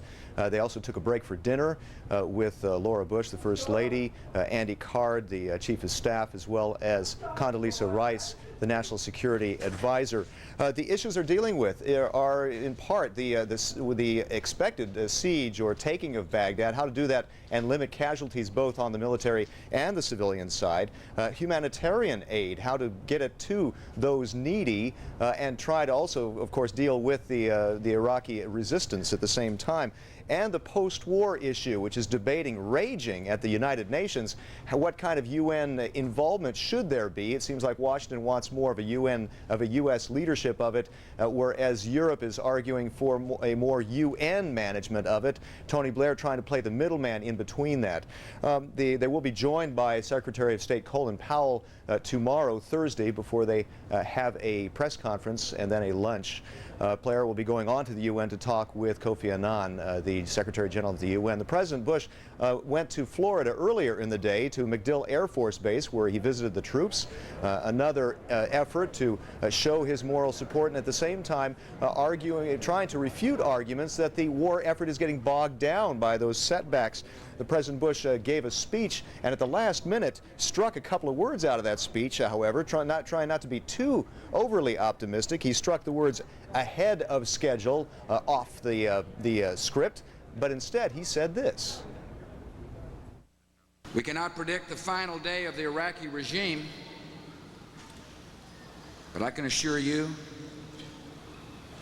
and I assure the long-suffering people of Iraq, there will be a day of reckoning for the Iraqi regime, and that day is drawing near.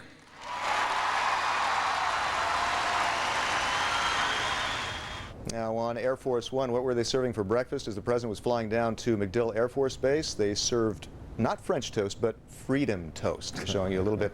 Things are still raging on, Aaron. Okay. I guess they are. Someday we'll all get past that, but we're not there yet. Chris, thank you very much. And we watch those meetings with Mr. Blair tomorrow. General, if you're the general running the war in 30 seconds or so, what do you want from civilian leadership, from the president? What is it that you want him to do? You want the backing, you want the confidence of the president, you want the reinforcement flow to continue, and you want the flexibility to escalate and time the fight as the battlefield conditions dictate.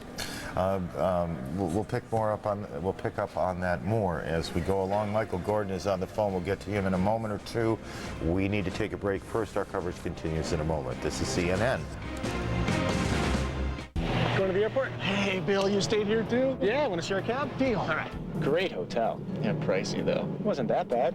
Yeah, if you're CEO. Why? What did you pay? Here's my bill. I didn't pay nearly that. Not even half. You got ripped. Hey, buddy, I can get you a great deal on the Brooklyn Bridge. Save up to 70% on hotels worldwide. Hotels.com.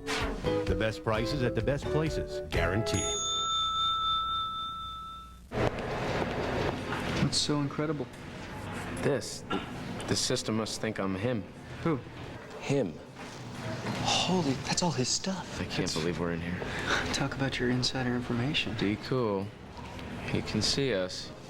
So... cover me. I'm going in. Browser.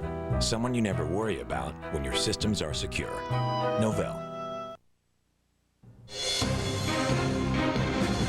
Good evening, everyone. I'm I'm Heidi Collins. Here's a look at some of our top stories at this hour. It's a new day in Baghdad right now, the morning after a night of fresh bombings.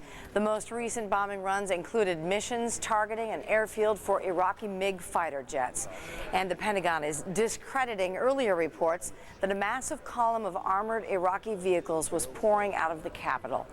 In the north, there were new explosions today, and one of the biggest airdrops in the war is helping the U.S. open a northern front. 1,000 paratroopers from the Army's 173rd Airborne secured an airfield in northern Iraq in an area held by the Kurds. It is expected to be a gateway for tanks and armored personnel carriers from the 1st Infantry. In southern Iraq, shipments have begun to arrive in the embattled port city of Qasr. British forces are trying to secure both land and sea routes for bringing in emergency aid for Iraqis trapped there. Humanitarian agencies have begun to warn of disease stemming from tainted water. British and Iraqi officials continue to dispute who is in control. Here in the U.S., the Arab television network Al Jazeera just got its second eviction notice of the week. After airing footage of American POWs, Al Jazeera first was booted from the New York Stock Exchange. Now the NASDAQ has kicked them out, reportedly citing alleged violations of the Geneva Conventions. Media organizations are not signatories, though, and Al Jazeera is calling the matter an issue of free speech. The state of Texas tonight executed a mentally ill killer whose life had once been spared by the Supreme Court. James Colburn killed 55-year-old hitchhiker Peggy Murphy when she fought back against his rape. 30th at 10 a.m. A little rain out there. Yes, there is. But it's almost gone. This is a major Rhode Island problem now. Here's a look at what's coming up over the next few days. Showers end overnight. We'll clear out overnight. Tomorrow sunny, not quite as warm as today. Looking good the next few days. Then showers start late on Saturday and into Sunday. Okay, thanks very much. Well, a pop diva is already feeling quite at home in her new digs in Las Vegas. She's got a new haircut, too. Celine Dion performing her debut show to a sold-out crowd at a Coliseum built just for her at Caesars. Her multi-million-dollar show is slated for 5 nights a week for the next 3 years. Ticket prices range from $87 to $200. Elvis's little girl is telling all she knows about her relationship with Michael Jackson. Lisa Marie Presley says she fell madly in love with him, but is now not too proud of that marriage. Presley telling Rolling Stones magazine things got really ugly in the end, saying the pop singer was calculating and manipulative. Barbara Walters is taking her interviewing skills to a new level. In her postponed Oscar special, Walters and actress Julianne Moore lock lips. No kidding. Hello? Yep. Moore, who shares a kiss with a woman in her movie The Hours, says she enjoyed the scene because women are softer and they smell better than guys. You can check out the interview and the kiss Tuesday night on News 2. That might be going a little bit too far, but, you know, it's Barbara Walters, so what are you going to do, right? No comment I from really you, folks. don't know what to say. She pretty much owns the network now, doesn't she? She's right up there.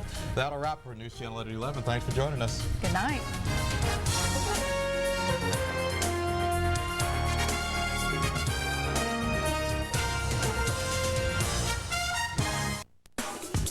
The Hyundai Elantra, a comparison.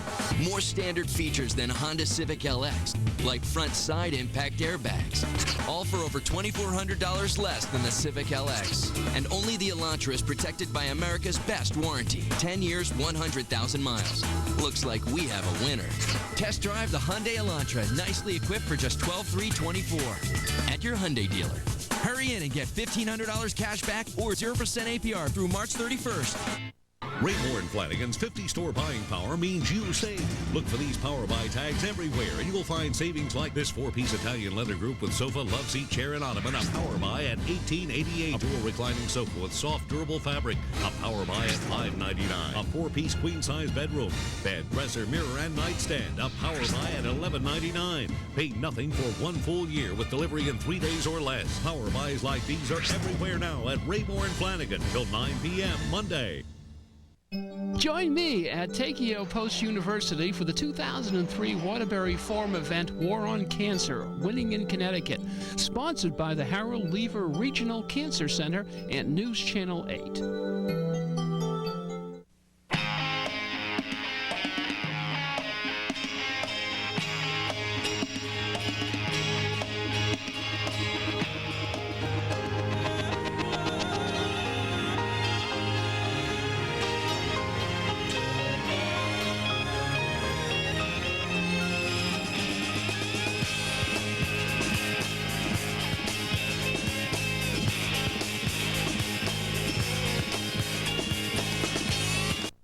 nervous about foot odor and wetness?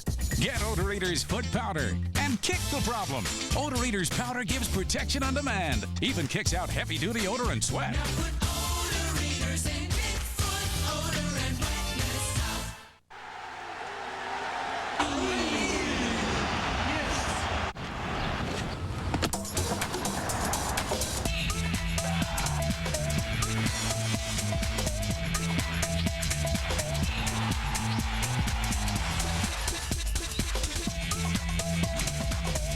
The Saab 9.3 Sport Sedan just received a 5-star rating for collision safety performance from the European New Car Assessment Program. Oh, you're from the law offices of Marquis Solomon and Morelli. This is a Nightline Special Edition. On this 7th day of war, the picture remains cloudy. An explosion rocks a Baghdad market. Coalition forces did not target a marketplace. And in the south, so-called liberated Iraqis remain loyal to Saddam. We've seen some things that were truly unexpected. Soprattutto dal Kuwait. While the battle rages on in world opinion, Der Vormarsch der amerikanischen und britischen Americans and Iraqi troops move toward what may be the biggest battle yet. We will press on through every hardship. We will overcome every danger. And we will prevail. Tonight, collision course, the messy business of war. From ABC News. This is a Nightline Special Edition. Reporting with the U.S. Army 3rd Infantry Division in Iraq, Ted Koppel. Late Wednesday, U.S. aircraft with downward-looking radar spotted a convoy of what were thought to be several hundred Iraqi vehicles heading south from Baghdad. Analysts have since reduced that estimate to around 100 vehicles. Many of those were destroyed overnight. That's what we woke up to this Thursday morning. It turned out to be a Paladin, a 155mm howitzer, which blew up not as the result of Iraqi fire, but apparently because a charge caught fire, causing the explosion. The crew, believe it or not, escaped without injury. The Iraqi army is learning day by day that it is confronting a bewildering array of high technology married to an arsenal of enormous explosive delivery systems.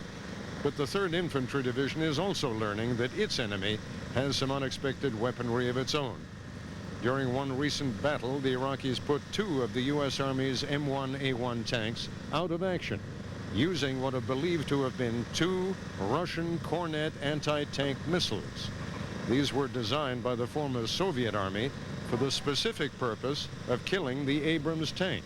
U.S. intelligence thinks the Iraqis purchased them within the last few months. Just who in Russia sold them is not known. As we reported yesterday, the crews of both tanks survived without injury. A few hours ago, I spoke with the deputy commander of the 3rd Infantry Division, Brigadier General Lloyd Austin, who began by saying that wars almost never go according to plan.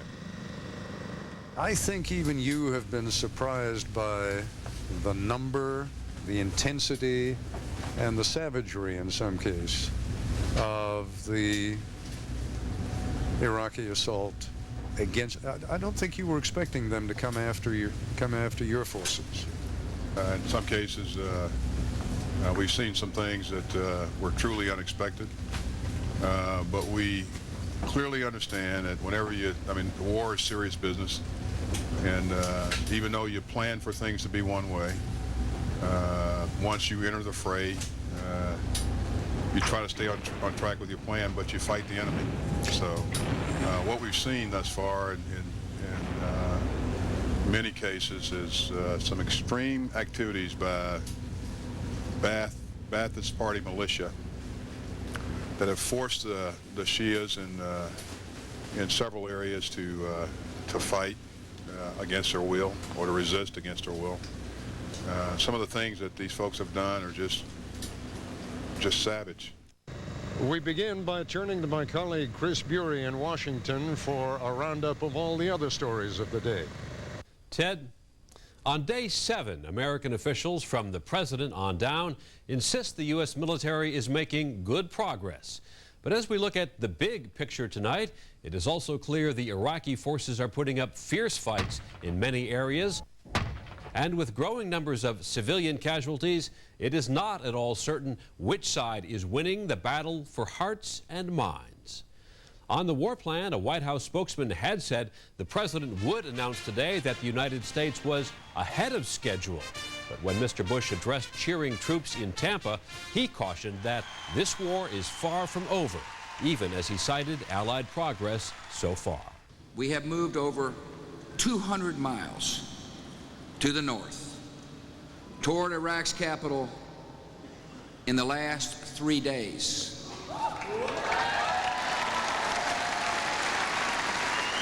And the dictator's major Republican Guard units are now under direct and intense attack.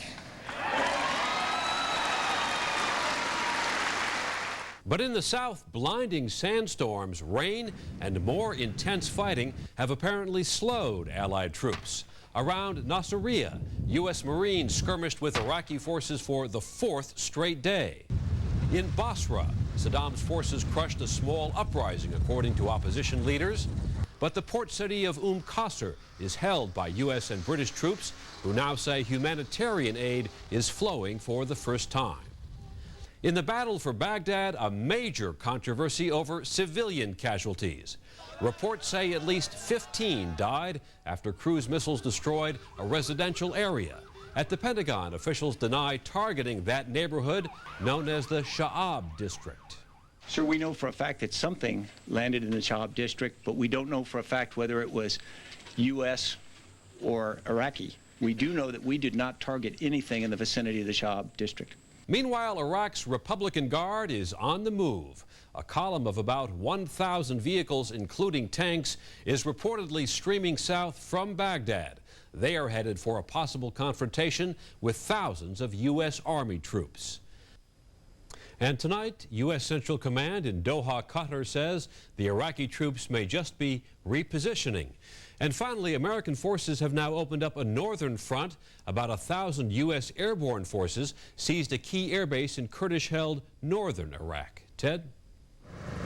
Further civilian casualties in Baghdad create further complications as the 3rd Infantry Division moves north toward Iraq's capital city. The BBC's Raghi Omar reports on what happened in the civilian neighborhood of Al-Shab. The war came to the Al-Shab neighborhood today, and it left death and chaos in its wake. In the midst of the carnage, people were separated, women wondering where their families were. This densely populated area transformed into a wasteland by what one eyewitness described as at least one massive explosion. All this in a poor, ordinary area which must have thought it would escape the worst of this war. That illusion was shattered this morning. Into this scene of confusion, Iraqi emergency workers tried to recover the dead and wounded. People who are left here are getting out. Now, the explosion in this district of Baghdad took place in the early hours of the morning. What's impossible to say now is what could possibly have been a military target in such a populated area. By late morning, the district was transformed into an almost apocalyptic scene. Ferocious sandstorms enveloping the city in a blood-red haze. It was as though the day was turned into perpetual dusk by the fine choking sand. Within minutes, the sense of bewilderment began to turn to defiance and also anger. What is a tragedy for the people of Al-Shab is a public relations disaster for London and Washington. We're just trying to make a living in our shops, this man told me. What do they want from us? Why are they doing this? Our homes are gone and our livelihoods are gone. This man said that as soon as the missile hit, the shrapnel was spread all over the area, all the windows smashed and the walls having disappeared. Many of today's injured civilians from the Al-Sha'ab district are being treated in hospital. The battle for the hearts and minds of Iraq's people is central to this war, and today the coalition could have lost the support of many here. Last night, Britain and the United States bombed Iraqi television. Briefly, the Iraqi authorities' control of the airwaves was halted, but it's been back on air. The targeting in the airstrikes have not been indiscriminate, but in all wars there are mistakes and there are civilian casualties, and that seems to have been what's happened today. But the political price of such mistakes in this war will be much more costly. Today, Britain and the United States are seen by ordinary Iraqis as having made victims of those they say they want to liberate. Raghi Omar, BBC News, Baghdad. When we come back, I'll introduce you to the man who, among his other responsibilities, has to see to it that the military hits the right targets. Epson T001, Canon BC31E. Shopping for ink and toner in most stores is hit or miss. HP C9720. Come on. A. At Staples, we stock a huge selection of cartridges, so we guarantee we'll have the one you need. Online or in store, promise. HP 45. Bingo. Your ink and toner in stock. Staples. That was easy. Do you suffer from dry, itchy skin? Now there's Sarna Anti-Itch Lotion. Winter is peak dry skin season, and dry skin can cause an itch that just won't stop. We call that winter itch. Sarna Lotion is specifically formulated to stop winter itch. Sarna contains special emollients to moisturize dry skin and 2 medications to provide prompt itch relief. Stop needless suffering this winter. Get Sarna, the #1 dermatologist-recommended itch relief medicine. Sarna is available at CVS, Eckerd Drugs, and Rite Aid. War with Iraq. For the day's breaking first updates, turn to Good Morning America. On the front lines with U.S. troops and with the families at home. Good Morning America is there. There are people with a calling. Most serve 1 weekend a month and 2 weeks a year. Earning money for college. Protecting their community. In the Army National Guard, you can. Close friends, far-off places. Your Chevy dealers are making it easy to break out and enjoy both. Get the vehicle you want and make your money count. With $2,000 cash back on 2003 Chevy Impala. Plus, GM owners get an additional $1,000 GM loyalty cash for a total of $3,000 cash back. Spring is the time to break out and make your money count. Chevy drives Connecticut.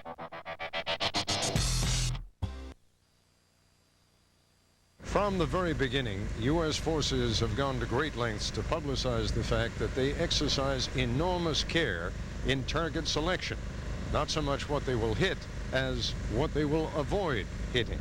As Brigadier General Vincent Brooks reminded the press today, the goal of U.S. forces is to use precision bombs on military targets only. The weapon comes in from the far right underneath of the bridge, and the bridge remains intact afterwards. We do everything physically and scientifically possible to be precise in our targeting and also to minimize secondary effects, whether it's on people or structures. While it may seem incongruous, there are rules in war that say what targets can be hit, under what circumstances, and with which weapons. And so along with the infantry and the artillery and the tank crews, the 3rd Infantry Division has also brought along its own staff of lawyers, headed by Colonel Lyle Casey, who enforces those rules. When you and I were talking in there, my first reaction was, what in the hell do we need a lawyer for up here? Why do we need a lawyer up here? Well, the international rules regarding armed conflict have been pretty well established for a number of years. The United States takes very seriously its obligation under international law to make sure that the troops are trained in accordance with international law. Can you give me an example or two taken from the fighting of the last few days where your advice would be taken into account? Certainly. Yesterday, I don't want to go into too much detail for security reasons, but yesterday we received fire from an artillery piece, a long-range shooter that the enemy had that was positioned in a soccer field directly adjacent to a school. Under international law, the rules are very simple. The school is a protected place in general. But by placing that artillery piece in the school, next to the school at least, the enemy, the Iraqi, has kind of taken away the protected status of that place, and so we could lawfully target it. But we have to do a thought process, problem solving, determine can we target this, and if we do decide to target it, what's the proper weapon to target it with? In the case yesterday, we were able to use the Air Force's precision-guided munition and take that out and minimize collateral damage to the school. You told me before you have a substantial list of this, after all, is rich with antiquities, this country. Can you tell me about that list that you guys are carrying with you? Well, as part of our battle process, we use computers and databases to identify targets that are potentially lucrative on the battlefield. And you don't want to inadvertently violate the law of war and strike a target that you shouldn't strike. And so we've done very extensive surveys of this part of the world, and we have lists, and we've actually fed into our database all of these, we call them no-strike targets. How many of those do you have? Our database has over 10,000 such targets on it. Now, generally, those targets will not be struck under any circumstance unless the enemy forces us to do that by, for example, putting a target inside the mosque or beside the mosque, and then that target engages us. We may have to do something about it. There's a certain irony, obviously, Colonel Casey, in that you're fighting an enemy here who frequently does not abide by any of those restrictions. Does that ever come into play? There is a very gut level, let's say, a reaction that if an enemy is not going to fight fair, then I shouldn't fight fair. But I think that the way we need to approach that is just to follow the rule of law and to say that there are other mechanisms that we can use to remedy those situations after the conflict is over. And whether that be a military tribunal to punish people that violate the law of war or commit atrocities, there are procedures in effect to do that. Thank you, Colonel. Thank you.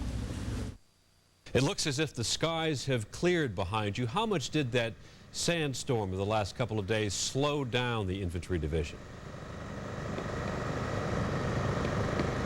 Well, I'm not sure that it has slowed them down hugely. What it has done is slowed down the close air support that they were able to use against some of the enemy forces that they have pinpointed.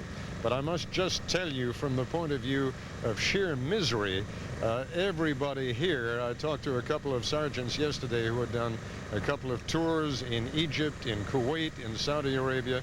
They said they'd never seen sandstorms quite like it. It is just a grinding, miserable, dirty, nasty experience, and you find yourself just huddled in your vehicle for hours and hours at a time unless you absolutely have to go out and work. Various elements of the 3rd have been reported in a number of conflicts with forces around Najaf. Can you tell us to what extent the commanders have been surprised by the ferocity of that resistance? Well, they have been surprised both by the ferocity, Chris, and by the numbers, and they believe that there are several thousand more of those forces heading down in this direction. They do have some weapons with them, quite clearly, because they knocked out a couple of Abrams tanks a couple of days ago that are fairly powerful weapons. For the most part, though, they represent no military challenge to the power of the 3rd Infantry Division. Still, the fact that they are fighting as ferociously as they are has tied these people down a little bit further than and a little bit longer than they expected to be. And there is some concern that they have to move into the cities to finally wipe these Fedayeen out. That is not something that the commanding general wants to do. Well, Tommy Franks, the senior Allied commander, is fond of saying that no battle plan survived contact with the enemy, and it looks as if the way the enemy is responding is making rather major changes in the battle plan. Well, I don't think you can say major changes, Chris. I think by and large they're still moving fairly much along the same lines as they have intended to from the very beginning. What may be a little bit of a surprise is that elements of the various Republican Guard divisions are moving out from Baghdad, heading south toward them. And frankly, I think that is something that the 3rd Infantry Division would welcome. They like nothing better than to get these main force units out into the open, where close air support and even B-1 bombers can go after them. All right, Ted Koppel again with the 3rd Infantry Division, and we'll be hearing more from Ted later in the broadcast. When we come back, are the coalition forces being greeted with relief or hostility? That's me with his whole family. So you on a farm? Yeah, imagine with my allergies. Go where you wanna go, do what you want. This is Trisha. Now there's a new and different way to treat seasonal allergies. Singulair, the only seasonal allergy medicine that specifically blocks leukotrienes, an underlying cause of allergy symptoms. It's a once-a-day tablet that helps relieve a broad range of symptoms for a full 24 hours. Yeah. Side effects are generally mild and vary by age and may include headache, ear infection, sore throat, and upper respiratory infection. Ask your doctor about Singulair. Morning. Good morning. Ready to go for a tractor ride?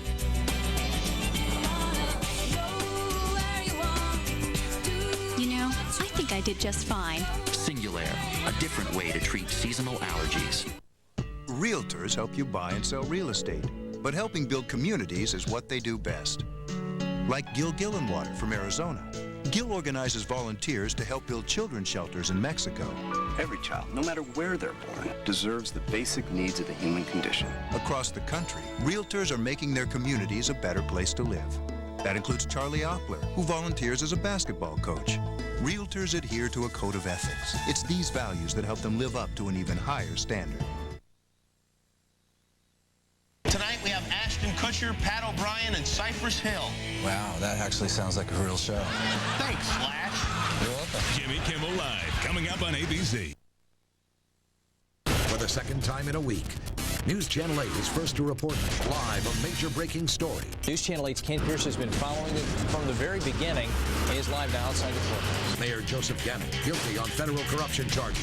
We now have a verdict in a child sex case. Now former Mayor Philip Giordano guilty on child sex charges. We want to go back live outside the courthouse. Guilty on 17 of the charges. For the big stories, turn to News Channel 8 first for coverage you can count on. Before you hit the road, check in with News Channel 8's Traffic Cam at WTNH.com. Sponsored by your Tri-State Quality Ford dealers of Southern Connecticut. When news breaks, severe weather threatens, or the highway shuts down, News Channel 8's eNews Now email can keep you better informed. Sign up at WTNH.com and get essential news, weather, and traffic information at your home or office. eNews Now from News Channel 8. Coverage you can count on.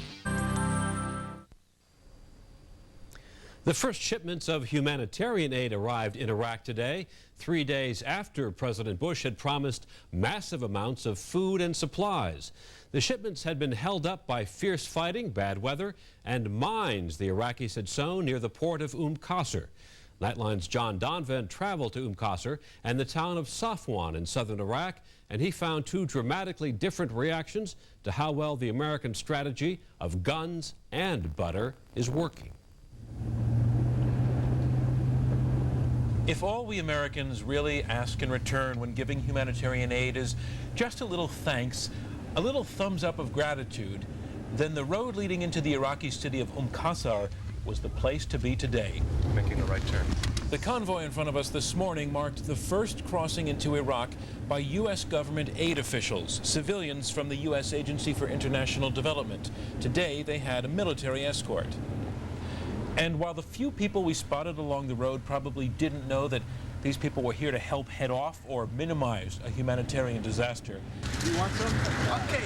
And although the moment when the Marines suddenly stopped and gave some food to an Iraqi family looked a little artificial, because it was done in part to get a good picture.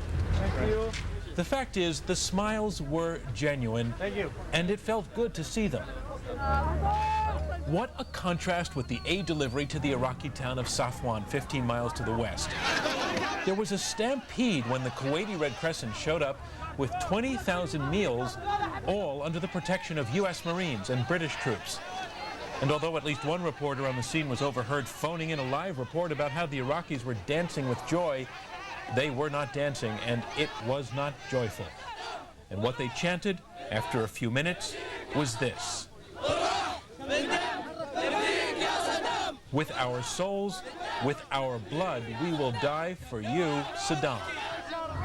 This was demeaning, we heard people say. A few stood back saying they would not touch food that Americans had anything to do with. This man, learning that our translator is a Kuwaiti citizen, berated him, saying, "First you bring the Americans to kill our kids, then you bring us food?" "We've got food," this man said, "enough for 6 months." He called the people in the crowd greedy idiots for pushing like this because he said they have enough too. What we need, he said, is water and electricity, and you Americans bombed those. Which brings us back to the U.S. aid group we saw getting all the smiles over in Qasr. Water and electricity, problems on a large scale, that's what they focus on. Why don't you start looking at the water situation? Just let's have several options that we can recommend to the team as they come in. All right, let's get in the vehicle.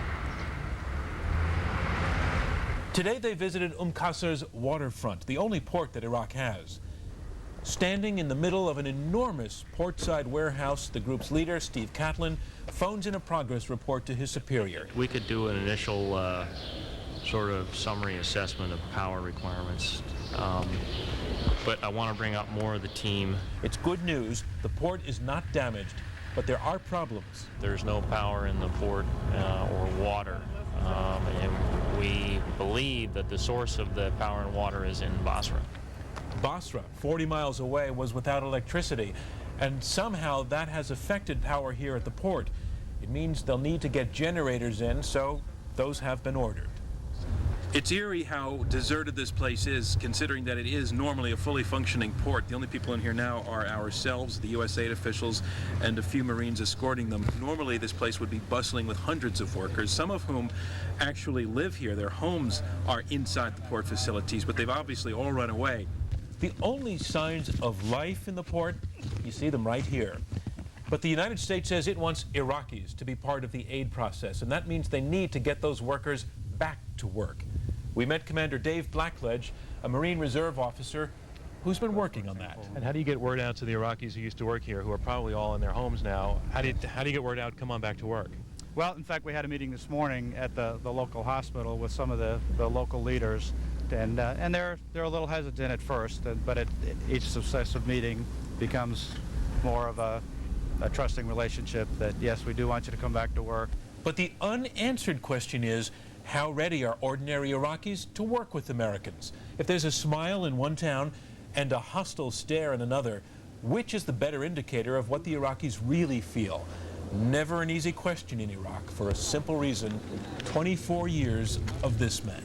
One of the key officials we talked to this morning still had a picture of Saddam in his office. Really? He said, as much as I want to take that down, until I know he's gone and it's safe, that picture's going to stay up. Indeed, even in Safwan, we heard competing theories today about the hostility being voiced towards the United States, that Iraqi government agents were egging the crowds on, or that people were just playing safe in case Saddam agents were listening. And why the violence? The Marine Lieutenant Colonel here said it was simple. Some of these people are just thugs. Well, anytime you have a breakdown in structure, you will have some small groups that will take charge, and generally it's the most powerful. A lot of them were chanting chants in support of Saddam. Did that surprise you? No, it didn't surprise me. I think anytime you put cameras in front of some of them are egged on to Saddam, but Saddam won't be here much longer. Still, being here, you do not get the feeling, as Americans might expect, that getting rid of Saddam automatically makes Americans the heroes in Iraqi eyes. Many people seem truly hostile, others undecided. As one young man in Safwan said today, if the U.S. just wants to occupy us, we are against this war. But if it wants to rebuild Iraq with the best intentions for the Iraqi people, then we are all for it. I'm John Donvan for Nightline, near the Iraqi border. When we return, watching the war from around the world. Good morning.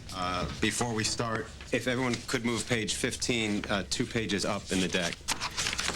And if your page 5 is fuzzy, just pass it down. Unprofessional documents. Page 8. Lead to messy meetings. Just remove it. But at Staples, you'll get professional quality copying and printing. Our certified associates and 3-step quality process make sure your job is done right. And this goes up. Quality copying and printing. Staples. That was easy. You know, hon, you could always stay with Fran and Carl. Huh? You think I'm a hotel? Maybe we should just get a room when we get into town. We're booked. Why don't we call your brother Jeff? He's always traveling. And always on short notice. The best deals? It's a no-brainer. Hotels.com. Hotels.com. Save on thousands of hotels worldwide. Yes! Hotels.com. The best prices at the best places. Guaranteed. It's war with Iraq. And News Channel 8 is your Connecticut source for the news you need to know.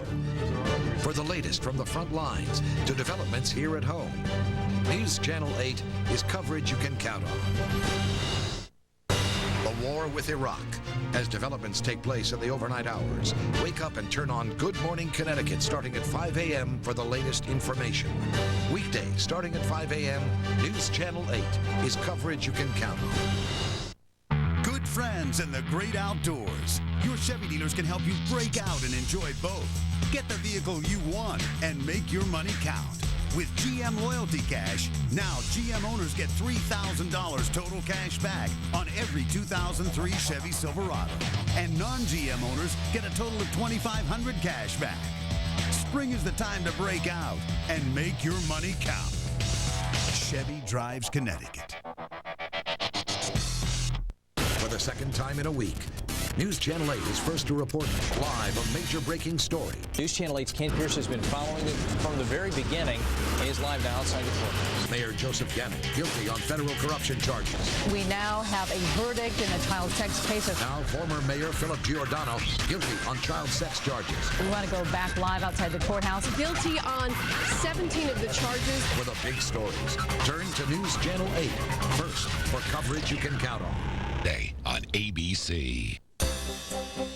Why am I not allowed to love my work? You are. You're just not allowed to love it more than us. I've got to stay home. Those people don't like you, Michael. Why don't you leave them alone? Daddy's playing with me. Yeah, sweetie, he really thinks he is. For anyone who's ever lost touch with their family, I got to say something here. I don't know anything. ABC presents Lost at Home. Premieres Tuesday at 9:30, 8:30 Central.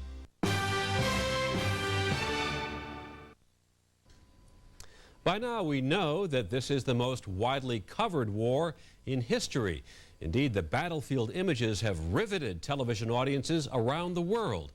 But as that old cliche goes, what you see depends on where you sit. ABC News correspondent Bob Brown looks at how the war in Iraq is seen through so many different lenses.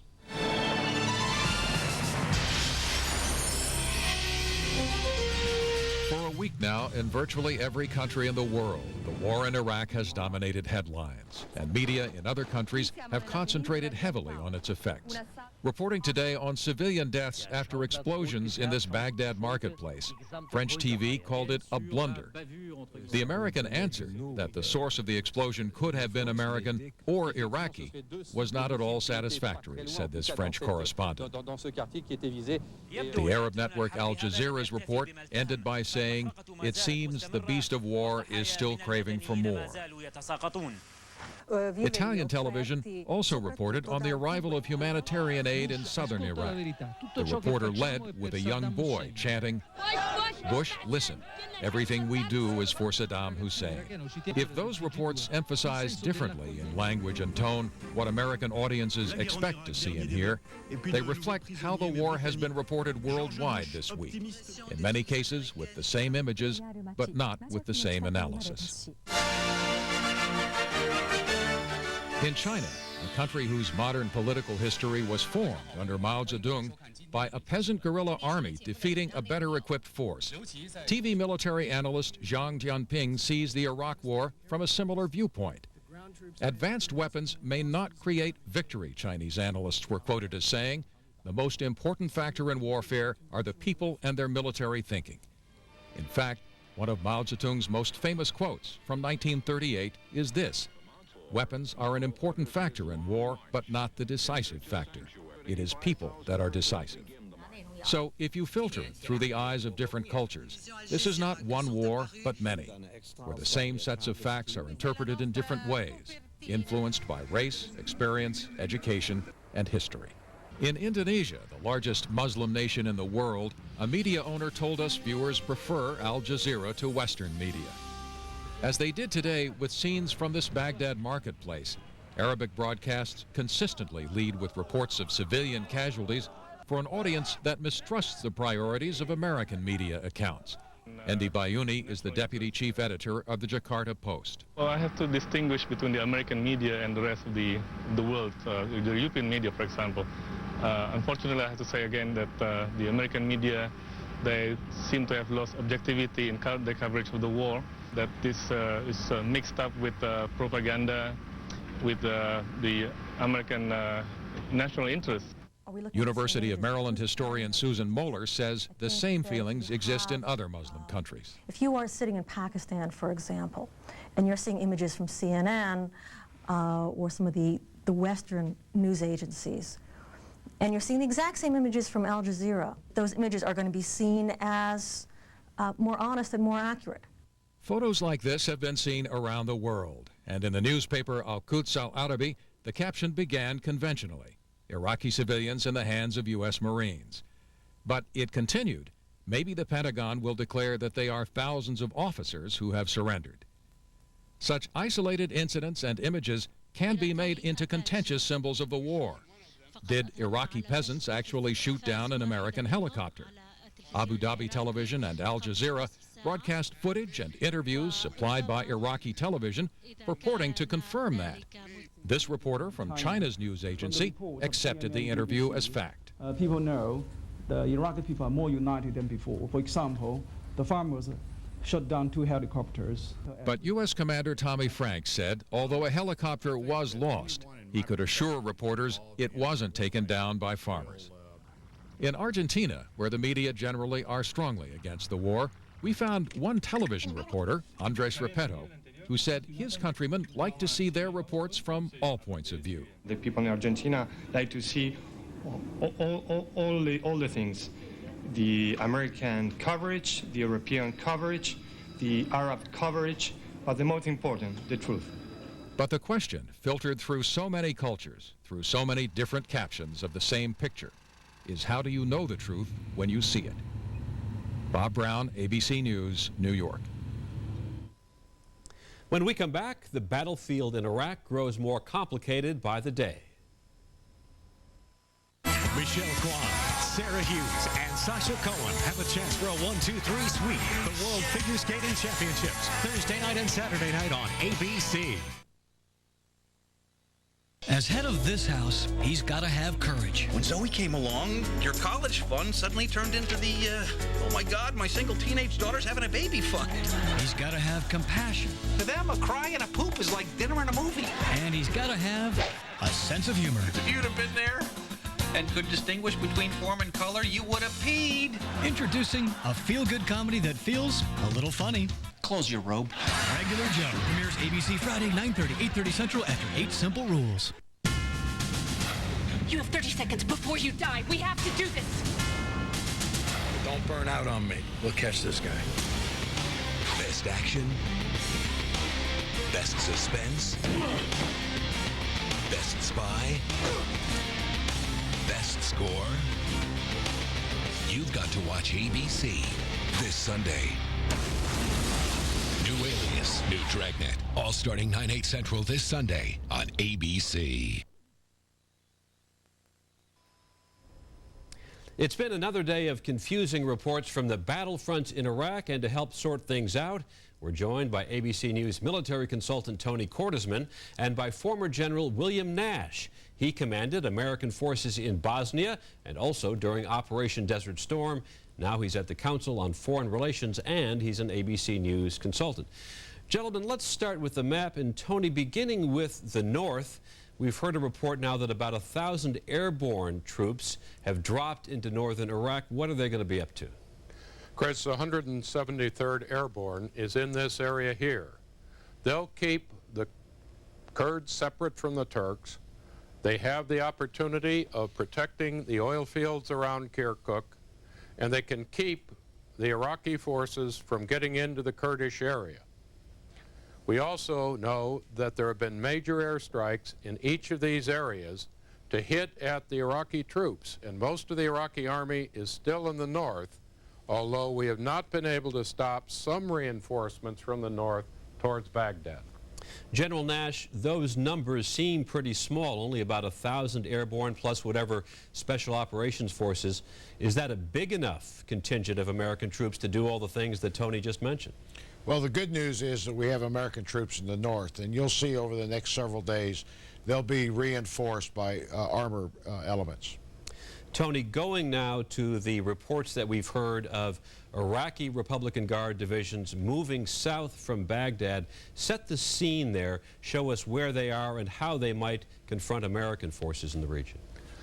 Chris, we need to stress a lot of these reports of columns have not been confirmed, but they seem to be moving down, at least some forces moving down to the area between Karbala and Najaf, where our 3rd Mechanized, which is leading the advance, is located. Our spearheads are up here towards Karbala, and there may be forces moving down in that area as well as to try to strike against the flanks. It is also clear that some elements of the Iraqis are moving towards the advancing Marine forces headed toward Baghdad from 2 different directions. And so, General Nash, do these forces appear to be setting the stage for a confrontation over Baghdad? Well, if the reports are true, Chris, then there will be an opportunity for U.S. forces to attack a sizable number of the Republican Guards, and I would see a big fight in the next day or so. Tony, let's go down south very quickly to Basra. Conflicting reports there of an uprising perhaps being quelled, as well as Iraqi tanks leaving the city. Anything more?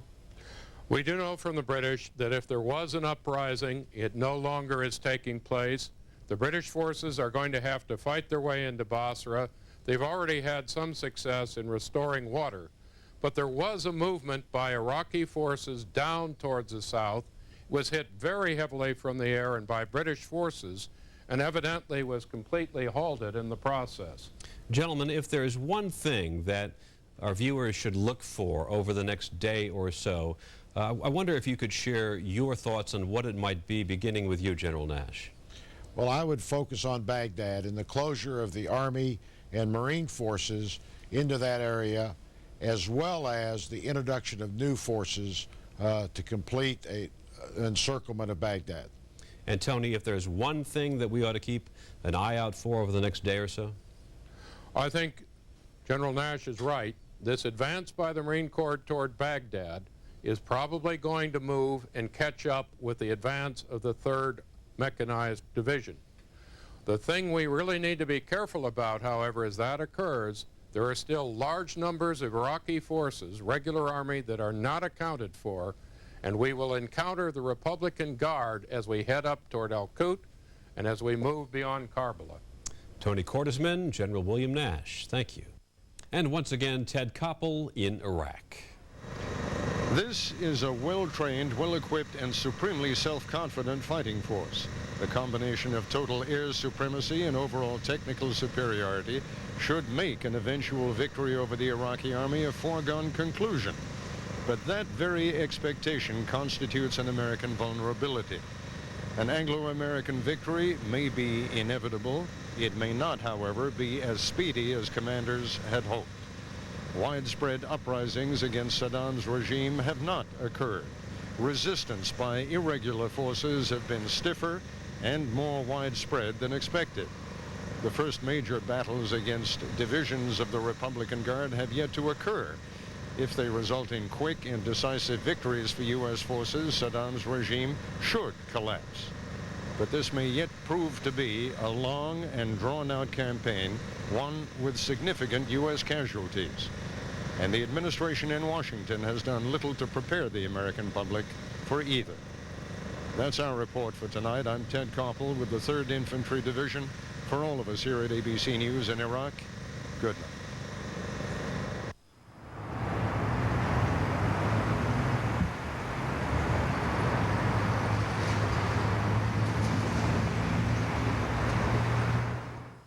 This is ABC. Tuesday, April 8th. The wait is over. Blue returns with a bang. Come on! Oh my God. All new episodes. Be straight with me. You don't love me anymore. This is the season legends are made of. All she saw was us standing over the kid with guns in our hands. Don't do a thing till you hear from me. All new Blue, ABC Tuesday, April 8th, 10/9 Central. Viewer discretion advised. Imagine what it feels like to be a hero every day. You can make a difference in the Coast Guard. Jobs that matter. Imagine what it feels like. Join the Coast Guard or the Coast Guard Reserve. Stop drugs. Save lives. Protect the environment. Call toll-free 1-877-NOW-USCG. Coast Guard. Jobs that matter. Why buy a flatbed when now you can enjoy any size Craftmatic 3 adjustable bed free? If you ever had a bad night's sleep or felt sore, stiff, back, neck, or shoulder pain, Craftmatic would love to give you an adjustable bed free. Call for this free color catalog and enter our adjustable bed sweepstakes. That's all it takes. Imagine one free call could lead to a lifetime of temporary relief from low back pain, poor circulation, or just poor sleep. Make that free call now, and we'll also include free heat and soothing massage absolutely free. So if you've always wanted an adjustable bed, now here's the opportunity to get yours free. Call for your free color catalog on the adjustable bed that costs 50% less than many quality flatbeds. With free information how to get a Craftmatic adjustable bed now absolutely free. Call 1-800-442-8884 for your free Craftmatic. Call 1-800-442-8884. That's 1-800-442-8884. Call now. Where can you find the most Volkswagens around? Montesi Volkswagen, North Haven.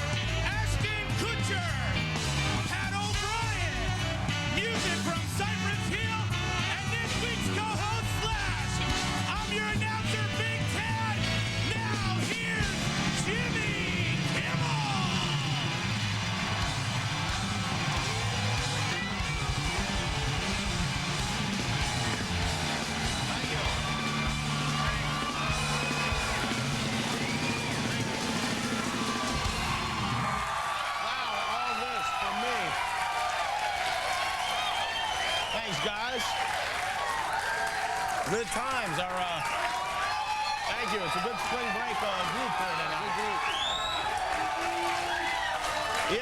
Clear, you ever go on a trip for, did we ever go on a trip for spring break? Did we? I never went on like a spring break trip of any kind. I really didn't even know about them till I was like 28. Unfortunately. Yeah. How you doing, Tad? Tad is our announcer tonight. I'm nervous. You were nervous, I know that. But Yeah. you've had a lot of experience. We've been together how many years, Tad? Almost 8 years. 8 years now. And where did I find you? You found me as an intern at K-Rock. And now, Tad, 8 years later, is an intern here at this show. You've come a long way, my friend. Long way. You really have. Actually, Tad's a PA, and we've had some good time. We have something very special planned with Tad for later in the program. So yes, sir. Look forward to that. You know, the post office made an announcement today. Really? And they don't do that much. They told Americans, do not send pornography or pork to our troops in the Middle East. It's terrible. Apparently, because of religious reasons, they don't eat pork or touch themselves in those countries. Right. Which I think explains a lot, really. Yeah. I can live without masturbating, but bacon, no way. Pork. Tad, they cut away to you because you're fat. Yeah, I know. I'm guessing pork is not as good through the mail anyway. You're probably not, no. But this, you know, we can send Tomahawk missiles into these countries, but we can't send a Playboy. It's ridiculous. Maxim and Stuff magazine are, they're actually like donating a bunch of magazines to ship over there. And that's pretty good. They won't get to see total nudity, but they will be able to learn 8 great ways to pick up a stewardess. Right. Very valuable. I've been thinking about sending some semi-nude photos of myself over there for the ladies. Yeah. You know? The lady troops. I love that. When our armed forces are overseas, some people here in the United States get a little restless. You know, they get in a fighting mood, but there's nobody here to fight. So one guy has taken it upon himself to start a website, boycotthollywood.something or other, and he's published a list of Hollywood stars who he believes we should not support, we should not see their work anymore because they're anti-war. And here are some of the names of these people. George Clooney, Julia Roberts, Sean Penn, Alec Baldwin, Robert Redford, Harrison Ford, Kevin Spacey. The list, it's ridiculous. If you actually boycotted all of these people, there would only be one movie left to see this weekend. And that movie, where is that movie? I don't know where the hell that movie is. I don't know. Oh, here it is. Boat Trip. You want to spend your Saturday night seeing Boat Trip? Not really, no. I didn't think so. I love America too, but not that much. Terrorists should really strike Cuba Gooding Jr.'s agent. Remember when he won an Academy Award 2 years ago? I remember that. Now he's on a boat with one of the Playmates from 1993. All right, tonight's a big night for ABC, the premiere of a brand new season of The Bachelor. And let me tell you, even with the war going on, nothing quite matches the excitement of the third version of something that didn't work out and no one actually got married on in the first place. Does it? No, not at all. Here's a clip from the brand new Bachelor. It's very exciting. I mean, to get an opportunity to do something like this is very special. And it's something I'm taking very seriously. Yeah. Sizzling Wednesday at its finest. Yeah. I think this one is going to be even better than the other 2 good-looking guys who look just like him and had exactly the same personality he does. Yeah. It's a big deal, this Bachelor, you know, for ABC. You'd think we'd be able to get him on the show, being that we're on the same network and all. We actually did have him booked for last night, but CBS called and asked him to be on their show, so naturally, on Monday, he canceled. Right. He canceled to do Letterman, even though Letterman is home sick. But Bill Cosby filled in. And let's take a look at The Bachelor with Bill Cosby. Now, Andrew, you have a show coming on CBS? ABC. On ABC? Close enough, though. Why are you on CBS? Why? It's a really good question. Yeah. It's something I was wondering myself. Yeah. So are we. Yeah, you know what that is? That's synergy in action again. Yes, it is. Is it my imagination, or is Bill Cosby starting to look like Scatman Crothers? It's a little bit. Yeah. You know? Yeah, this war is everywhere. It's on every newspaper is filled with it, every TV channel, and it's really too bad because, number one, I got shows to watch. And number two, it's dangerous, not just for the troops, but to have all those journalists over there. So last week, I proposed what I thought was a reasonable plan to rotate the war between channels, like they do with the Emmys. ABC would get it one night, CBS, and move on and on.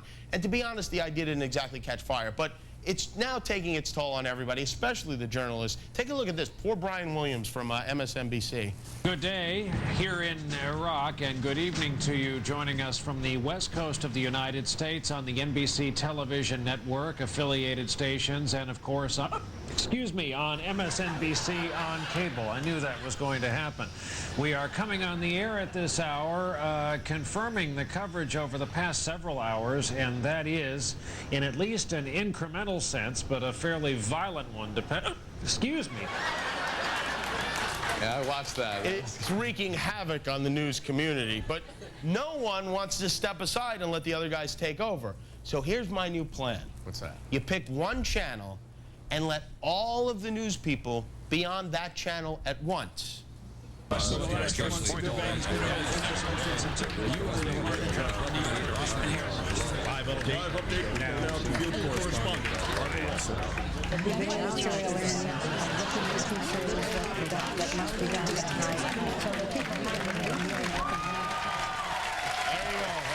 happy. Yeah, that'll work out good. All right. Not only is my co-host this week one of the great rock guitarists of all time, he is also one of the most prolific smokers I have ever seen. Here he is, Slash.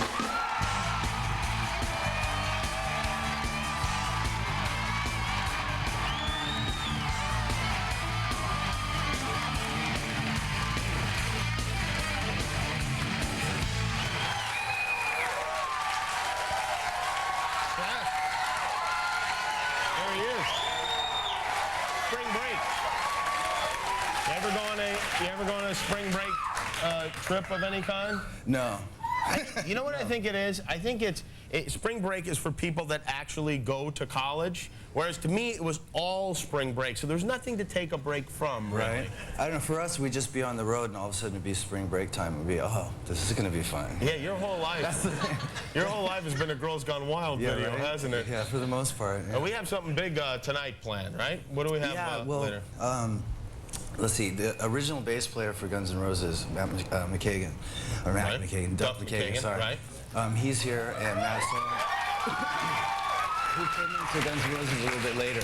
We started a band a little while ago, and then we got a guitar player, Dave Kushner, and he's playing with us. And so we have this killer band. We've been auditioning singers. And so we've been jamming and doing all this stuff, but we're friends with the guys from Cypress Hill, Sendog and Be Real.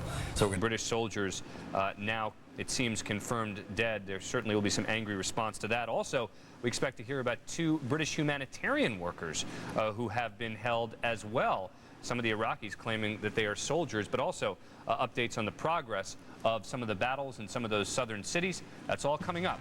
Take a quick break. Continuing coverage.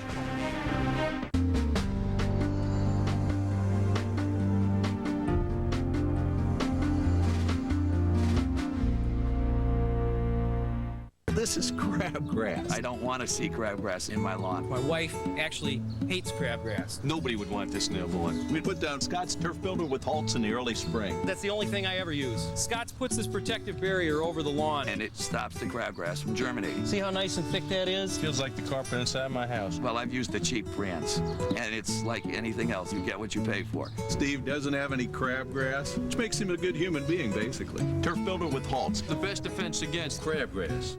Morning. Before we start, if everyone could move page 15 2 pages up in the deck. And if your page 5 is fuzzy, just pass it down. Unprofessional documents. Page 8. Lead to messy meetings. Just remove it. But at Staples, you'll get professional quality copying and printing. Our certified associates and 3-step quality process make sure your job is done right. And this goes up. Quality copying and printing. Staples. That was easy. Do you need to learn how to operate a computer? Hi, I'm John Scherer, CEO and founder of Video Professor. You know, our product is quick and it's easy to learn with, and you can try it for free. You know, over the years, millions of people have learned how to operate their computer using our product. We get happy letters every day from people thanking us. But the most rewarding thing for me is having people stop me on the street and telling me how easy it was to learn with our product. If you just want to learn how to run a computer once and for all, save yourself a lot of time and energy, try our product. Let me show you how simple this is. You put this CD in your CD tray, the lesson plays right on your computer. It works just like a VCR. Just follow the step-by-step instruction. I'm so confident this product will work for you, I'm going to send it to you free. The reason I'm going to do this is because I know once you try our product, you'll come back to us for all your computer learning needs. To get your free computer learning CD, you must call now. Call 1-800-675-3531.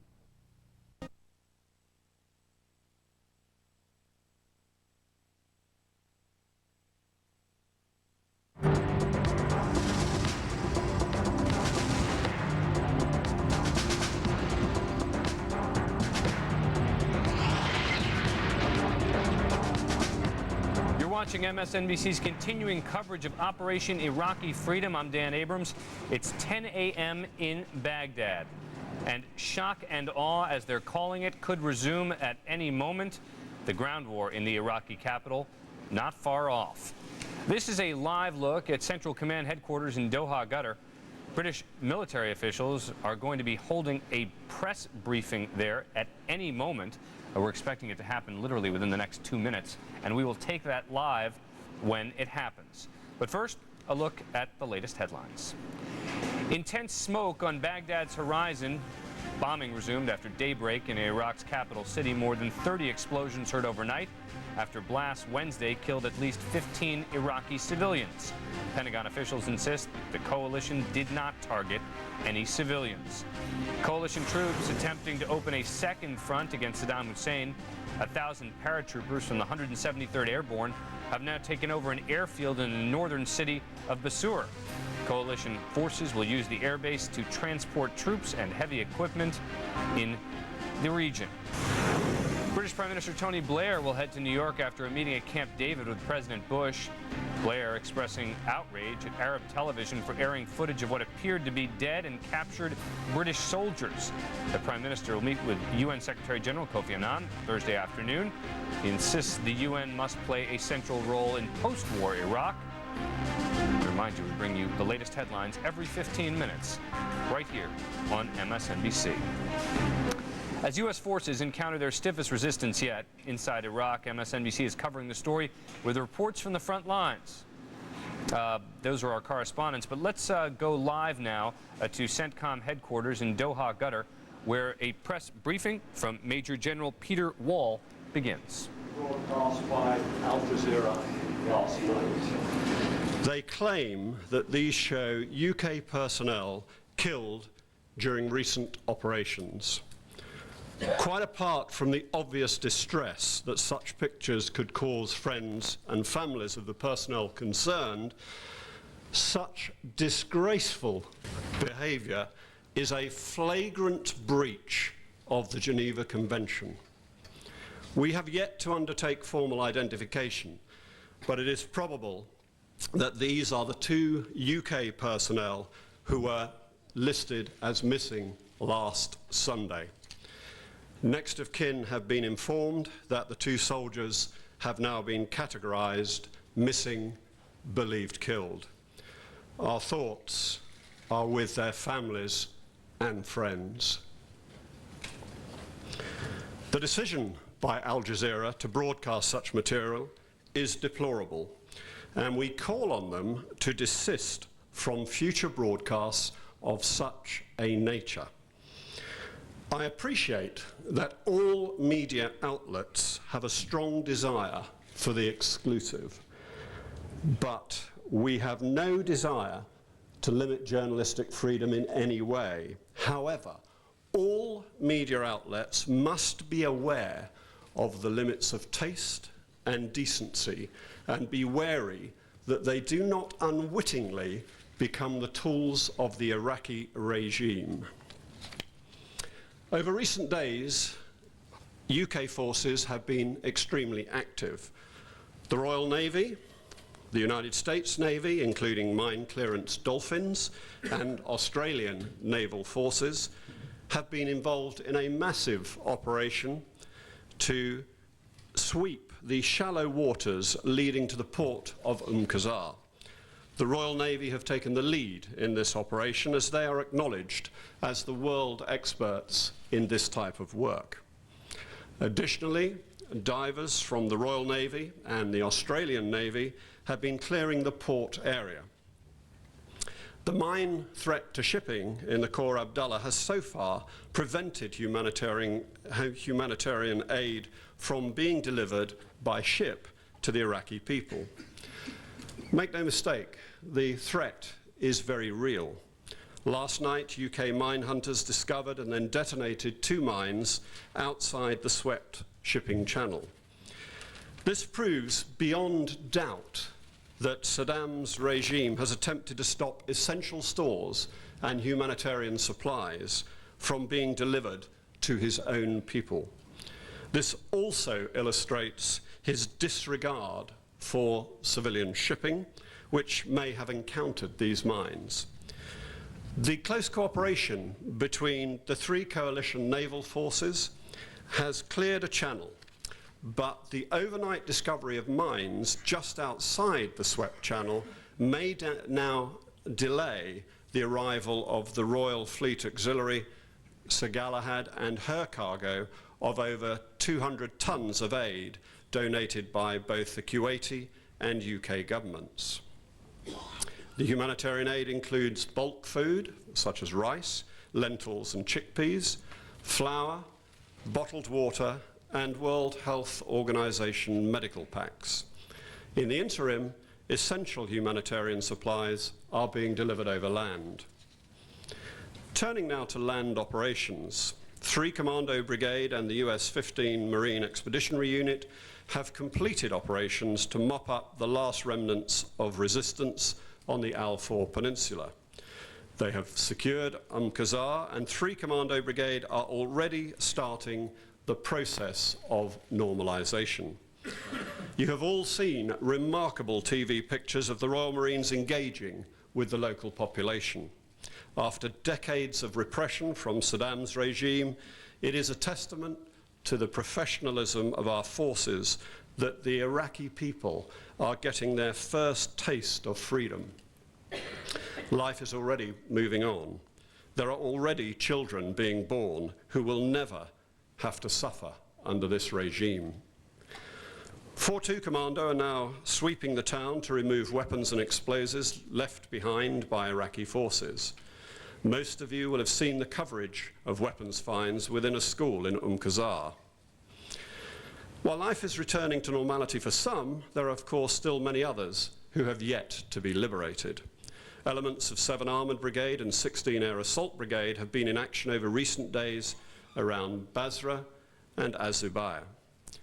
In both these locations, UK forces have been taking the fight to the remnants of the regime's paramilitary forces, including the Special Security Organisation and the Ba'ath Party militia.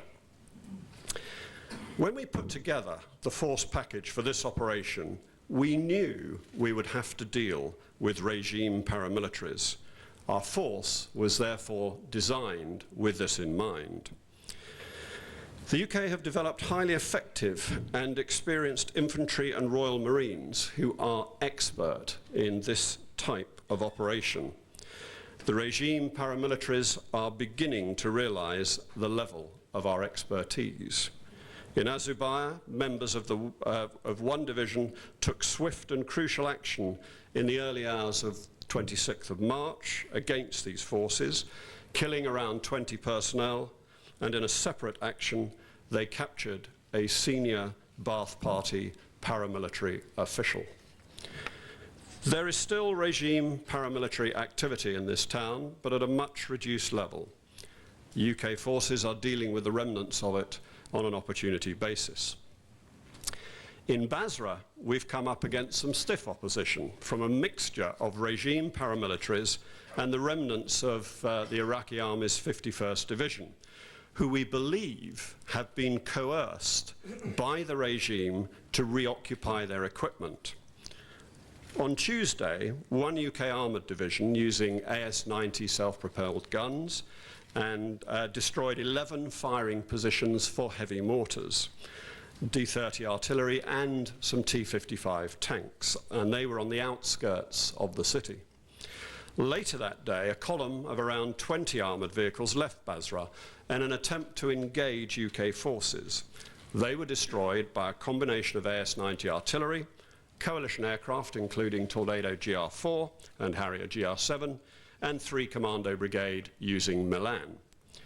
As darkness fell on Tuesday, UK forces saw the first signs of overt resistance to the regime's grip in Basra.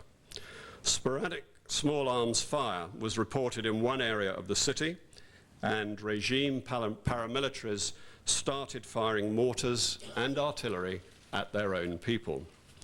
UK artillery responded by destroying these regime artillery and mortar positions. The Ba'ath Party command element was also effectively targeted in the early hours of Wednesday morning. Basra was calmer throughout the majority of Wednesday, but again a column of Iraqi tanks and armoured vehicles left Basra heading southwest towards UK forces. Having established that these forces were not trying to surrender, UK forces took swift and decisive action against this threat, destroying a number through a mixture of artillery and coalition air power. The people of Basra are starting to recognise that UK forces will deal decisively and on our terms with the remnants of the regime. Elements of 7 Armoured Brigade and 16 Air Assault Brigade have secured the Ramallah oil fields, and our explosive ordnance disposal teams are continuing the difficult and dangerous task of clearing the munitions and booby traps that the regime has left behind. Coalition and Kuwaiti firefighters are dealing with the wellhead fires in a systematic and effective way.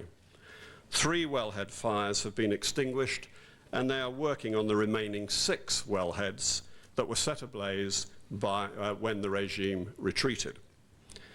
These oil fields are critical to the future and the prosperity of Iraq. It's estimated it will cost around $1 billion to get the oil infrastructure to allow the field to yield its capacity of about 1.8 million barrels a day. And we expect that Iraq will be exporting oil within 3 months as part of the Oil for Food programme. Apart from providing close air support to ground operations, the Royal Air Force has been flying around 100 sorties a day.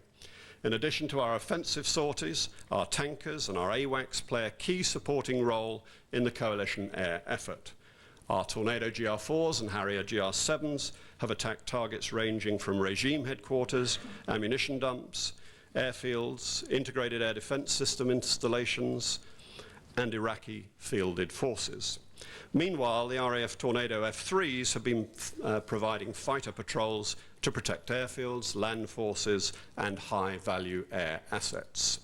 The Joint Helicopter Force, including RAF Chinooks and Pumas, Royal Navy Sea Kings and Army Lynx, have been supporting ground and maritime forces throughout the UK area of operations.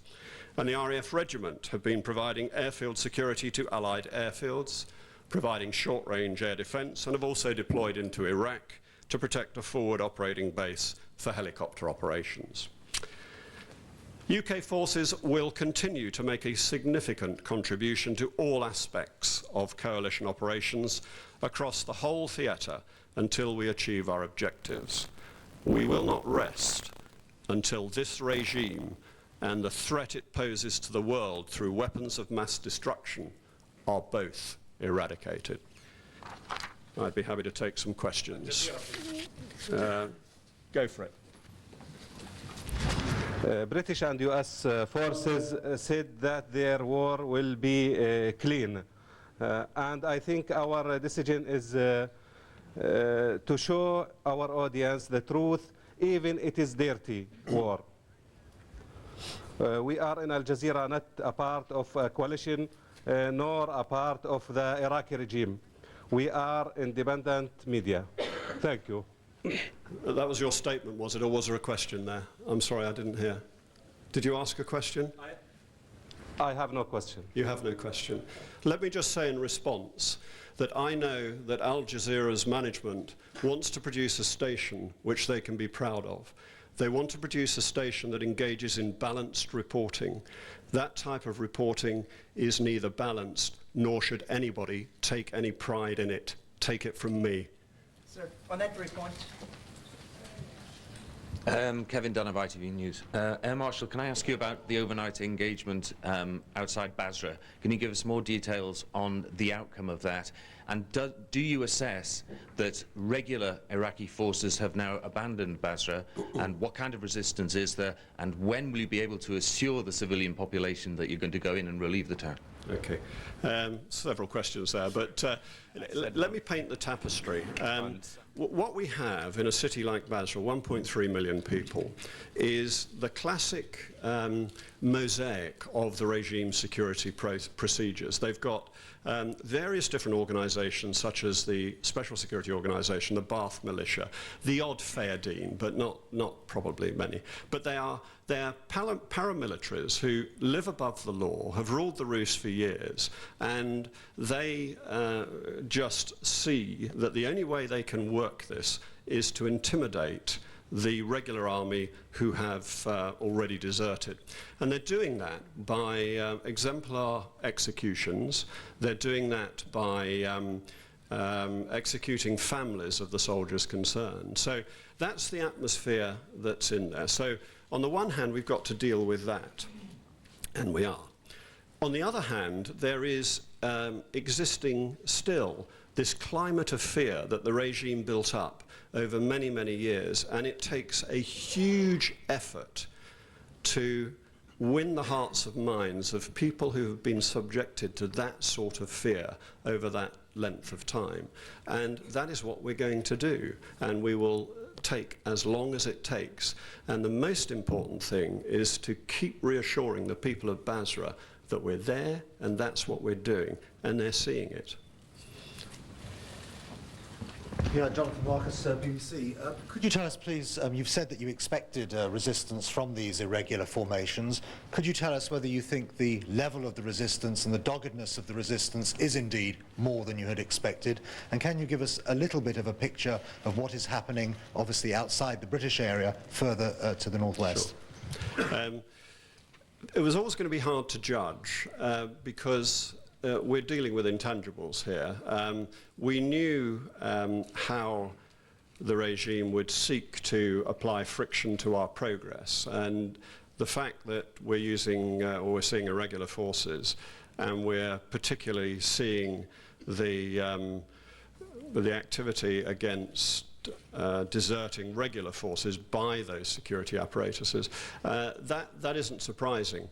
What is always difficult to judge is the degree to which the view of the people, if you like, will or will not triumph over that. It depends on the degree of fear they've been under, as I've said, and I think we'll find in different places that equation is balanced differently. So not really surprised about the way in which these irregular forces are being used, but you know, they are nevertheless dangerous and determined men who need sorting out, and sorting out they will. You wanted something on the bigger picture. Let me simply say that the end state for this campaign is the removal of weapons of mass destruction. In order to do that, we've got to remove the regime. The regime lives in Baghdad, therefore the center of gravity of this campaign is Baghdad. Number of lines of operation to allow us to do that. The conventional line of operation you're seeing plenty of, with the classic use of maneuver using armor, the classic use of air power, and an unconventional line of operation, which is the sort of thing I've been talking about in Basra. And our forces are moving into position to reach that end state. I'm sorry I can't go into huge amounts of detail on that. Over there, please, glasses. McIntyre, Independent. Can I just ask you, Air Marshal Bates, if you can tell us any more about the small arms fire that you say was fired by some of the civilians in Basra the other night? In other words, what kind of group or grouping it was? And also, just on the picture that Jonathan just asked you about outside the British area, the Iraqi division seem to have been moving south. Can you tell us what you think they're up to and why they're doing it?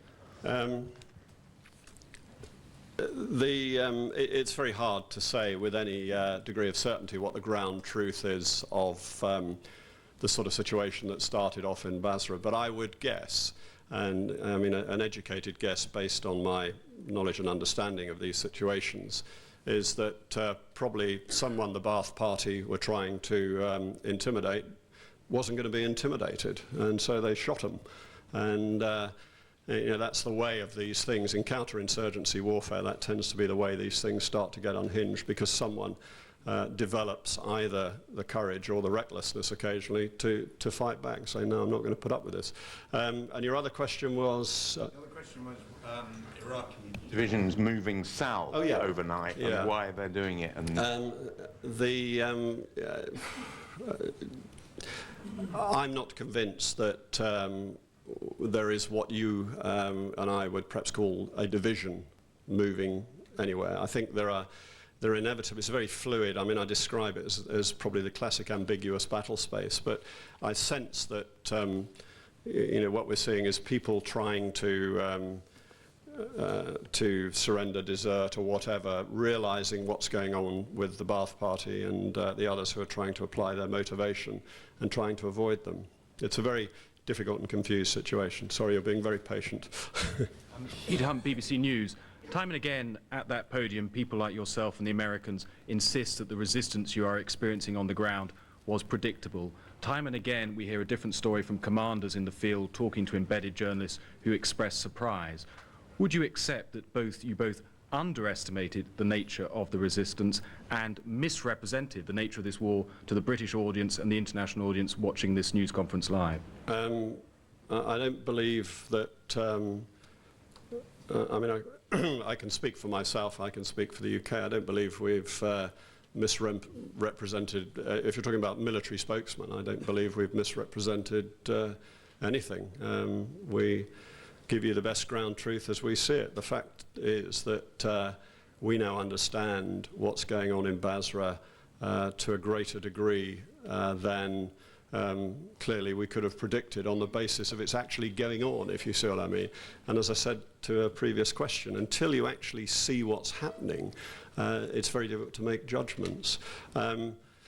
I'm interested what you say about what forces are saying to the embeds, because that's not what's coming back to me. Commanders recognise what's going on, so British commanders recognise what's going on and act accordingly. Just come over here. Yeah, Neil Karlinski with ABC News. We know there's concern in Baghdad that buildings will be booby-trapped to kill large numbers of coalition troops moving through the area. Have you seen any evidence of anything like that in Basra or any of these other places? Well, I've seen it on, classic example is in the oil infrastructure, where many of the wellheads and the control mechanisms were indeed set for demolition, and that's why we've had to be very careful in the way in which we've dealt with it, and we anticipate precisely that anywhere else. This is the way irregular forces operate. But at this point, you haven't. Sorry, I need to move on. Yeah, sorry, yeah, go. Yes, Tom Intier with CNN, Air Marshal. We have been given the indication that this is a rather unorganized group in Basra, but you're telling us today that 2 columns of armor, APCs, tanks, made their way out of Basra to engage UK forces. How would you rate the opposition in Basra at this hour? Don't get me wrong. I mean, picture the scene.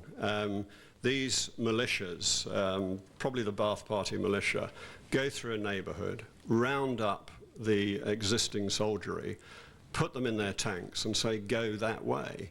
And you can tell from the way they're dispossessed operationally that this isn't a fighting formation that really knows its business. That's the way it is. It is disorganized, but there is someone in there trying to organize it. It's totally different from that conventional line of operation that I referred to, where you are actually dealing with forces who can maneuver, forces who have intelligence, forces who have a picture on which to go. So it's very different from that. Sky News. We're in the second week of this now. We're constantly being told in this room that everything's on track, on the timeline. Are you seriously telling us that you're exactly where you want it to be without a single major centre of population under coalition control? Are you coming under, or what kind of political pressure are you coming under to get a move on and deliver the sort of victories, the quick victories, on which public support was so conditional? I think the military mind, seeing a city of 1.3 million people in which you know a security apparatus has been operating for a long time, was quite clear that that was never going to be quick. I mean, we sadly have enormous experience in Belfast, and we know how fluid these situations can become and how it isn't like turning on a light switch. So, you know, forgive me, this is the way we think, and we tend to think on the basis of our previous experience, and we tend to think conservatively. As for coming under political pressure, no, none at all. You've heard me say this many times, this will take as long as it takes. Military campaigning does, and that's the way it is. And you know, we're not playing out to some sort of script for the benefit of anybody. It takes as long as it takes. It's got to be that way. Abu Dhabi Television. I have a simple question. Sorry, I missed your company. Abu Dhabi Television. Okay. Yeah, I have a simple question. You mentioned something about Iraq will be able to resume oil exporting in 3 months. Yeah. Do you expect the war will be over in this time period? Well, that's a very interesting question. But given that we have secured the oil fields in the south, if they were a modern set of oil fields, as we see anywhere else in the Gulf, we could be pumping now. The fact is they're in terrible condition and they need to be made safe, and obviously there's damage from the fires. But the civil engineering part of that will take 3 months, and at that stage we can flow oil, and that's in a secure area. But you were speaking about south only, south oil wells, or all Iraq? I'm only speaking about the south because it's only the south that's in the British area, and I'm not an oil expert, as you can probably tell. Jeff Schaefer, Associated Press Television News.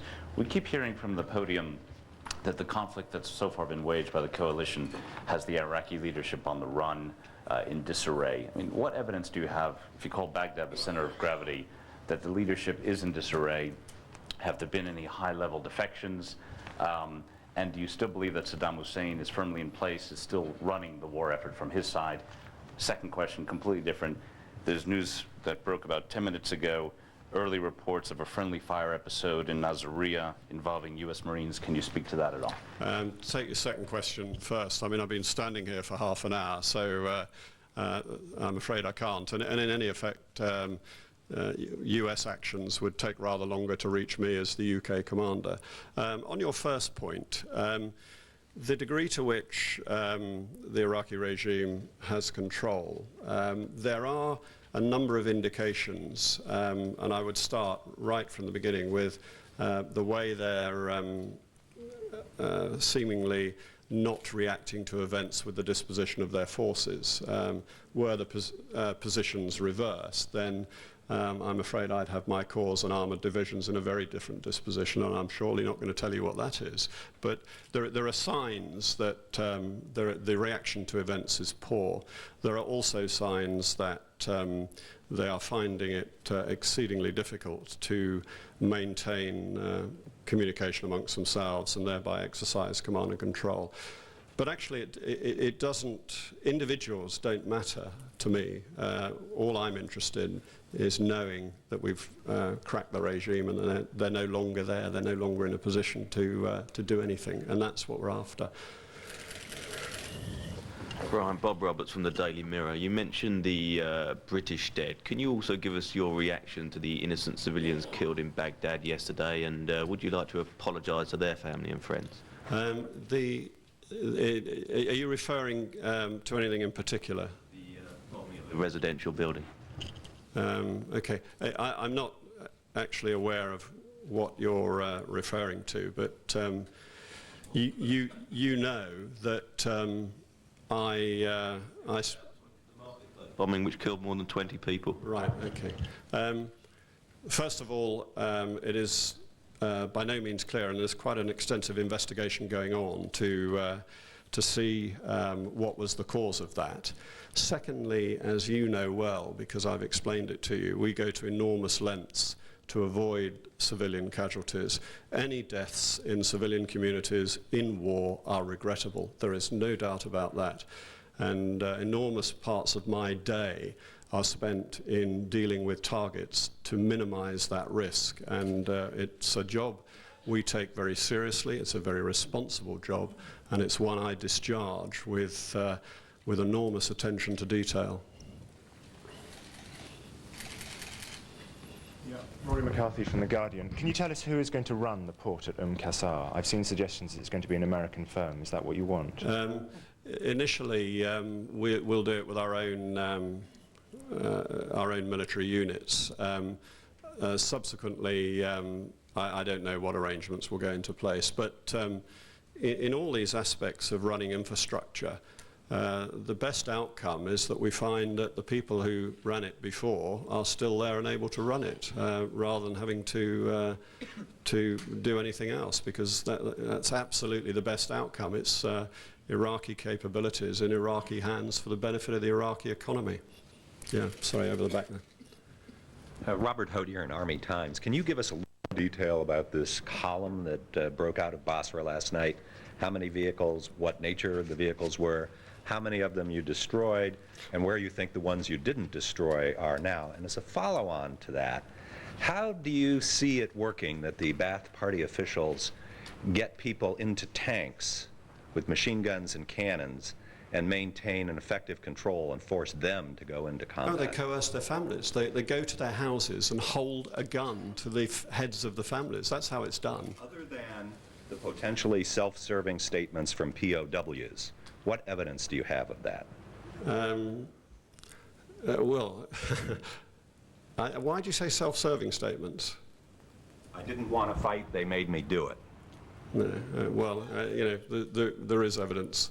Your first question, I work at the operational level of war, so tactical detail that happened only hours ago is not something that falls on my plate. I can give you the generality, which is what I've given you, but I don't do detail of that sort.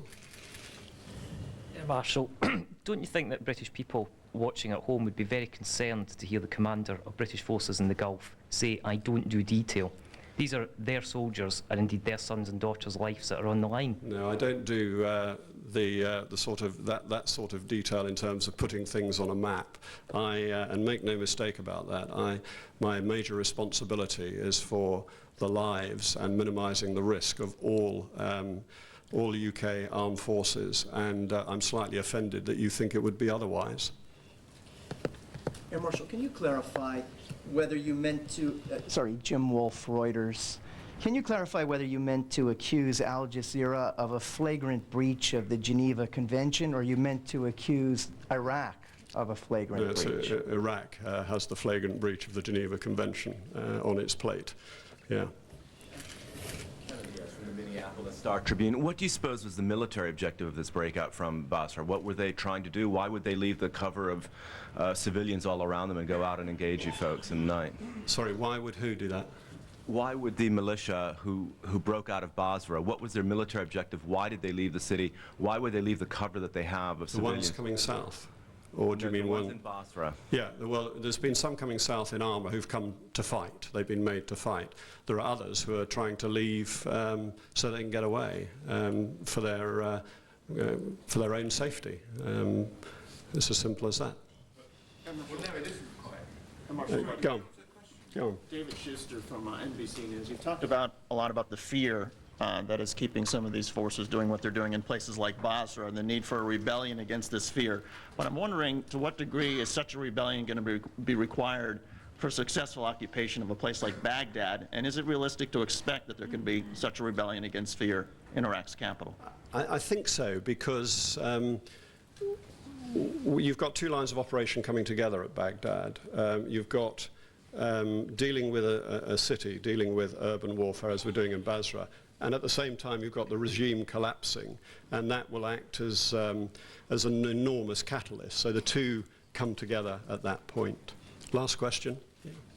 Hi, Donna Linewand from USA Today. You mentioned that you had captured a senior Ba'ath Party official. I was wondering if the UK had the opportunity to question him yet, and what sort of insight he gave you into the workings of the regime and what was actually going on where he was.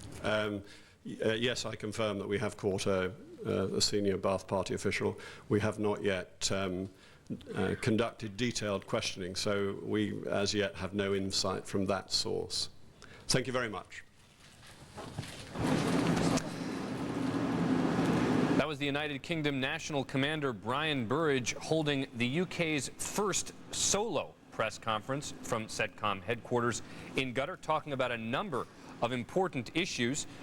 First of all, talking about the fact that they believe that many of the Iraqis who continue to fight are fighting under duress, that they are being threatened by some of the forces very close to Saddam Hussein, their families being threatened literally at gunpoint.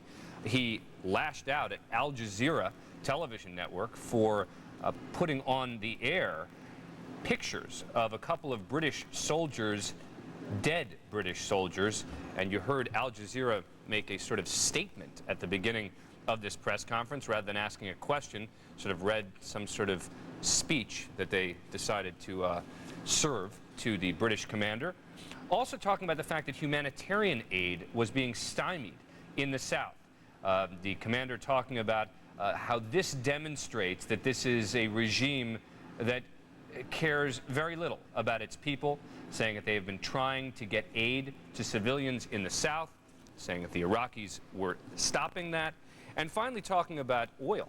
Remember, they are very largely responsible, the Brits are, for protecting some of those oil fields in the south, and the commander saying that he would expect that they would be able to begin exporting oil within about 3 months in an oil for food program. A lot of details coming out of that press conference.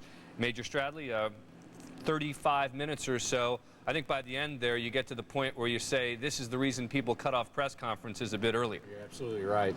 A lot of hostile type questions from the press. Certainly intermixed in there. There were a lot of hostile questions, and as you said, the statement from Al Jazeera. What was the most important point that you think we're hearing from the UK? Well, I don't think that there was really a whole lot of new information in this. Obviously, they talked about the British dead. They talked about what was happening in Basra. I think the new information was, in fact, the condition of the oil fields down in Ramallah, that they could start exporting oil 3 months after they have control of that at a cost of about $1 billion. But other than that, it was just, pretty much an update. He talked about destroying a column of Iraqi forces near Basra, right. 20 or so. Tell me about it. Well, it's been reported over the last several hours about the column of breaking out from Basra, heading south, and basically playing right into our hands. A lot of questions as to why would they do that, come out in the open on the highway where we obviously have the advantage. We have the air power to pick them off, those A-10s, those tank killers that can just come in and literally pick them off like sitting ducks. And of course, he alluded to the fact that, that they were being coerced to do that. Some were simply trying to escape. Others were coming to fight, but because they were being coerced or their families were being threatened because of that. David Schuster joins us now live from CENTCOM headquarters. You heard him asking one of the final questions in that press conference. David, in addition to getting an update on the military progress in the south, certainly hearing the UK commander effectively go at it with Al Jazeera television seemed to be a kind of a headline from the top of that press conference. Al Jazeera kind of making a statement rather than asking a question. Are they, do you have any sense as to what Al Jazeera is doing? Well, Dan, I mean, officials here have been growing increasingly infuriated with Al Jazeera. This day, of course, the anger came from the British commander here, who was infuriated because people back in Great Britain found out from the pictures broadcast in Al Jazeera that those 2 British soldiers who went missing on Sunday, that they in fact had been killed, and there's every indication that in fact they had been executed while in Iraqi custody when you look at the graphic bullet holes. And so I think there's that great infuriation here by the British commanders. A few days ago it was the Americans who were mad at Al Jazeera for broadcasting similar pictures of Americans who had been killed. So I think what you're seeing is a growing irritation by Central Command with Al Jazeera. There's not much, of course, though, they can do about it because Al Jazeera has such a sway and so much power here in this particular region. And I think part of the problem, part of the frustration you might be seeing is that there is this sort of so-called news organization that doesn't really have the kind of standards or protocols that we're used to as journalists in the West. and that they're used to dealing with, as far as the commanders used to dealing with those sort of standards and expectations with the media. And I think when they see these sort of pictures and they have to then deal with family members, in this case back in Great Britain, who found out from Al Jazeera rather than from the British that these 2 soldiers had been killed in a very gruesome way, I think you can understand why they're so infuriated. There's no indication that Al Jazeera is going to change anything based on the statement that they made today. No, and you know, I think that the fact that Al Jazeera is putting its reporter out there with a scripted statement just tells you that they wanted to make a political statement rather than asking questions, which again goes to the point you were making a moment ago, which is the difference in the way they do business than do most United States operations. But, you know, as Jack Stradley pointed out, since we didn't really get a whole lot of news from that press conference, it was more sort of an update on the UK's involvement, much of which we already knew. I know a lot of viewers are going to be watching this and saying, wow, a lot of those British entities asking some very loaded, very tough questions of the commander. Has that been echoed by the U.S. reporters asking U.S. officials those same sort of tough questions? I don't think so, Dan. I think here's where you're seeing the real sort of perhaps a cultural divide over the Atlantic in this case. I mean, when you look at some of the questions that were asked today from the British press, very skeptical about what the British forces and what the coalition forces are doing. I mean, and you look at the polls in Great Britain, which show 75% of the people there opposed to this war. I think their news organizations are reflecting that, whereas perhaps in the States, where it's about 50-50, it's a little more sort of balanced, perhaps a little more credit being given to General Tommy Franks than was given to the Air Marshal here. But one of the things that's I think that's worth sort of pointing out, and that is that I think officials here at Central Command have long sort of been essentially trying to fight 2 wars. I mean, there's the battle that's being fought on the ground and the idea to try to win the war on the ground and to capture Iraqi cities and to move towards Baghdad. But then, of course, there is the public relations war. And to that end, I mean, today was sort of a downer for the British in the sense that this was the news conference when they were hoping that they would be able to announce that the port of Qasr was open. There's a British supply ship that's got humanitarian aid that's essentially waiting off of Qasr to go in. But because of some of the Iraqi mines that have been found, that humanitarian aid is not going to be able to be delivered today, so they couldn't bring that news forward. And then you have the news of Al Jazeera broadcasting the pictures and a very skeptical press from the British who are from Great Britain who are essentially saying, look, you know, where's the progress? This was supposed to be over pretty quickly. You know, how can you be so confident that based on what has happened so far with Basra, that you're going to be any more successful in the rest of the country? And so I think that was perhaps, I think you're right. I think it was more insightful into sort of the mood of Great Britain by this news conference than any sort of new information as far as the shape of the battlefield or the shape of the war. Major Stradley, I mean to keep asking you this, which is, what do you make of this strategy, which has been to bypass some of the cities in the south? I mean, look, there are British troops there. They are maintaining the peace, so to speak. They have engaged with certain Iraqi forces. But what do you make of leaving them be, meaning not controlling them per se, and continuing on the way to Baghdad? Well, it's fairly standard military doctrine. The prize, the place where we're trying to go, the place we need to control is Baghdad. And if we got bogged down literally winning every single little skirmish, 100% controlling every place along the road to Baghdad, we'd never get there. We'd never have the momentum. We'd never achieve the objective that we were trying to. So bypassing pockets of resistance, even some large ones, is sound doctrine as long as you don't let them into your rear area, as long as they can't come up behind you, flank you, affect you in some other way. And that, in effect, is what we've done. Is as we bypassed Basra, we left a substantial force of British there to control that area. And the goal, obviously, is, as people keep saying, is cut off the head in Baghdad, the other place to fall. Let's bring in Jeannie Ohm at the Pentagon. Jeannie, first let me ask you, did you know anything about this friendly fire incident that one of the reporters had mentioned at that press conference? Actually, interestingly enough, Dan, that was first reported on Al Jazeera television, so we don't know the veracity of that report. We're actually still checking it on this end, but that's how we first heard about that possible report of friendly fire, but of course there's absolutely no confirmation. Was it based on an embedded reporter? There is an embedded reporter from Al Jazeera. Was it based on that reporter's report, or was this just accounts? It's unclear at this time, but you know what we are noticing is that sometimes even the embedded reports, the initial reports, haven't always been accurate. So it's something that it will take a lag time before getting actual more clarity or actual confirmation. Are we expecting in the future, Jeannie, and I may have to ask David this question, that the British commanders and the U.S. commanders will be holding separate press conferences? I mean, up to this point, we've only seen UK officials at press conferences being held by the United States. Are we expecting separate press conferences like this as the fighting continues? Well, Dan, I think you will start seeing that in part because of the different, obviously the different viewing audiences. You'll notice that the American press conference usually, at least here, they try to make them coincide with the morning network shows, and then you have a sort of a Washington response in the afternoon to shape the story just before the evening newscast, whereas the British obviously are looking more at their morning hours and perhaps their noon hours. I think the other thing, Dan, that you're going to start to see is there's been a real divide from the beginning of the war as far as how the press has been handled. The British have been out here every single day since the beginning of the war, giving round-robin interviews, talking on background, off the record, giving briefing after briefing, whereas at least at the beginning, I think the Americans were a little more sort of circumspect, wanting to sort of protect operational security, not really talk very much. I think now you're seeing both brief every day, and there's certainly a lot of information that's now starting to come out from the American side here at Central Command, but I think now it's a matter of they both have their different audiences that they're trying to appeal to, and I think that's why now you're going to start seeing more of these briefings, a British briefing usually first thing in the morning, an American briefing which will be afternoon our time here, but which will coincide with the morning shows where you are. Yeah, you've got to believe that the Brits would start to demand to hear from their own commanders if all they were ever hearing from were Americans when there are so many British soldiers involved in this. Let me ask both Jeannie, David, Major Stradley, if you can all stand by for a minute. I just want to update our viewers on the latest headlines as we try to do every 15 minutes.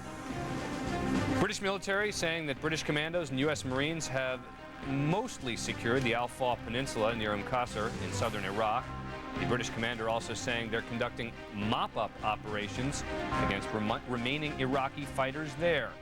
Meantime, the Pentagon saying U.S. and coalition forces are making very significant progress, with the war reaching the end of its first week. The U.S. 3rd Infantry Division has managed to get within 50 miles of Baghdad. It's expected other forces will have to be brought up before the city is attacked. And military officials have secured an airbase in the Kurdish-controlled city of Basur. Officials plan to use the airfield to transport troops and heavy equipment inside Iraq. Again, remind you that we recap the headlines on the war with Iraq every 15 minutes right here on MSNBC. You can also get the very latest anytime on the web. Go to iraq.msnbc.com for complete coverage. All right, Major Stroud, let's talk again about this column from Basra that we just heard about again. British forces saying that they knocked it out of Iraq. Well, one of the British forces quoted as saying, "We don't know what they were thinking." Heading out into the open that way. What might they have been thinking to subject themselves to what almost certainly seems to be Allied destruction? Well, again, as you saw, the Air Marshal state that he believes there was coercion involved, that the Ba'ath Party and the Fedayeen there in Basra are making threats. They're embedded with, to use that phrase, embedded with the Iraqi military, and that they are, through threat of force, through coercion, forcing these troops to go out and fight. And again, it's tactically, it made no sense.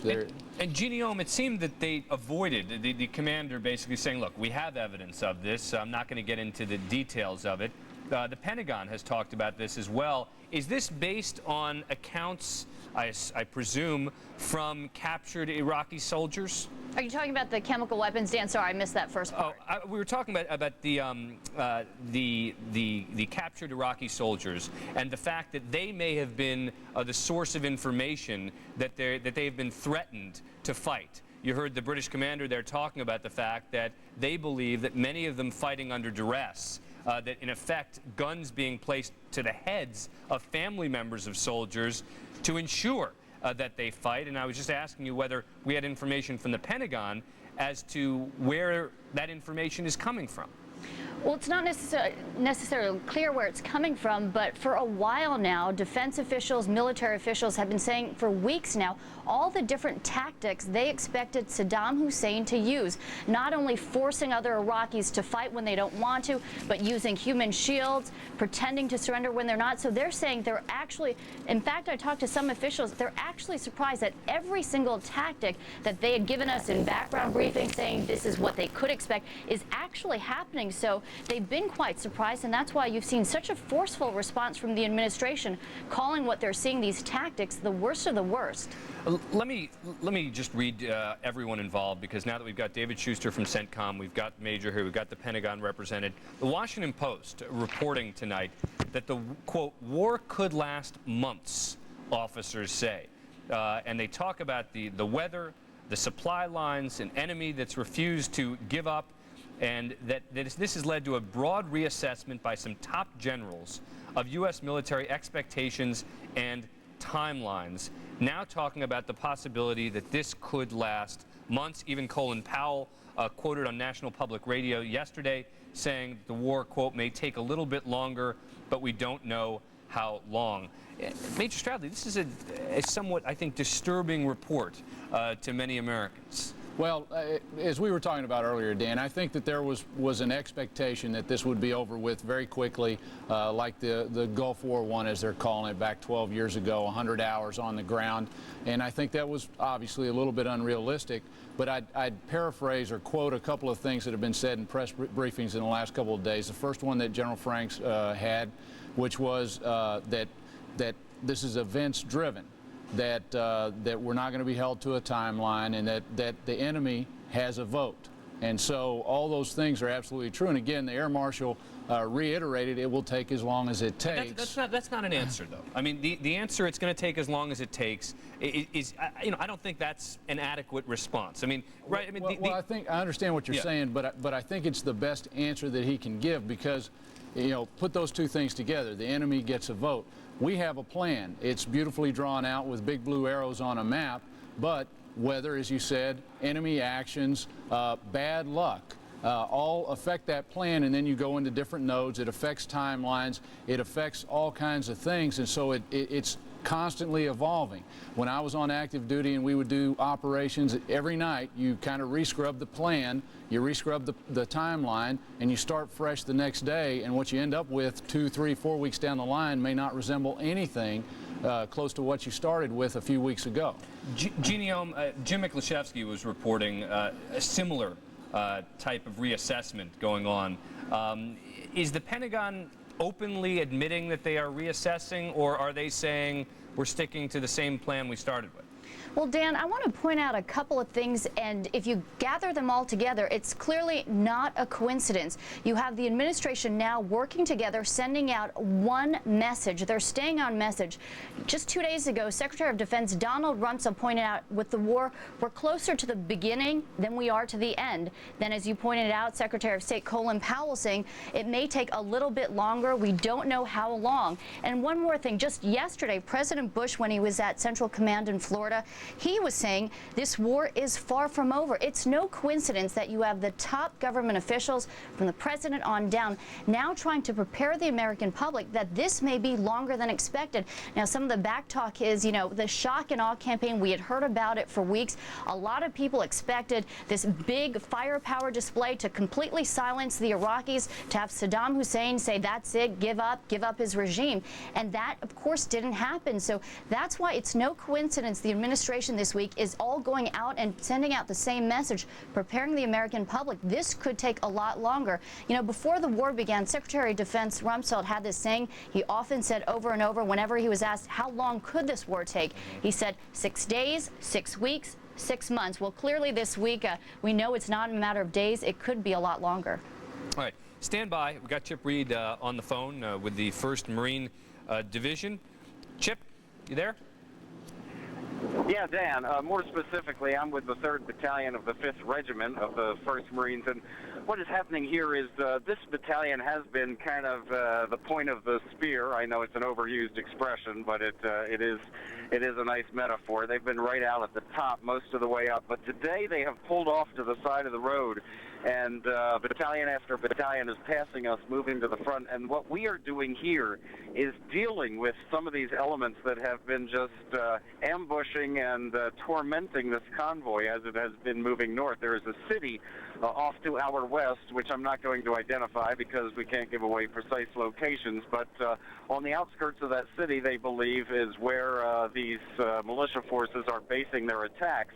And there have been a number of flyovers by F-18s in the last half hour or so. In fact, I hear one now. You may hear a very loud boom soon.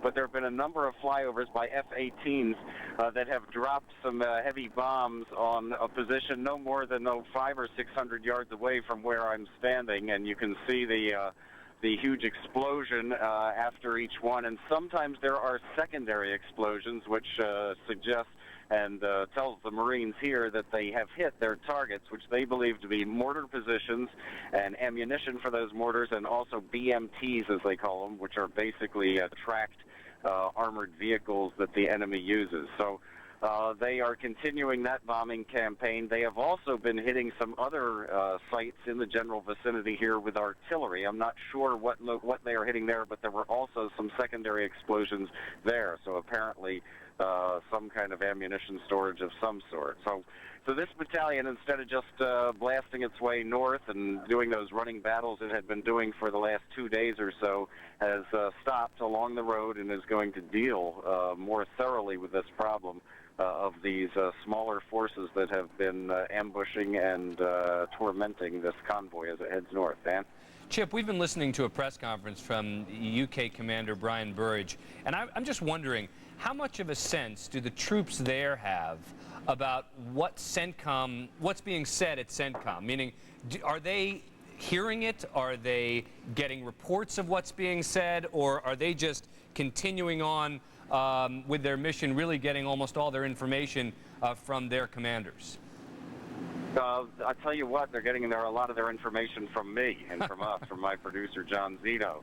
They are not getting a lot of information about what is happening elsewhere in this war.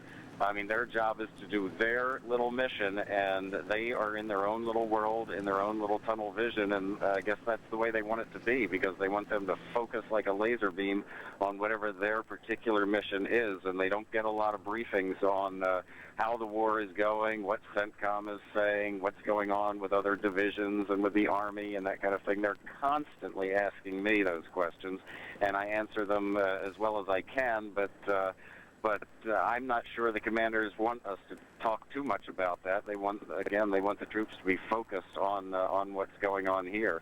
I don't spend a tremendous amount of time. I just give them some of the headlines and leave it at that usually. Well, Dan? Chip, just let them know that we're behind them. We have a board up here in our studio with pictures and little notes from family members of all the people who send them in to MSNBC. Just